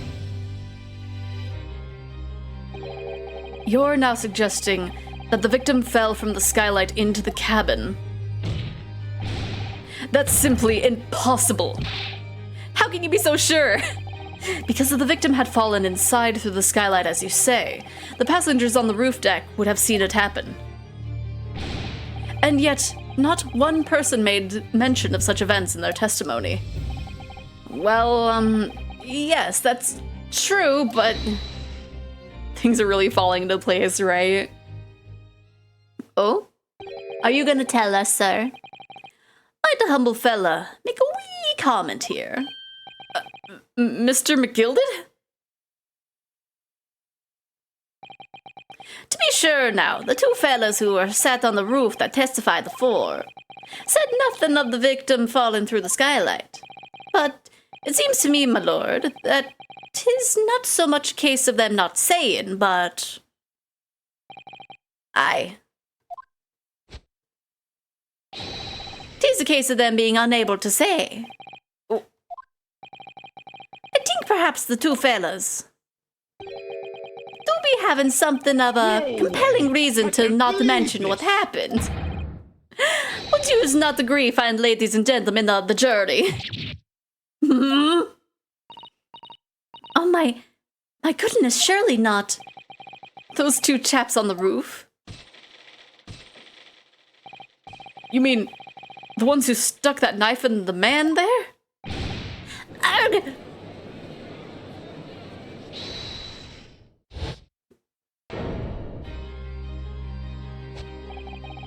Just what exactly are you insinuating here, you blitherer? You rotter, he said, you rotter. What are you insinuating? He looks so grumpy. This is a flaming outrage. I've got a good mind to give you a blinker in a minute. He'll give you a shiner in a minute, he said, and so will I. Mr. Fairplay, that's not very fair and playful of you. You're effectively accusing me, a city gentleman and well-respected banker. And me, a very angry hatter. Boom, boom, boom, boom, boom, ba. Suggesting that someone like me could have stabbed that man in the guts. It's a disgrace. It's scandalous. My goodness. What is going on? I protest in the strongest possible terms. That's right, I protest too about you, you rotten scoundrel. Order, order, order. This is not the time, witnesses. I will not permit this wanton invasion of the stand. Return to the anteroom at once. But this is beyond reason, my lord. It's outrageous. Can I be let out of jail yet? I suppose you have been on good behavior a little bit. This is very hurtful, you know. My lord, if I may comment. Go ahead, Lord Van Zykes. It was the defense that incited this outburst from the witnesses. My learned friend has seen fit to abandon all protocol and accuse the witnesses without proof. Accuse? I never intended to. It seems, young Nipponese, that your command of the English tongue is wanting. He's making fun of us stuttering over here. Put you in jail? Oh, you gotta give me a good reason to put you in jail. You proposed to this court that the victim fell through the skylight through the roof deck of the omnibus. That hypothesis cannot possibly stand without the rooftop passengers being aware of the events. I don't like this.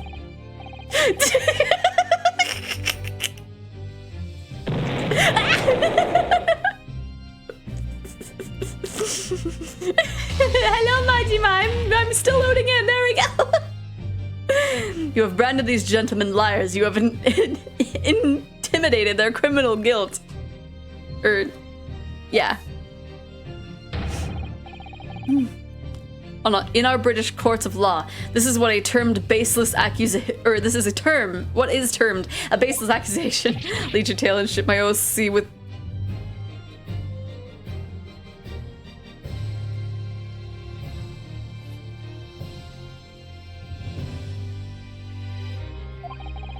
I know I was rash to put this idea forward without any actual evidence, but you can't just dismiss it without a single thought.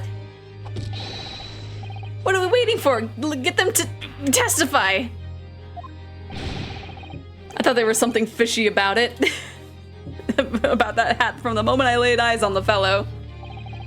I have to see this matter through now, one way or another. If there's filth and rubbish in our midst, we must dispose of it at once. Why are they voiced? What's happening, Mr. Naruhodo? Spectators in the public gallery are in a complete frenzy. Mr. Fairplay and Mr. First. My lord?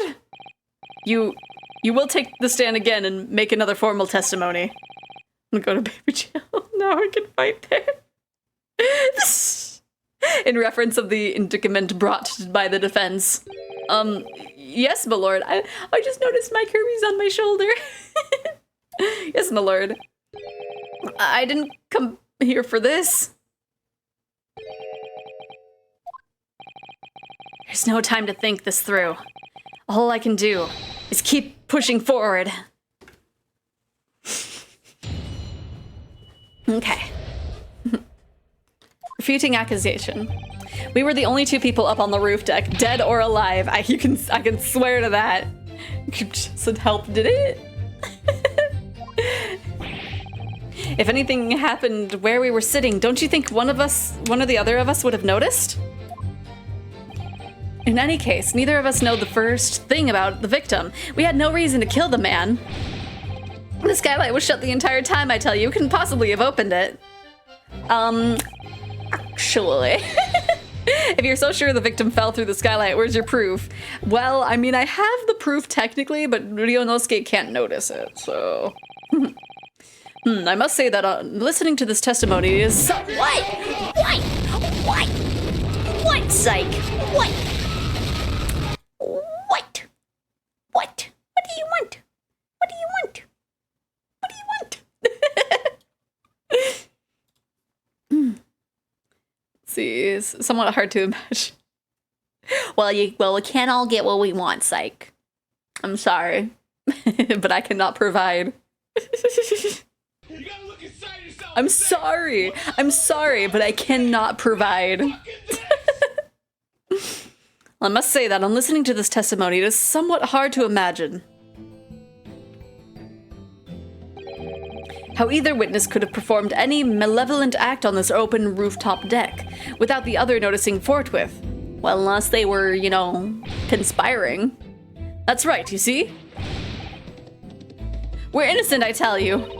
Although logically, of course, the argument falls down if the 2 of them, or if 2 of you were in conclusion with one another. If you even had them, I would respectfully decline. Well, good. I would be very concerned if you wanted this, if there were anything there. What? According to investigations by Scotland Yard, the 2 witnesses share no common dealings. Well, if I don't trust coppers any more than I trust the stinking rich. Something doesn't feel right here. The trial is going in our favor. The trial is going in our favor, really. So why do I feel so uneasy? Counsel for the defense, over to you. Your cross-examination, please. Oh, yes, my lord. Okay. So I think it's mostly the last few, but I will still press them on everything. So at no time did the victim, Mr. Mason, climb up to join you on the roof deck? Absolutely not. Dickon. No question about it, he said. None at all. Oh, but yes, of course. I remember seeing them both. I saw the victim inside of the enclosed cabin talking with this man here. Is this true, Mr. Gilded? Dear me, my lord, at the risk of repeating myself, I boarded the omnibus alone and nodded off inside almost immediately. That's an outright lie. Without doubt, you were engaged in... Let me stop you there, fellow, and ask. Do you have any evidence at all?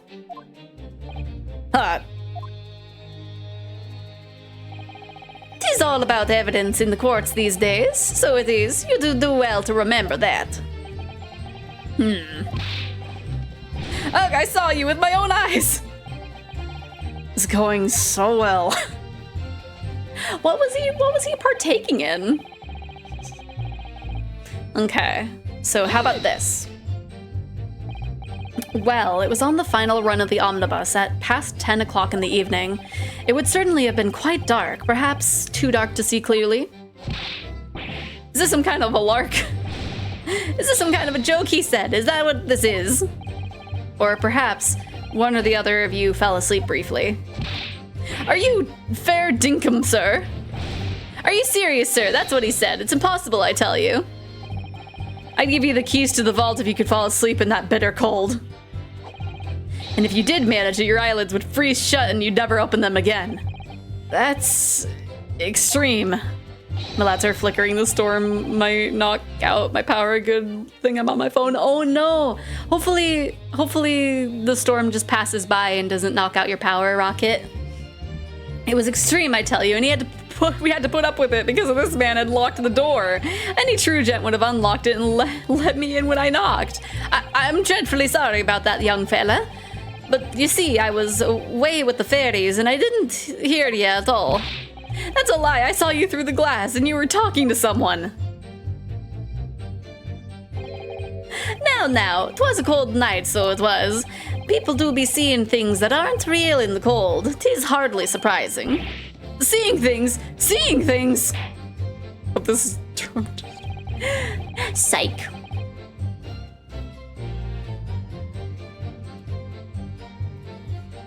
I believe we have reached an impasse here on this particular point. You! Don't take it personally, lad. If I'm a suspect in this case, then 'tis only fair that you and the other fiend are too. I've added a weird accent to my voice. Open and free competitions is what the capitalist society is all about. This isn't a competition I should like to be involved in, really. In any case, neither of us know the first thing about the victim, unless... So you had never met Mr. Thrice Fried Mason before? Oh, Loom, no, not once, never. You never met the man before, you said. Never. You know what I miss? Who do you miss? I'm going to unplug Size Mini Fridge, wish me luck with all the mini-me's. Oh my gosh, Rocket, I miss that. You're so silly. I haven't seen him in so long. Silly. And you, Mr. First, had no prior dealing with the victim either? That's right, sir. Hatters don't have much to do with brickmakers, to be perfectly honest, sir. No, I imagine not. You see? How many different ways can I put this? Neither of us have the remotest connection, to the gentlemen who were inside the... I mean, yeah, technically, we know that you have a connection. We established that earlier. Excuse me. Mr. Gilded. Or McGilded. Yes, counsel. What can I be doing for you? Did the witness's last statement give you pause for thought somehow? Not the remotest connection. Is that right now? I wonder. What are you insinuating now?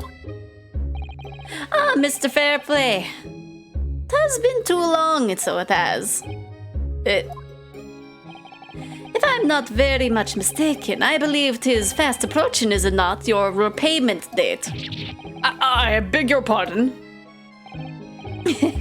You borrowed 20 guineas from me, sir. We established that already in this court. At an unconceivable rate of interest, you tricked me. It's extortion. Well now, is that a touch of begrudgery, is it? The sort of begrudgery that might motivate a fella to pass his crimes off to another. And young Mr. First. Me, sir? What do you want with me, sir? You do be making hats for a living, do you not? That there top hat sliding about on your head, is that one of your own creations, is it? I'm still just an apprentice, you understand. I'm learning to find the perfect fit for whatever fine gent walks through the door. The perfect fit, is it? Well, 'tis a very distinctive design, so it is. Many customers like it, I tell you. They'd like a distinctive touch. Customers such as Thrice Fried Mason. Oh, true. Yeah, the hat style is very similar. Like, let me take a look at it real quick. It's a little different, but yeah, it has like the rough stitching. Oh, right. Thrice fired, not fried. Okay. Good, I didn't accidentally skip good dialogue. There is a photographic print of the victim submitted as evidence afore, my lord. Oh, this you mean? I can't help thinking that the poor fellow's head looks distinctly familiar, wouldn't you say? Oh! That's one of my hats! Aye, that it is. So it seemed the brickmaster was a customer of yours. The sort of customer I'd wager you'd have to have had a wee quarrel with over the distinctiveness of the goods. No, sir. Absolutely not, sir. Well, there's really nothing more to add. It wouldn't be right to say that the two fellas here haven't the remotest connection to the victim, you see. I rest my case. You little weasel. Ugh. He's better at this than I am. Gosh, Mr. McGilded has certainly been thorough in his research, hasn't he?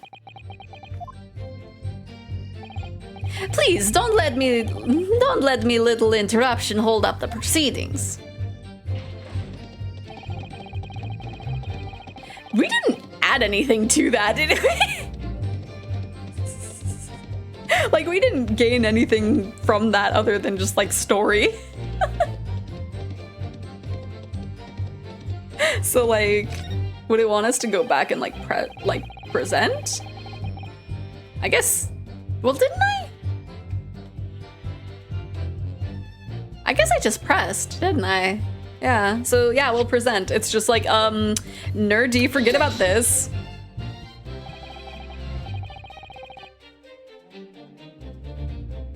That clearly oh, to the victim, I guess. It did autosave. It autosaved like a second ago, I think.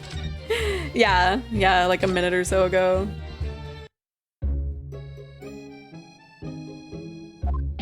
Okay, it was in the middle of this conversation, but it's not that far away. First, what are you doing? I don't know, they're riding a horse. They're riding a horse and being like the British are coming or whatever.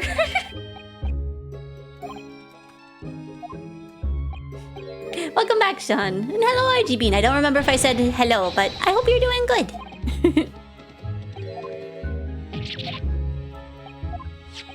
But yeah, this didn't give us like any evidence or anything. This is weird. Boom,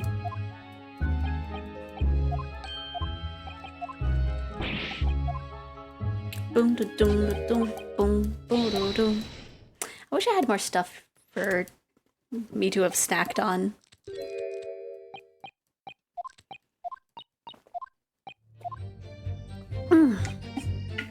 Now you did.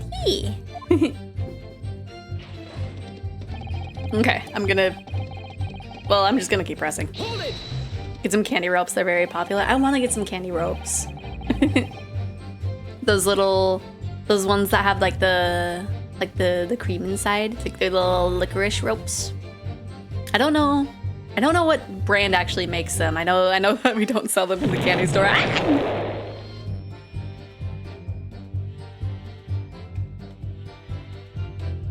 Why did I blow up? A little back pain, but otherwise I'm fine. That's good.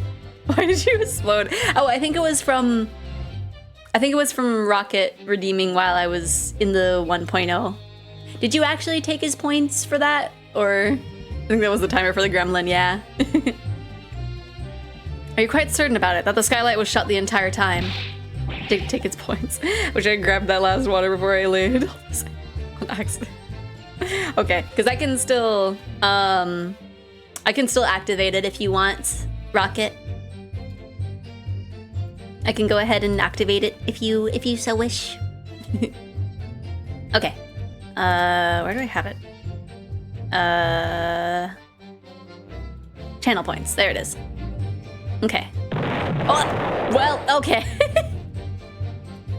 But he's paid for it for you. Yes. I'm gonna lose my block with you in a minute. He's going to lose his rag with you in a minute. That's what he said. Fun to do so. Okay. So all is right. Take a look for yourself. Go on. You see? It's shut fast now, just like it was on that night. So it is, of course. A fellow the size of Mr. Mason could likely break through it and still and all. What? Just looking at the size of the thing, you understand. Ugh. Now hold on there just a minute. The size of the thing means nothing. Not on its own. Let's consider the bigger picture here, shall we? Let's stop biting Arcane. Wait!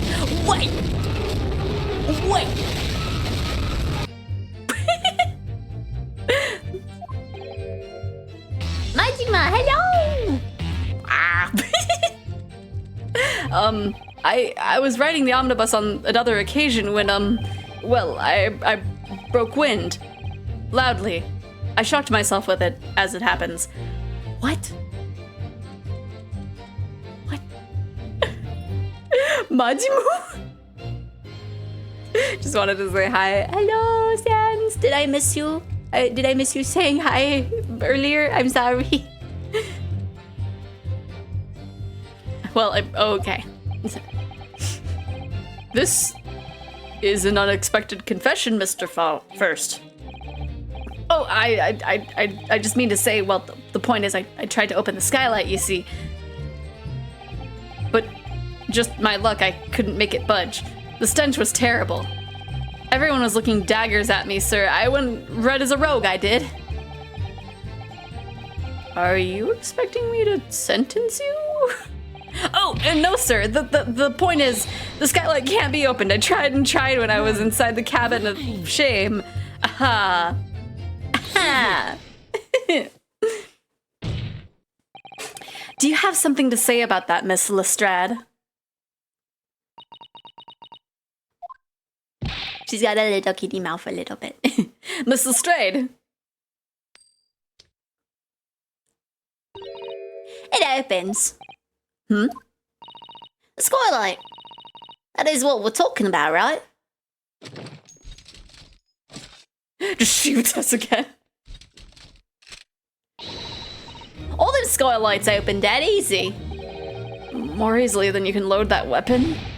That's a lie, I tell you. Otherwise, when I broke wind, You can't do it from inside, you mug. You mug? Oh. Look, a few weeks ago, I was up on the roof deck of one of them drags. And I had a great haul. I mean, I had purses coming out of my ears. Miss Lestrade, this is not the forum to be eulogizing on the subject of your criminal activities. Well, anyway, I had a bit of a scare. When I lifted the bloke's purse, got wise to me. All four of them surrounded me, so I couldn't open off the bus and leg it. So what I did was I used the skylight, open the catch and jump right through. What? Eulogizing?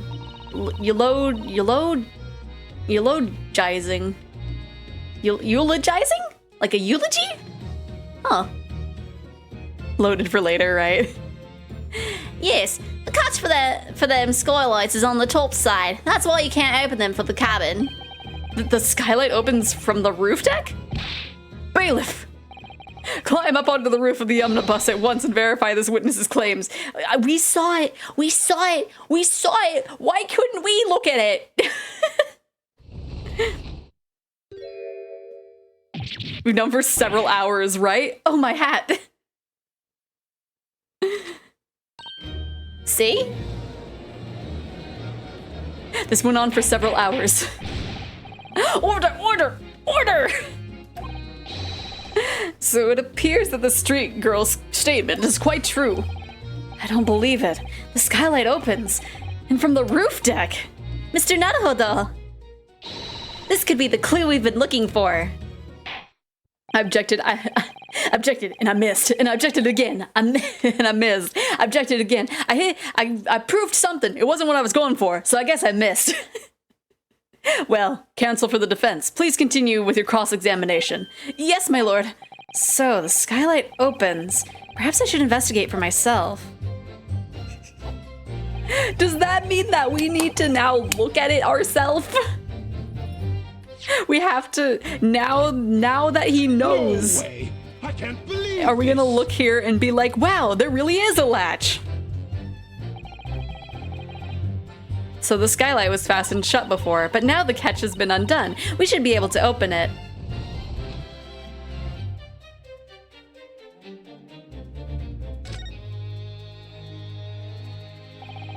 You can certainly see inside the carriage through this opening. Okay, why is it the same dialogue when it's open? Oh! Oh ho ho! Guys, seriously, there's blood. Why are you not looking at it? I reached into my evidence, pulled out a cabbage. Wasn't what I was going for. Went and put it back. I missed. Please, please, guys, look at the blood. Please notice the blood. Notice the blood! Why are you not noticing the blood? It's right there! It's right there! Cut away until it becomes relevant, right? It's just like, oh, there was blood there? I guess I'll investigate for myself. Looks at it, wow, wouldn't you know? It's right there. Who would have thought? Who would have thought the blood was right there?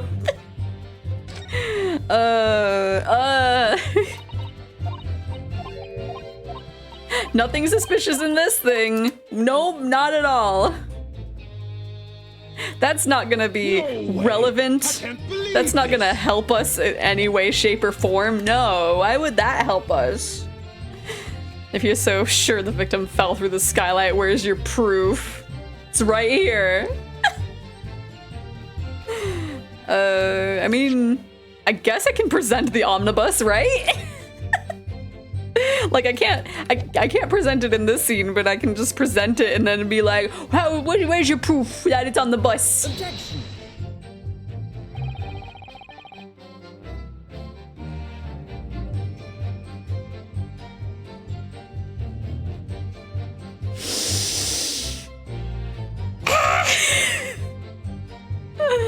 Why did Issa DM me? Hi. Cause she's being cute. Guys, I think I got blood everywhere. Don't worry, this is blood previously in my position, but I can't answer if this is always my blood. Manji, my help! Help! Okay, when did it autosave last? Oh gosh, no, I can't go back. That's like 14 minutes ago. Well, I guess I'll lose this second to last point. Sorry, cancel, but I failed to see the connection. Oh, and for heaven's sake, would you kindly desist from the wide-eyed, panic-stricken look you want to wear? But it's the only panic-stricken look I know. Okay, guess I gotta save now.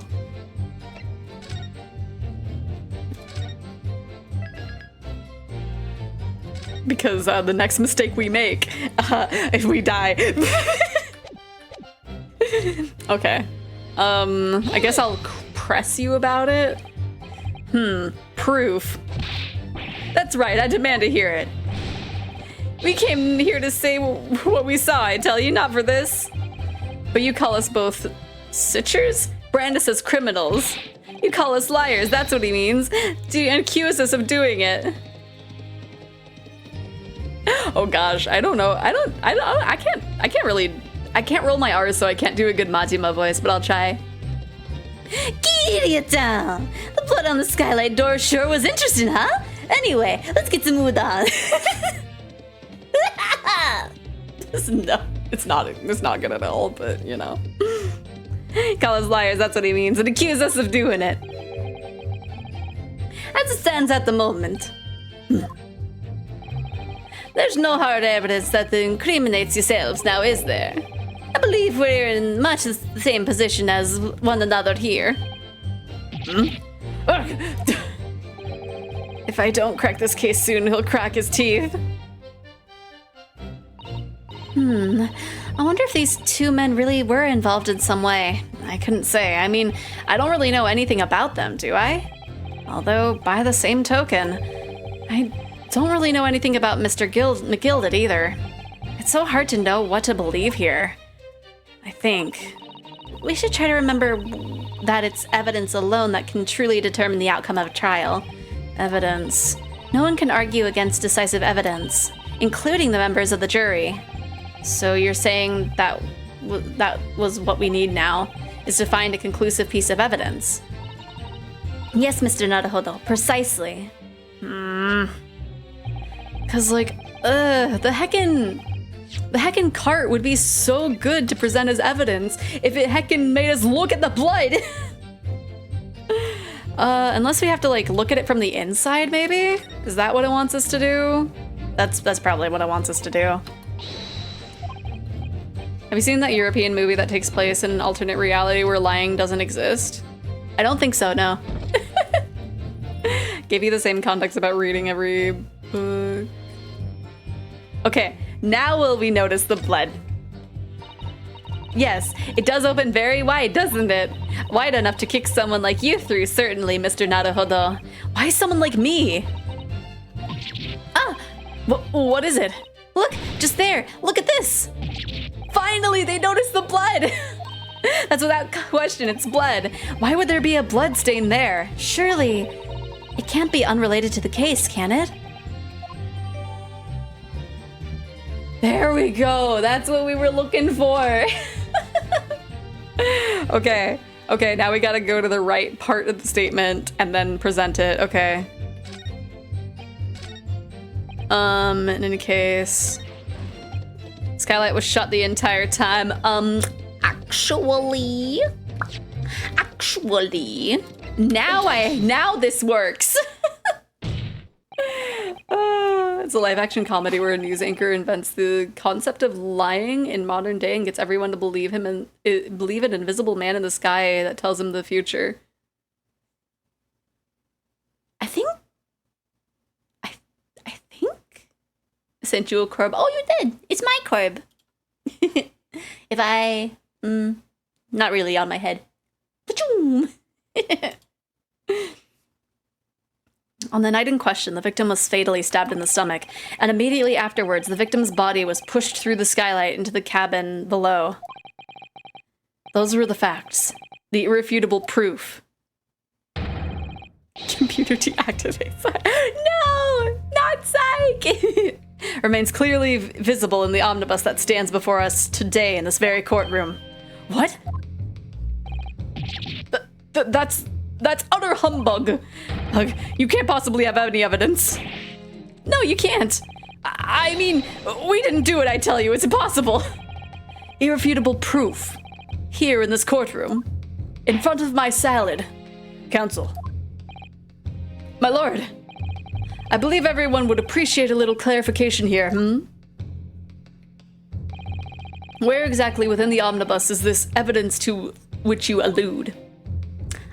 It's on the sliding door thing that I kept having to look a million times to find.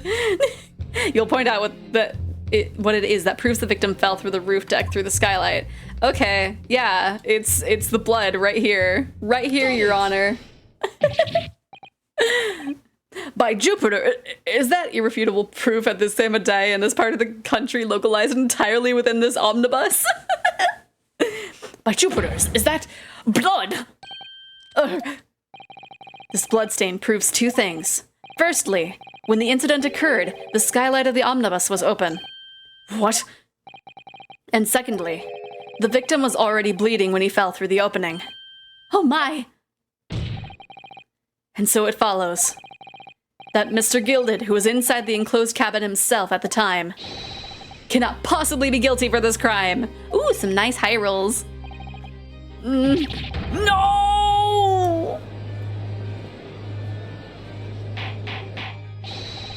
Order, order, order! Hold it! Oh gosh. Oh man, another high roll. But oh no, Sam's got a 20.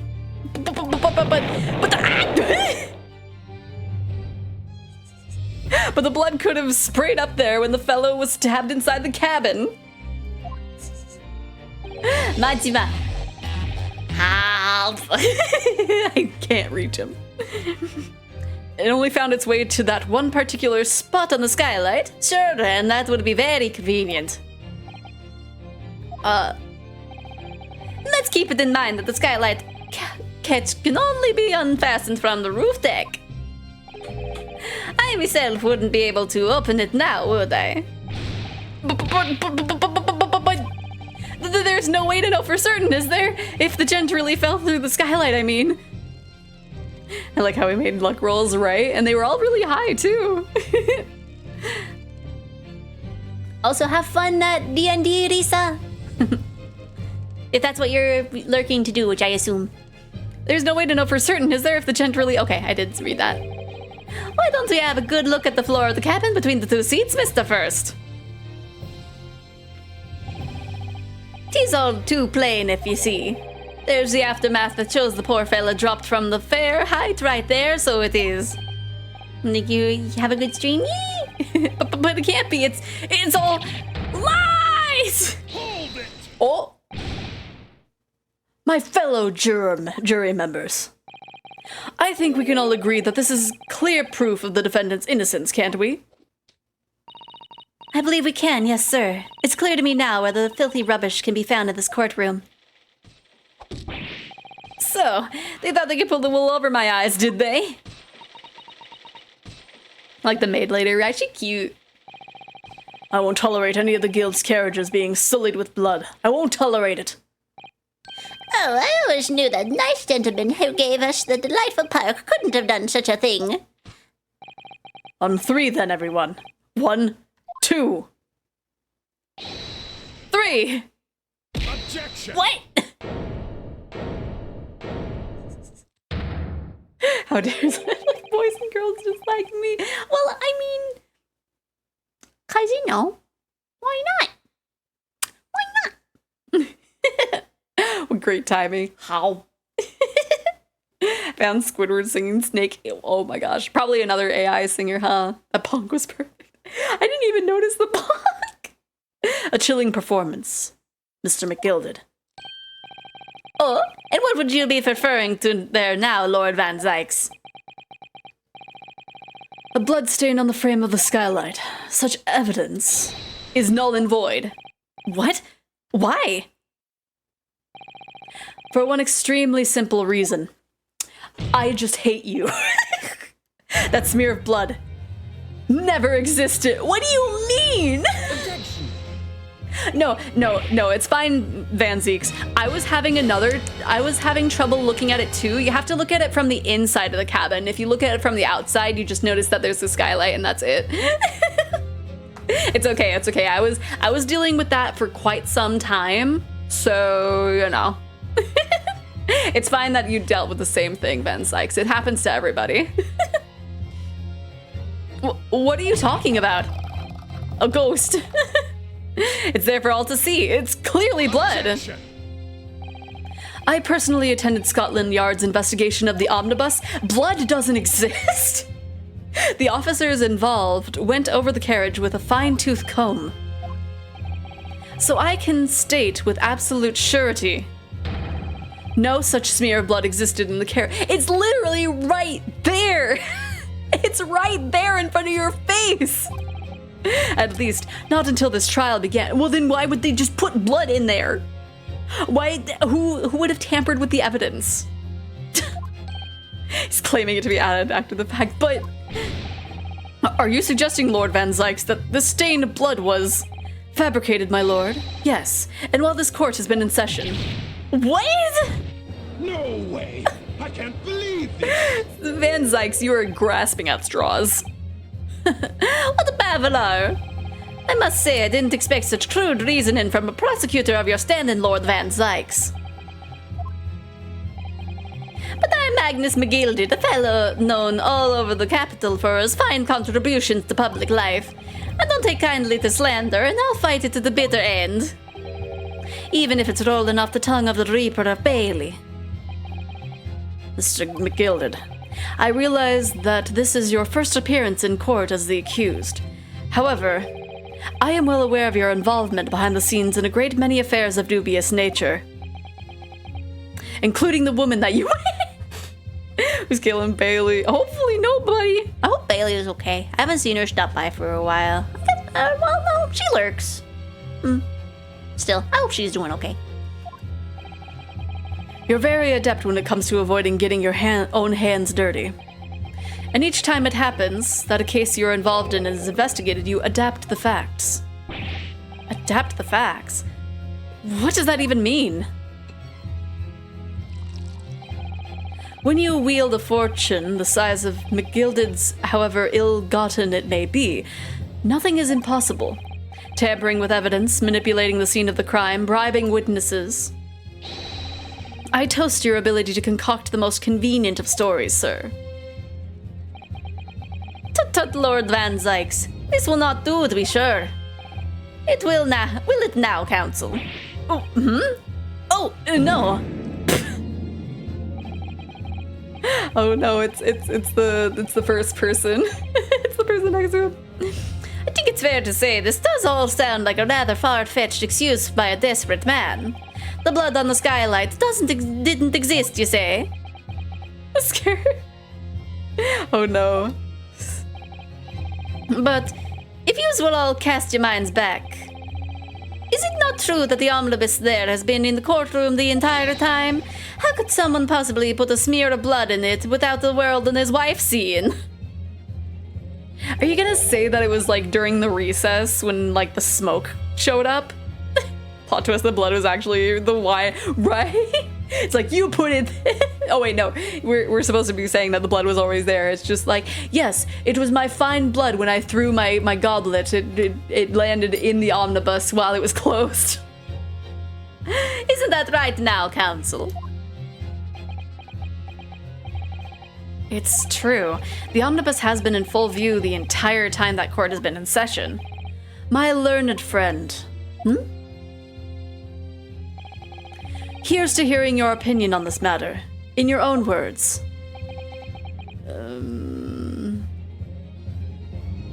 Yeah, that was the only time that people would have had their eyes off of it. As you wish. Could someone have tampered with the omnibus during this trial? If you're asking me, I think...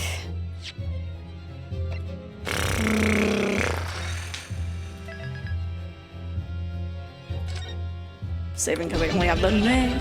Dame yo, dame na yo. Anta ga sugi de, sugi de. Dore dake tsuyoi yo sagete mo nigawanai. Omoi no ga baka mitai. When I find a good green screen for Majima, like, if someone can find me a green screen of 24-hour Cinderella, that would be very much appreciated. Thank you. Let's see. I mean, it could have been possible. But why did you toss me around? Answer me, because I was dancing. We were dancing. And I didn't toss you off screen. What do you mean, Loon? We were dancing. I guess it could have been possible. There was. I didn't dance with you right in front of my face. As a defense lawyer, it's my job to advocate for the defendant as best I can, but still, I feel as though there's something even more important at stake here. There is no evidence to suggest that the defendant did as my learned friend suggests. However, in terms of having the opportunity to carry out the alleged tampering, there is one possibility. Oh! Good gracious! Explain yourself, counsel. I would be snooted for that class. Yes, there is. It seems my learned Nipponese friend has no intention of running from this deceit. Deceit? I'm sure everyone still remembers clearly the recess that we were forced to take. As a result of the smoke grenade fired by the witness currently in the stand, Miss Lena Redstrad. Did you already find one, Rocket? Did you find one, like, in 2 seconds? What's going on? Be careful, Mr. Naruhodo. Let me open it real quick. Is it a green screen? Don't give me an ad, you two. There's a Majima in UTS. Gotta stop everything. Let me see. Oh, I would absolutely have to trim this down is the thing. Well, no, this isn't what I'm looking for. That's the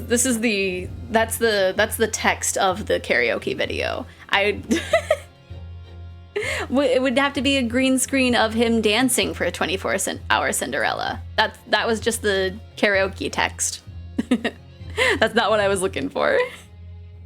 Be careful, Mr. Naruhodo. Cover your face. Bailiff, don't let the accused escape. Secure the omnibus. I tried looking it up, but I don't want spoilers. Fair enough. Hereby call the emergency recess. Bailiff, ensure the defendant is in custody and clear the courtroom. Because, I mean, knowing YouTube, like, it would show you more than just, like, results. It would be like, here's a green screen of something that happens in, like, 5 or something. The courtroom was filled with smoke and everyone was thrown into confusion. All of us were made to leave this chamber. In that brief interval, under the veil of smoke and in all the chaos, it could have been possible to steal inside the omnibus.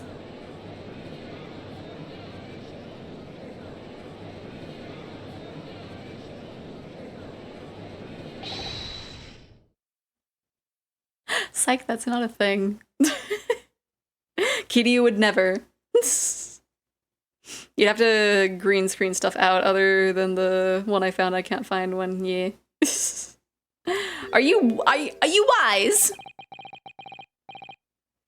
He might if lives are on the line and Majima told him to. Well, he wouldn't. He wouldn't. If it's established. I'm pretty sure this isn't a spoiler because I'm pretty sure Majima said this earlier in the part that you're already in. But he's like, I am the only one who's allowed to kill Kiryu. So if Kiryu kills Majima, then that'd be going.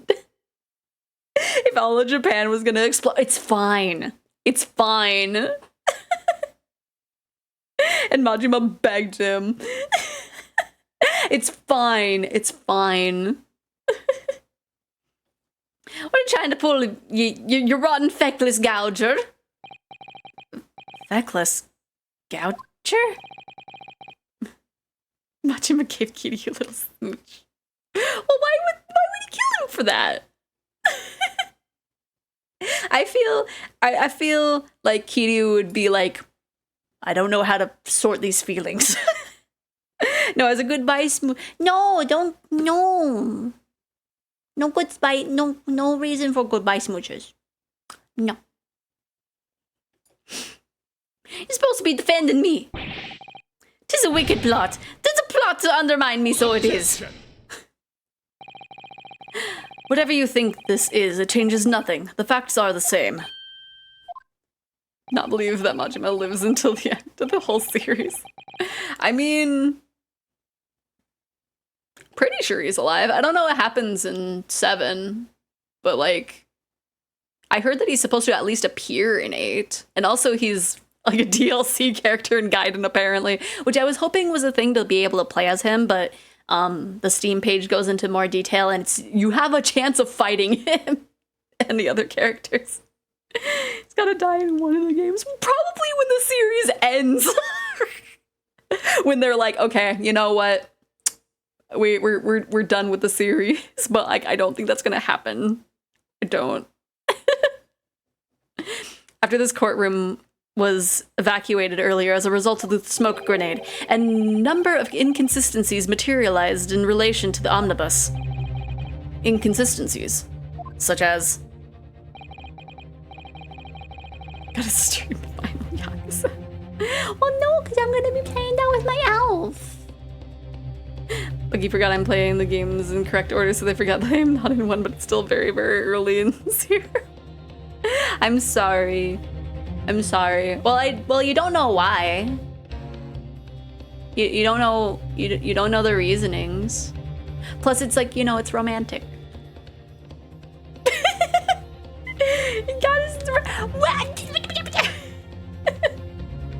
You To start with, the storage compartment underneath the rear passenger seat. When the police investigated the omnibus, this compartment was full of driver's items. Secondly, we have the smear of blood on the edge of the skylight. Dragon's Descent, Snakes Rising? What? That'd be interesting. I really, I wanna... I'm sending you a cursed 24 Hour Cinderella I found. What? It's gonna be the final game. No! As I've said, that was not present at the start of the trial this morning. Oh gosh, I see you sent something. Unfortunately, Lord Van Zykes, no one is able to corroborate your claims. That's true. Oh gosh, it's with KDU instead. That's true. When the omnibus was first wheeled out, both the storage compartment and the skylight were shut. Actually, going back to if people can like find / make me a green screen for Majima, if you can find one with Goromi, I would be very appreciative. Accordingly, I'm afraid to say we cannot establish that with any certainty if this evidence is the result of tampering or not. Indeed, my lord. No doubt there is not a single person who saw fit to verify such things. What do you think? Sorry? About the omnibus. Is there anything else unusual about the omnibus? I can assume. Maybe? I mean, if you have an inkling, then I guess I have an inkling. My lord. Yes, counsel? There is one further inconsistency that I 100% know about. A mark that surely could not have been present at the start of the trial. What? Is it the blood on the floor? Is it the blood on the floor? Because I remember... What in the devil's name are you trying to say now? If you dare betray me, you little maggot, you'd better start watching your back.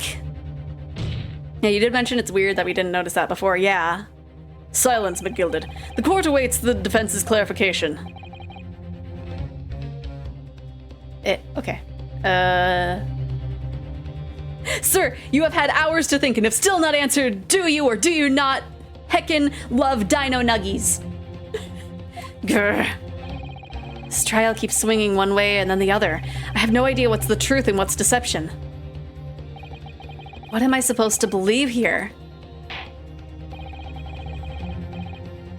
Well, I wasn't on the button screen for so I wasn't able to do that. Because I'm assuming since Sans put it in the brackets that he wanted me to, you know? I shall have to ask you to elaborate, counsel. More. No, it's not. It's not the screen of my. It's on my stream deck because I have it on the screen. Because I have all the things that I can do with my model on one scene, and I have to go back and then press it on the main screen. That's also where my mute button is, my add button, my clip button.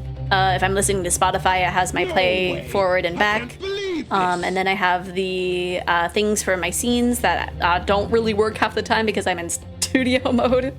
But then I have my voice mods, so you know I can just be like all of a sudden in a cave on this scene, or have like a different kind of echo like this, which I don't even know how different it is.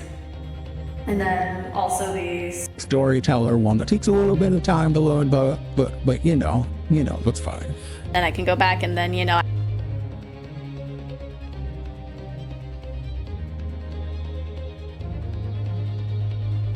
the second mute is wider. I see. Okay. Okay. Well, frankly, Your Honor, when I pulled him over, he stepped out of the car and downed a freakily impressive amount of vodka and throw his keys into the woods, so I can't charge him for drunk driving, but I could arrest him for losing a passage on his boat. It was... what? Okay, where's the alleged mark that you claim appeared at some point during the trial? It was the blood. This blood. Oh, can I not look at that blood? Okay, there we go. No, I'm not still muted. I see it moving. That's blood, isn't it? Is something wrong? Oh, it's just, well, this blood stain is so obvious, that's all. And yet, Van Zykes? Yeah, okay. We've already looked at this. Why do I have such a bad feeling about this? Okay. Got it! If we consider that the victim fell through the skylight onto the floor in the cabin, you would certainly expect to see signs of blood where he landed. What do I know? What do I know, psych? Sorry, I can't hear what you're saying. I think you're still... What?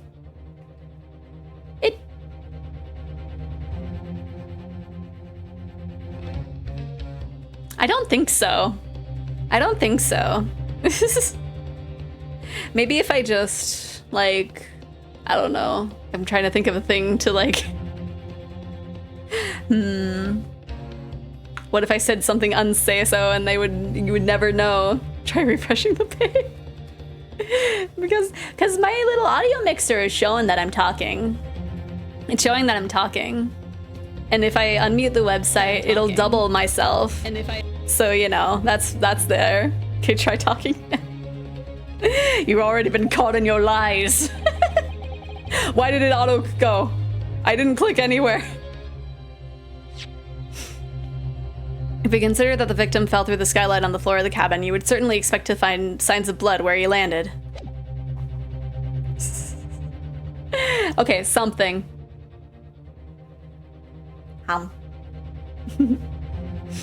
Try refreshing the page and it didn't work. I'm not muted. I'm not muted.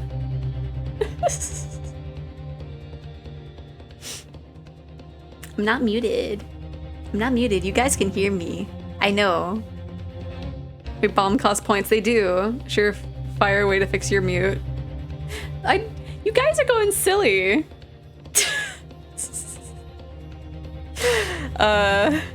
Jail. Jail for the both of you.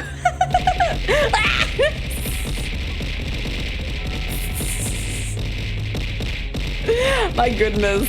My goodness. See, I knew the whole time I wasn't muted. Okay. Yes, hello. Trying to call us silly if you can't. Well, how do you know that I was calling you silly if you can't hear me? Sorry, the ad attacks. Okay.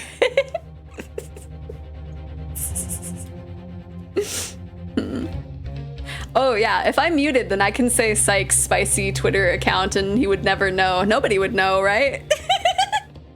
I'm reading your lips. Oh yes. Yes, you can definitely tell what I'm saying when I'm down here. You can definitely tell how I'm calling you a silly little bug. As far as I recall, this bloodstain on the cabin floor was not there when the omnibus was first brought into the courtroom. Good lord.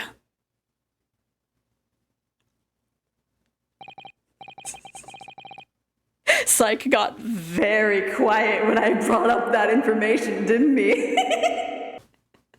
Yes, I do believe you're correct, counsel. Well said. Although, as advocate for the defense, one might say that was a very careless slip of the tongue. You can read out my spicy fan art tag and I'll never know that you don't follow me, so you can't even say it.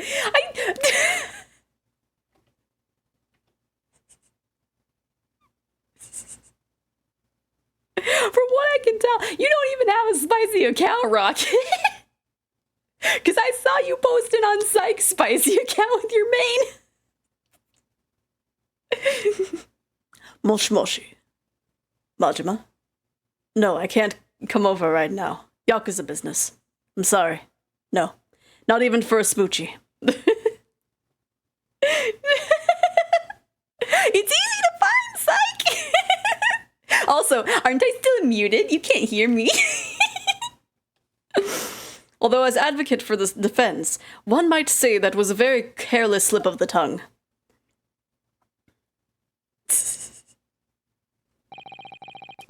No, I'm muted, right? You were saying the whole time until until you put in the voice acting request that I was muted. Even after you were like, aha, we're gaslighting. It's literally the first time you ever confirmed knowing. Wasn't I joking about, like, I could be following you and you don't even know? You don't even know. I believe that bloodstain on the floor is a decisive piece of evidence. But if the question is whether that evidence is genuine, or whether it was unlawfully fabricated by someone, I feel compelled to admit that there's at least a possibility that the evidence is fake. So the omnibus entirely. I'm going to look through something real fast just out of curiosity. Ah! This trial is over. Mr. McGilded? I've done everything I possibly can to cooperate with the court, but 'tis all over now. But you're the defendant. 'Tis over, I tell ye.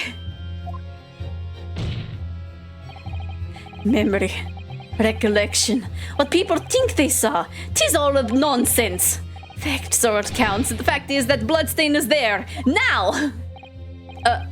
Well, and over to the course of this desperate trial, long and extremely drawn out as it has been, that good-for-nothing Reaper of the Bailey has failed to present any decisive evidence at all.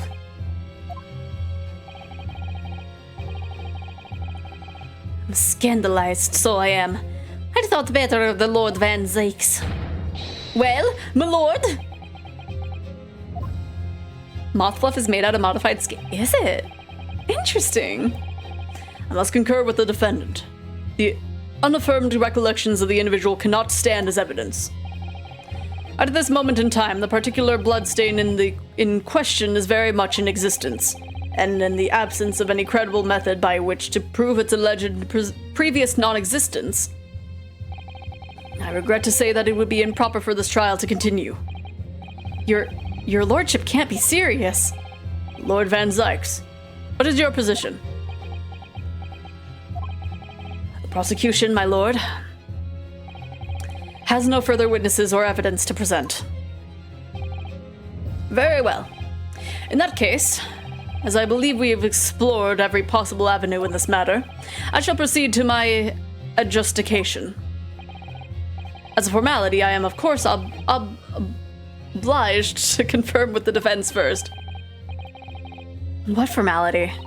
As things stand at the moment, it would seem that Mr. McGilded would be found not guilty. Yes. Which would mean we've won. Is that really the right outcome here? Is it really all right for the trial to come to an end now with all these unexplained inconsistencies? Counsel for the defense, your closing statement, please. Yeah, the fluff is there to avoid bat echolocation, so they have extremely stretched out scales on their carapace that acts like fur. Interesting. Yes, my lord. The defense believes...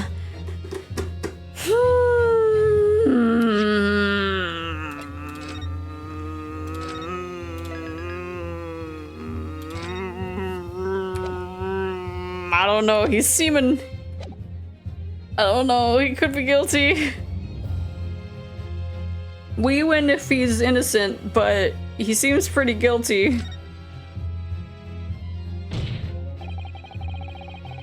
I am here in this courtroom today to advocate for the defense of my client, Mr. McGilded. However, at this moment in time, I cannot in all good conscience attest fully to the defendant's innocence. What are you saying, man? Without any question, there is no conclusive evidence to prove that the defendant is guilty. However, there is also no conclusive evidence to prove that he is innocent. Good gracious me! Order, order! This unprecedented behavior, counsel. A defense lawyer calling the accused innocent into question? Are you of sound mind?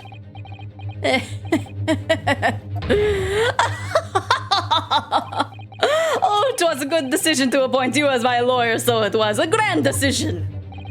What? I must say, I didn't expect quite an exciting spectacle in the end there, but... Here! Have this for your troubles! Your job here is done, fella. And a fine job you've done, so you have. What do you mean? 'Tis just the right honorable gentleman so succinctly put it before. The trial can't go on anymore. And your closing statement there was, how did he put it now? Nothing more than a formality. It almost came out of the hat.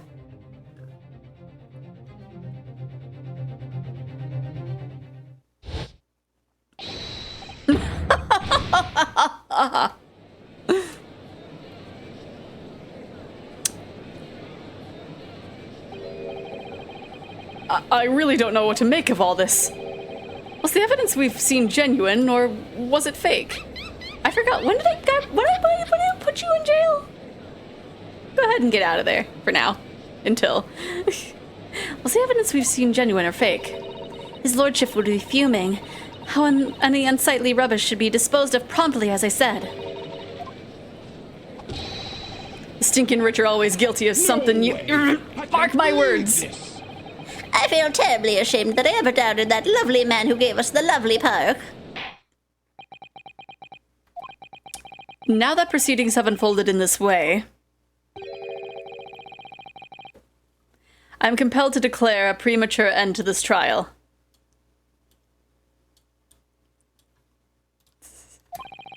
Furthermore,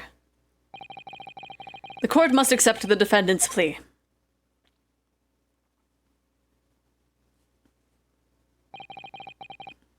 Thank you kindly, my lord.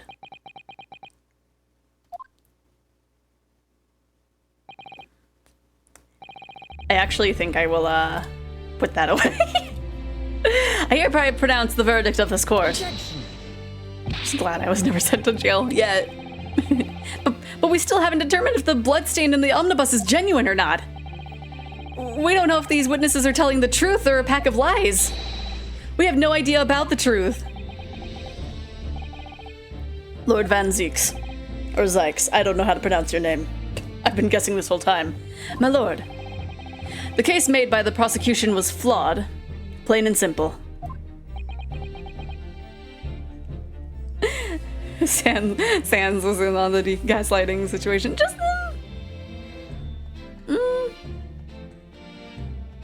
only for a second, I think. Only if anything, maybe for a message. That or it was Sean.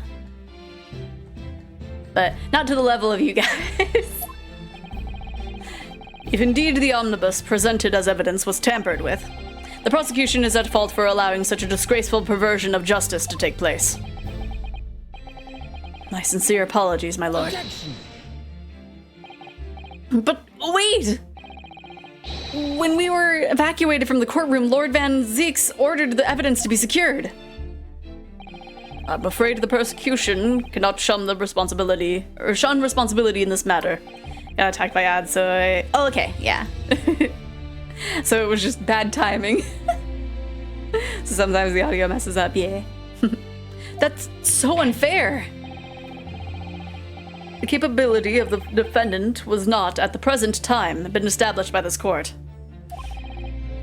Consequently, the jury will not be required to proffer a judgment. What? Well, Lord Van Zieks, it's been a pleasure, so it has. And as for you, my dear Fera, I couldn't have asked for a better defense.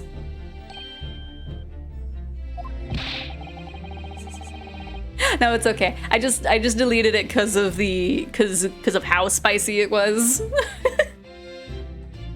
So I figured it would have been a good idea to delete it. Do you mean to tell me this is all a grand waste of time? 'Tis the land of the law, the law of the land, good man. If you'd like to pursue this matter further, we can always go ahead and try to change the law. Magnus begilded. Good grief, you have more to say to me, have ye?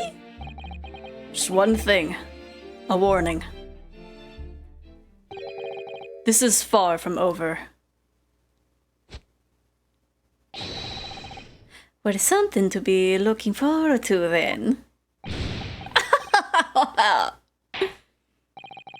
I hereby pronounce the defendant, Mr. Magnus McGilded, not guilty. Even though the scales were like slightly more, like there was only one person that was like, nah, but I guess it has to be unanimous, huh? No way! I can't believe this, neither can I. I don't know, my laptop is messing up recently, and I mean this entire screen would be glitching out a lot of it. Oh no! I can't believe it! This is an outrage. They should have examined the evidence more. What are you talking about? The man's been cleared. He's innocent.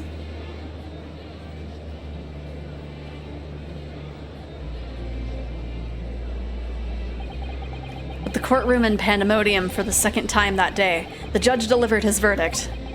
And my first ever trial in Great Britain came to an abrupt end, with the defendant being found not guilty, ostensibly a victory for us. Want to see the meme? Maybe, it depends on the subject matter of the meme. Okay. 5:14, my goodness. So this took... The recess we came back at just at 1, so... Jeez.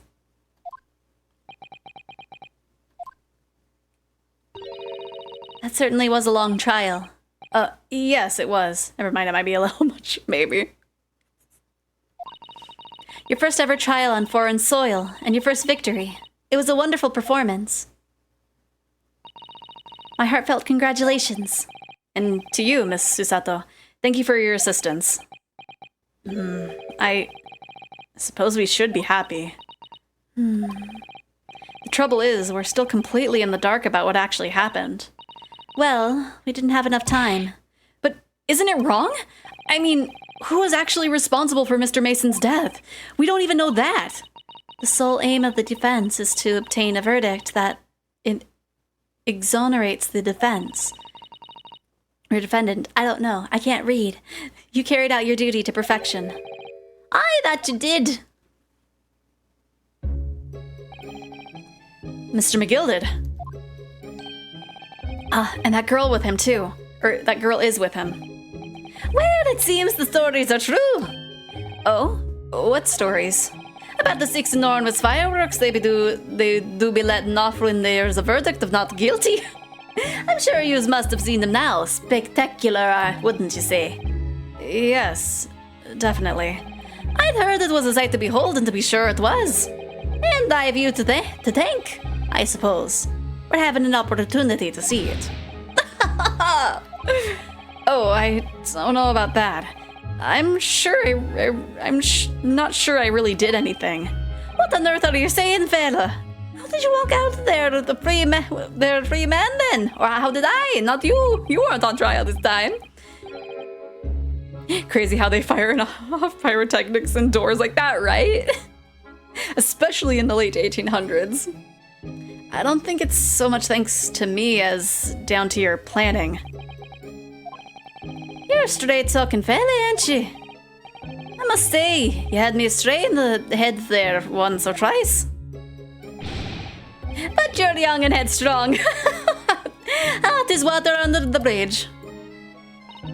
Congratulations, Mr. Gilded, on having your name cleared. But nothing's resolved. There's only one thing that matters to me. Oh? Aye. They've all seen that I didn't do that odious and absconded deed. 'Tis grand, is it not? I suppose it is. Now the fine fellas of Scotland Yard can take matters in hand and sort out any wee details. They'll see it for what it is. They'll get to the truth. I've absolute faith in them, so I have. After all, I do be providing a good number of their wages with all the taxes I pay.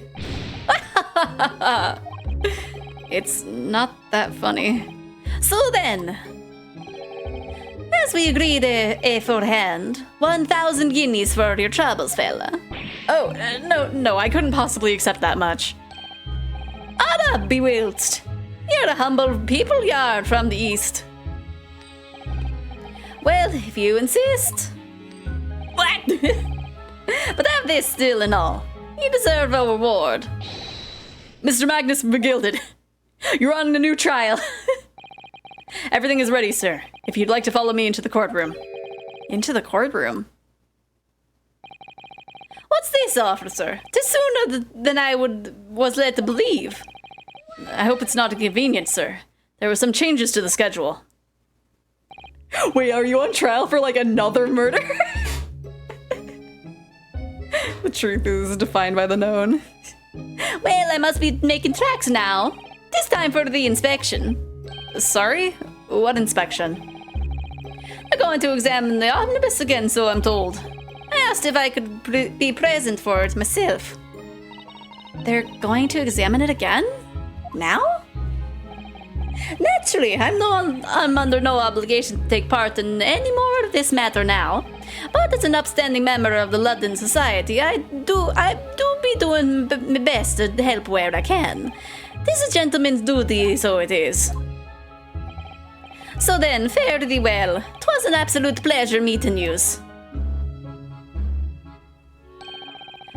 I hope you have a whale of a time while you're staying here in Great Britain. Good, I can be done with his voice.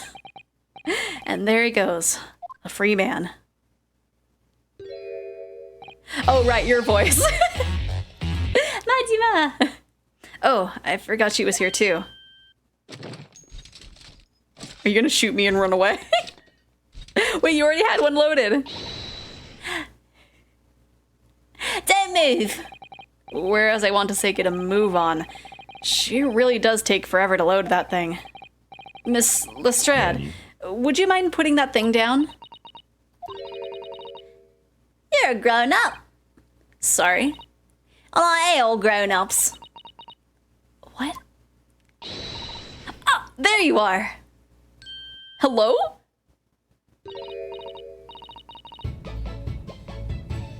Hello? Who is this lost child?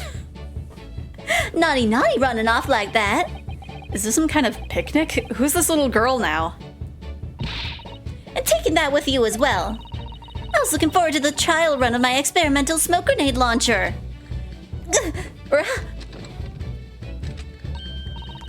Oh, do you want to play? You won't beat me. Excuse me, but who are you? It's like the Golden Witch. She does kind of give off witch vibes, doesn't she? Oh, good day to you. I'm, well, the inventor, I suppose, of that machine. The inventor? Well, normal smoke grenades are so dull, don't you agree? White, and more white. If you have to be shrouded in smoke, it could at least be a pretty color, I thought to myself. I'm like very much like leaning different directions for her voice. Eventually I'll land on one. Do we have to be shrouded in smoke though, at all? I just took my eyes off it for a moment whilst I was changing into the different omnibus and she pinched it. Luckily, I fitted it with a telegraphic beacon. What's it? What? I have no idea what this girl is talking about. Why are Warhammer books a pain to get a hold of? Let's see if Audible and Kindle. Hopefully. I know there's a few audiobooks on Spotify, so I've heard. I haven't come across them accidentally myself, but I think they're on there, maybe. So maybe that one is? Otherwise, you might be able to find an audiobook somewhere. It's gonna pick up Twice Dead King. Nods as if I know what you're talking about. Anyway, you're coming with me now, back to my laboratory. What for? To apologize, of course, silly, to my technician. What? You mean, say sorry? You must say sorry when you're done something wrong. Surely an adult has told you that before. An adult? I'm not listening to no adults. Come along then, follow me. Fine, have it your way. Oh good, you see, I knew you'd want to do the right thing in the end. I'm fairly sure that what she wants is not to be shot by that massive gun of yours.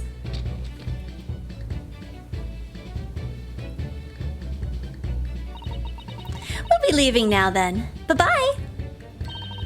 I'm so sorry for all the fuss. Very cute. She was a lively one. Well, do you think perhaps we ought to be on our way now too? Yes, you're right, but where to? Oh, we haven't had time to find a place to stay. No sooner had we arrived in London we had to rush here. All our traveling cases are still with the bailiff. I was originally planning to spend a day in search of lodgings, but at this late hour of the day, I'm afraid we may be out of luck. Don't worry though, I have a plan. If the worst comes to the worst, I've heard of a lovely park where we could spend the night. Please tell me you're not thinking of McGilded Park. I know it may be a little chilly at this time of year, but our youthfulness will see us through. I'm not so sure about that. I think a midwinter London night will freeze a young person solid just as easily as an elderly one. Oh dear, that doesn't sound agreeable. Now I'm starting to regret turning Mr. McGilded down. That 1,000 guineas would have paid for a lovely warm room or a mansion. It's fine, we can just sleep in the courtroom, it's fine. And so, the trial to determine my worthiness for the study tour was over by the end of our first day in London. However, as we were soon to learn... Wait, we're on a study tour. Shouldn't we get, like, home and board? There were more trying times ahead, just as the Reaper of the Bailey had warned. The case was far from over. End? To be continued? Oh, cutscene. What's going on? What's all this? Oh! Bring water! Oh! What the? How did this happen? I don't know, sir. By the time I got here, it was already engulfed. No one was supposed to be allowed in here before we started investigating. Oh, is someone in there? No. Oh, good God. There's someone in there. Oh, there's the judge. This can't be. This can't be.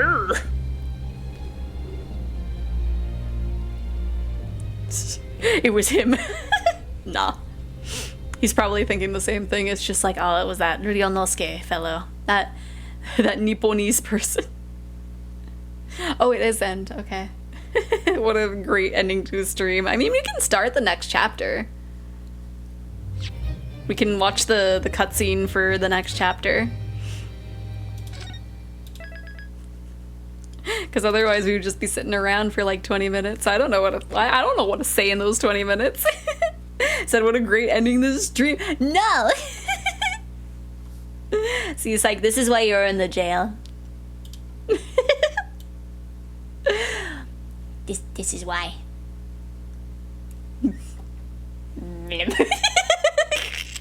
Okay, go back in there with Rocket. Eat him, okay. I'm in the jail because I'm not afraid to speak my mind.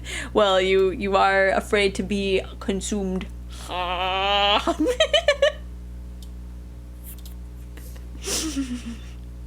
There's two in jail now, yeah. Cause Psych keeps causing trouble when he leaves. And then Rocket wanted to be in there. Okay. So let's get a start on episode 4. Actually, how many are there in the first? Okay. So this is the second to last one. Okay. So let's at least start it. And then maybe we can be in a nice stopping place like we were last time. I'm in the jail because I wanted to keep Psych company. Fair enough. I get I lonely. begin to think, Wilson, said Sholmes, turning his head languidly in my direction, that there is more to this case than that which we have observed. Mm-hmm. Indeed, that there may be another part to this story that we are yet to discover. His eyes wandered, following the steam rising from his cup of herbal tea, leading him to the distant memory of that snowy evening. Oh no! Oh no! To the young lady collapsed on the pavement along Briar Road. Okay, I'll alterate with hands actual to water. the knife in her back. Lit in the soft glow of gas lamps, a most extraordinary scene had been set. And under the cover of a light fog, the curtain had risen silently on the insoluble mystery of our invisible killer.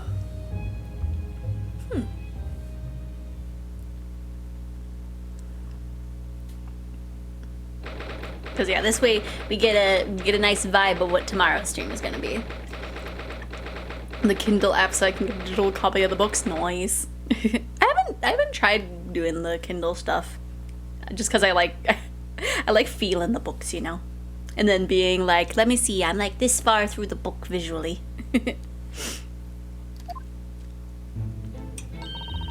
Did you sleep last night, Mr. Naruhodo? No, not at all. It was an enormous hotel, wasn't it?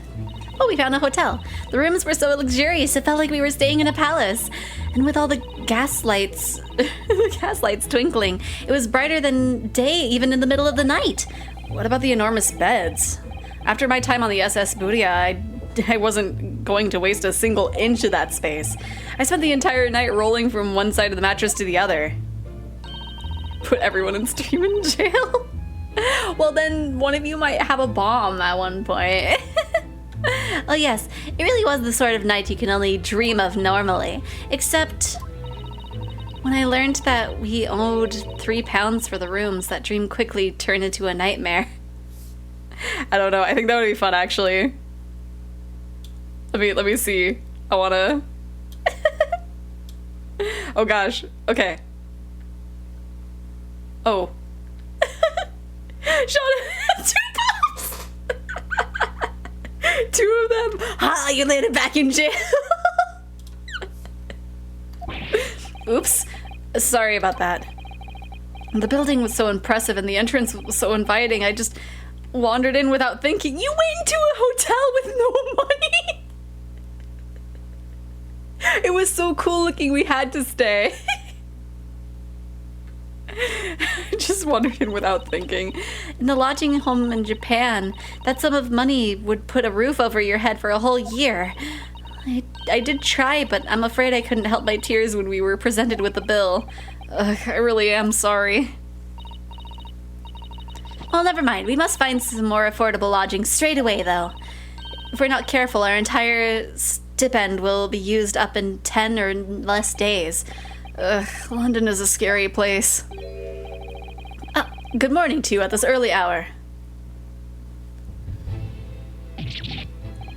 Oh, yes, well, well... Good morning to you, Lord Chief Justice. We have come to report on the outcome of the trial at the Old Bailey yesterday. Susato-san is amazing. She didn't bat an eyelid even in the presence of the imposing Lord Strongheart. Yes, I believe you had a very comprehensive initiation into British courtroom practices. Oh, yes, it was very eye-opening. Thank you. And in accordance with your instructions, Lord Strongheart, Mr. Naruhodo performed his duty to the end. Yes, I've already been appraised of events. I mean, some of you are still in jail. Stuck here now, no. I think Rocket's still up there. Yeah, Rocket's still up there. You've conducted a remarkable defense. You may consider the test passed. Oh, no longer are you a student from the Empire of Japan. You may henceforth claim to be a fully fledged lawyer. My country is delighted to welcome young talent from such a remote eastern land. Thank you very much. So I'm a lawyer now. Now, in view of your new appointment, I have a fresh case in mind for you. I'd like you to take it on at once. I trust that won't be a problem. Another case? Already? Nothing trains a lawyer better than practical experience. I'm sure I don't sense dissatisfaction, do I? Ryo. It's just that yesterday's trial ended unusually. Has ended unusually. I haven't quite come to terms with it. What's to come to terms with? The man was cleared. What more were you hoping for?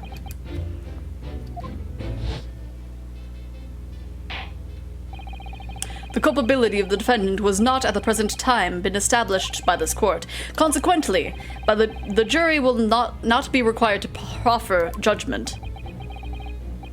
Well, Lord Van Zykes, it's been a pleasure, so it has. And for you, my dear fella, I couldn't have asked for a better defense.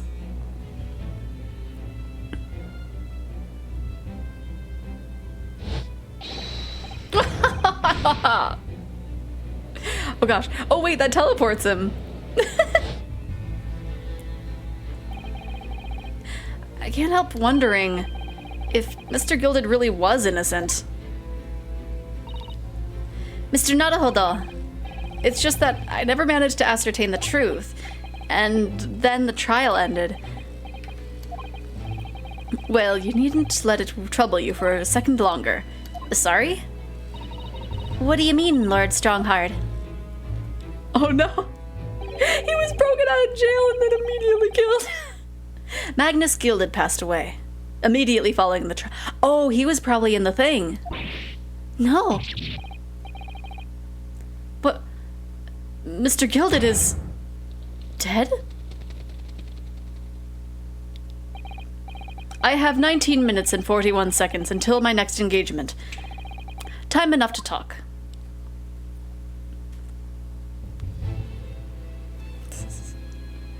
Okay. His death. I have a feeling what it is, but I don't understand what happened. How can he be dead? After the trial concluded yesterday, there was a great commotion in the Old Bailey. As you'll presumably recall, an omnibus had been wheeled into the courtroom. Yes, of course, that was the scene of the crime which Mr. Gilded had been accused of. Precisely. Well, while the bailiff's attention was diverted by some other matter, the omnibus went up in flames. No. How could such a thing have happened? That is being investigated as we speak, but already. The police have identified a corpse found inside the charred shell of the carriage as that of Mr. Gilded. That's awful! The man must have slipped inside whilst the bailiff's attention was elsewhere. The bailiff really needs to pay more attention. You see, win or lose, Sans was my anchor. I just had to bust him out first, and then I could use him to bust me out if I had one problem. Sans could sing like a songbird, so I had to shut... Wait! How could that have happened? That is also being investigated as we speak. Oh no, my voice is buzzy again. Give me 1 second.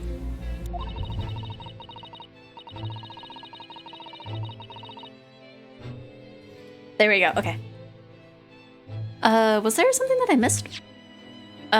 Thinking back now, immediately after the trial, Mr. McGilded did mention going back into the courtroom to look at the omnibus. Well, I must be making tracks now. Tis time for an inspection. Sorry, what inspection? They're going to examine the omnibus again, so I'm told. As I asked if I could be present for it myself. An inspection of the omnibus? Whoever loses goes to jail. Okay, well, Rocket goes back in jail then. Not to my knowledge, I don't believe Scotland Yard has any intention of re-examining the carriage. Oop. But then who was Mr. McGilded talking about?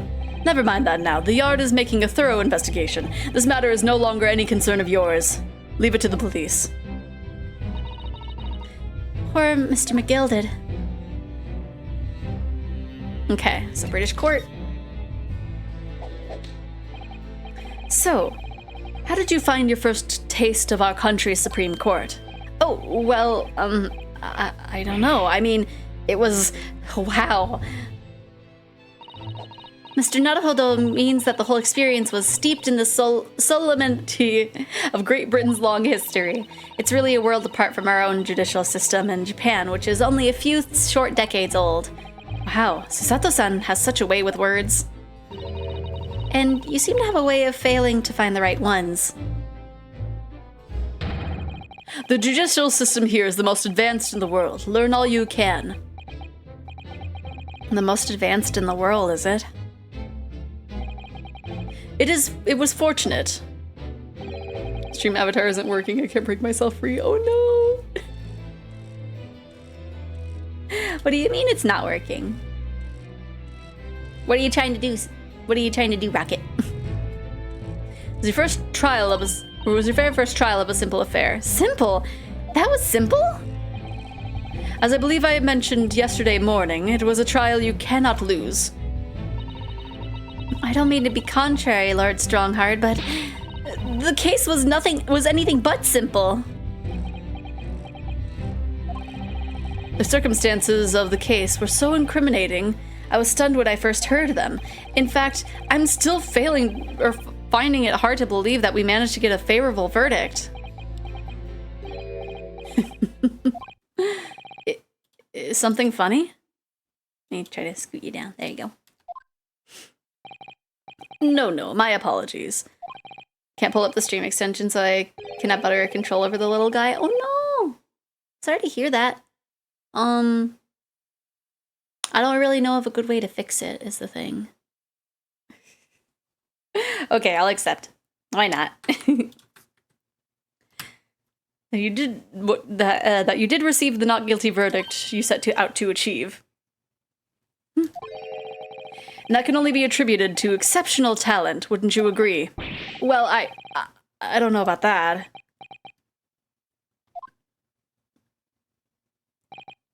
Well, never mind.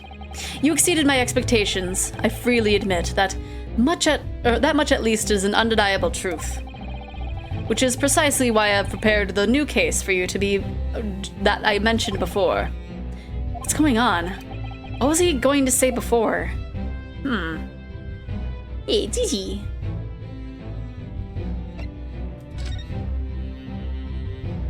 I wonder if there's a cooldown on the duel. Because that should have activated. Could you perhaps give us some more details about the new case you mentioned? Don't tell me. It's a murder. And the trial starts in 10 minutes. Okay. I'll fight you too, I guess. Don't worry. It's nothing so alarming or quite so urgent as your last assignment. In fact, this case is completely different. Oh, I see. Did he just read my mind? That is to say, no one has died. As yet. And the trial will not be today. There's plenty of time to research the case thoroughly. Oh no, I got crit! 23 hours, 43 minutes, and 19 seconds to be precise. So the trial's tomorrow then. Is everything all right? Oh, yes, I'm just a little confused, that's all. Yesterday's trial was... well, it's left me wondering if I'm really cut out for being a lawyer. Oh, Mr. Naruhodo. I don't know if I could face standing in that courtroom again after Mr. McGilded's trial. Ah, yes, I nearly forgot. There is one similarity with yesterday's case. Once again, there is currently no one to advocate for the defense. Oh!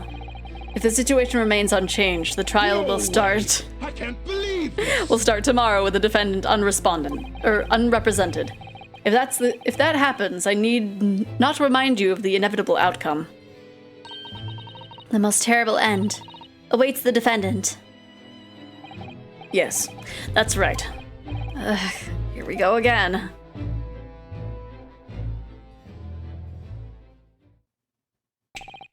Your time is up. You'll have to excuse me. I will advise you to begin making preparations for tomorrow's trial. After all, the clock is ever ticking.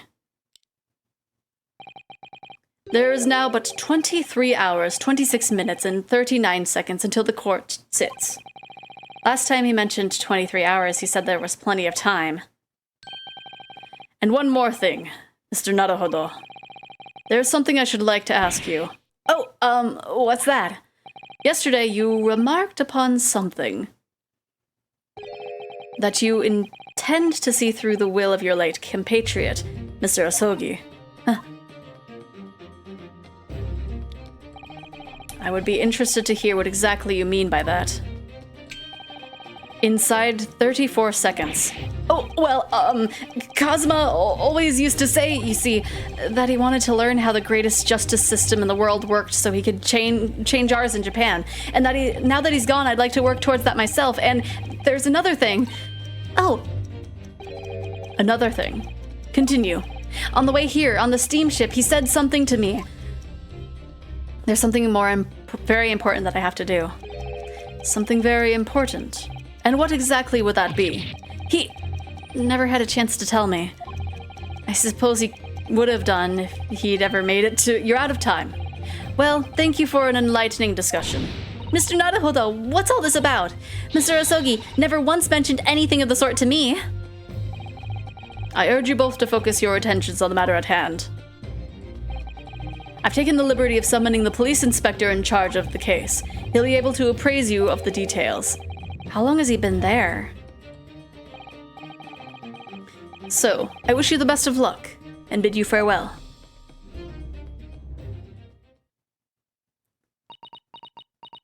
There's something very important that I have to do. Kazuma-sama. What did you mean? I wish I knew, but honestly, he never told me. Anyway, we'd better talk to the detective, don't you think? Yes, you're right. I hope I'm just imagining it, but I wouldn't say he looks pleased to see us at all. He has fries. Okay, we'll take a look at him, and then before we ask questions, we will end stream. Could we trouble you? What do you think? Lovely weather, isn't it? What's the weather got to do with anything? Listen to me, you young Japanese upstart. Some flippery about the weather doesn't get every English gent eaten out of your hands, you know. But Susato-san told me it was foolproof. Oh no. A busy man, a very busy man. Why are you eating it like that? There's a crime scene to investigate, but I'm here having the likes of you. Having to give the likes of you a talking to. Oh, I'm ever so sorry. Could you imagine what other officers there will be saying? Haven't seen Gregson or anywhere, have you? No, he's too busy with the bigwigs these days, and all because of some bumpkin who's here with a jaunt from a country I've never even heard of. Hear that ripping sound? That's my reputation at the yard going to tatters. There's no need to rip us apart as well. I don't believe we've been introduced. This is Mr. Ryonosuke Naruhodo, a defense lawyer. It's a pleasure to make your acquaintance. I'm Mr. Naruhodo's judicial assistant, It's lovely weather we're having today, isn't it?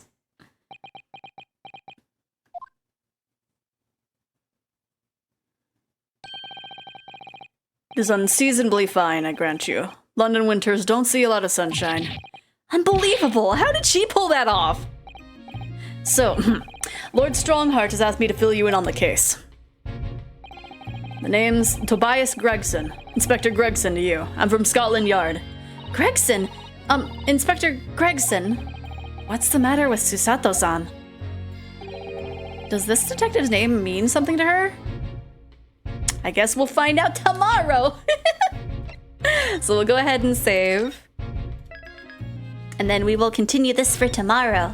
So let me go on ahead and go over to the just chatting a screen. And then we'll find somebody to raid. Let me see, who's streaming today? I wonder. I was wondering where you were, Psych. I was like, I haven't seen the pumpkin say anything for a while. Think it just got here. Oh no! I'm sorry, Joycer. Yeah, I usually end around 6. Hopefully you can hang out tomorrow though. We are gonna be streaming tomorrow. I just gotta find somebody to raid. Who would be good to raid? I'm looking at like 2 people that are just chatting. Man, a lot of people are just chatting actually now that I look at it. I've been having to drive around for like 3 hours. Oh no. Let me see. Well, hopefully that means that you're home and able to rest now.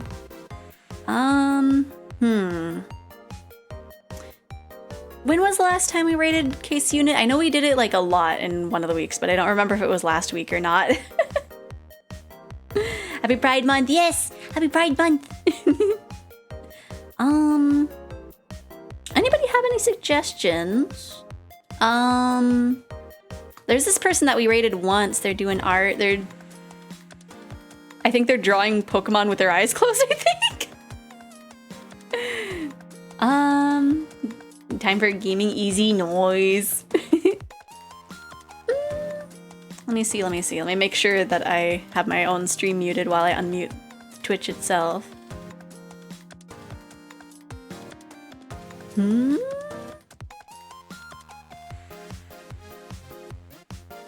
Yeah, I straight up don't know who to raid right now. Oh no. Let me see. We can... I don't know. We can raid this person because we've only raided them once before, so it should be fine. Okay. And then maybe Squee? Who's Squee? Let me see, Squee. I'm just spitballing. Fair enough. I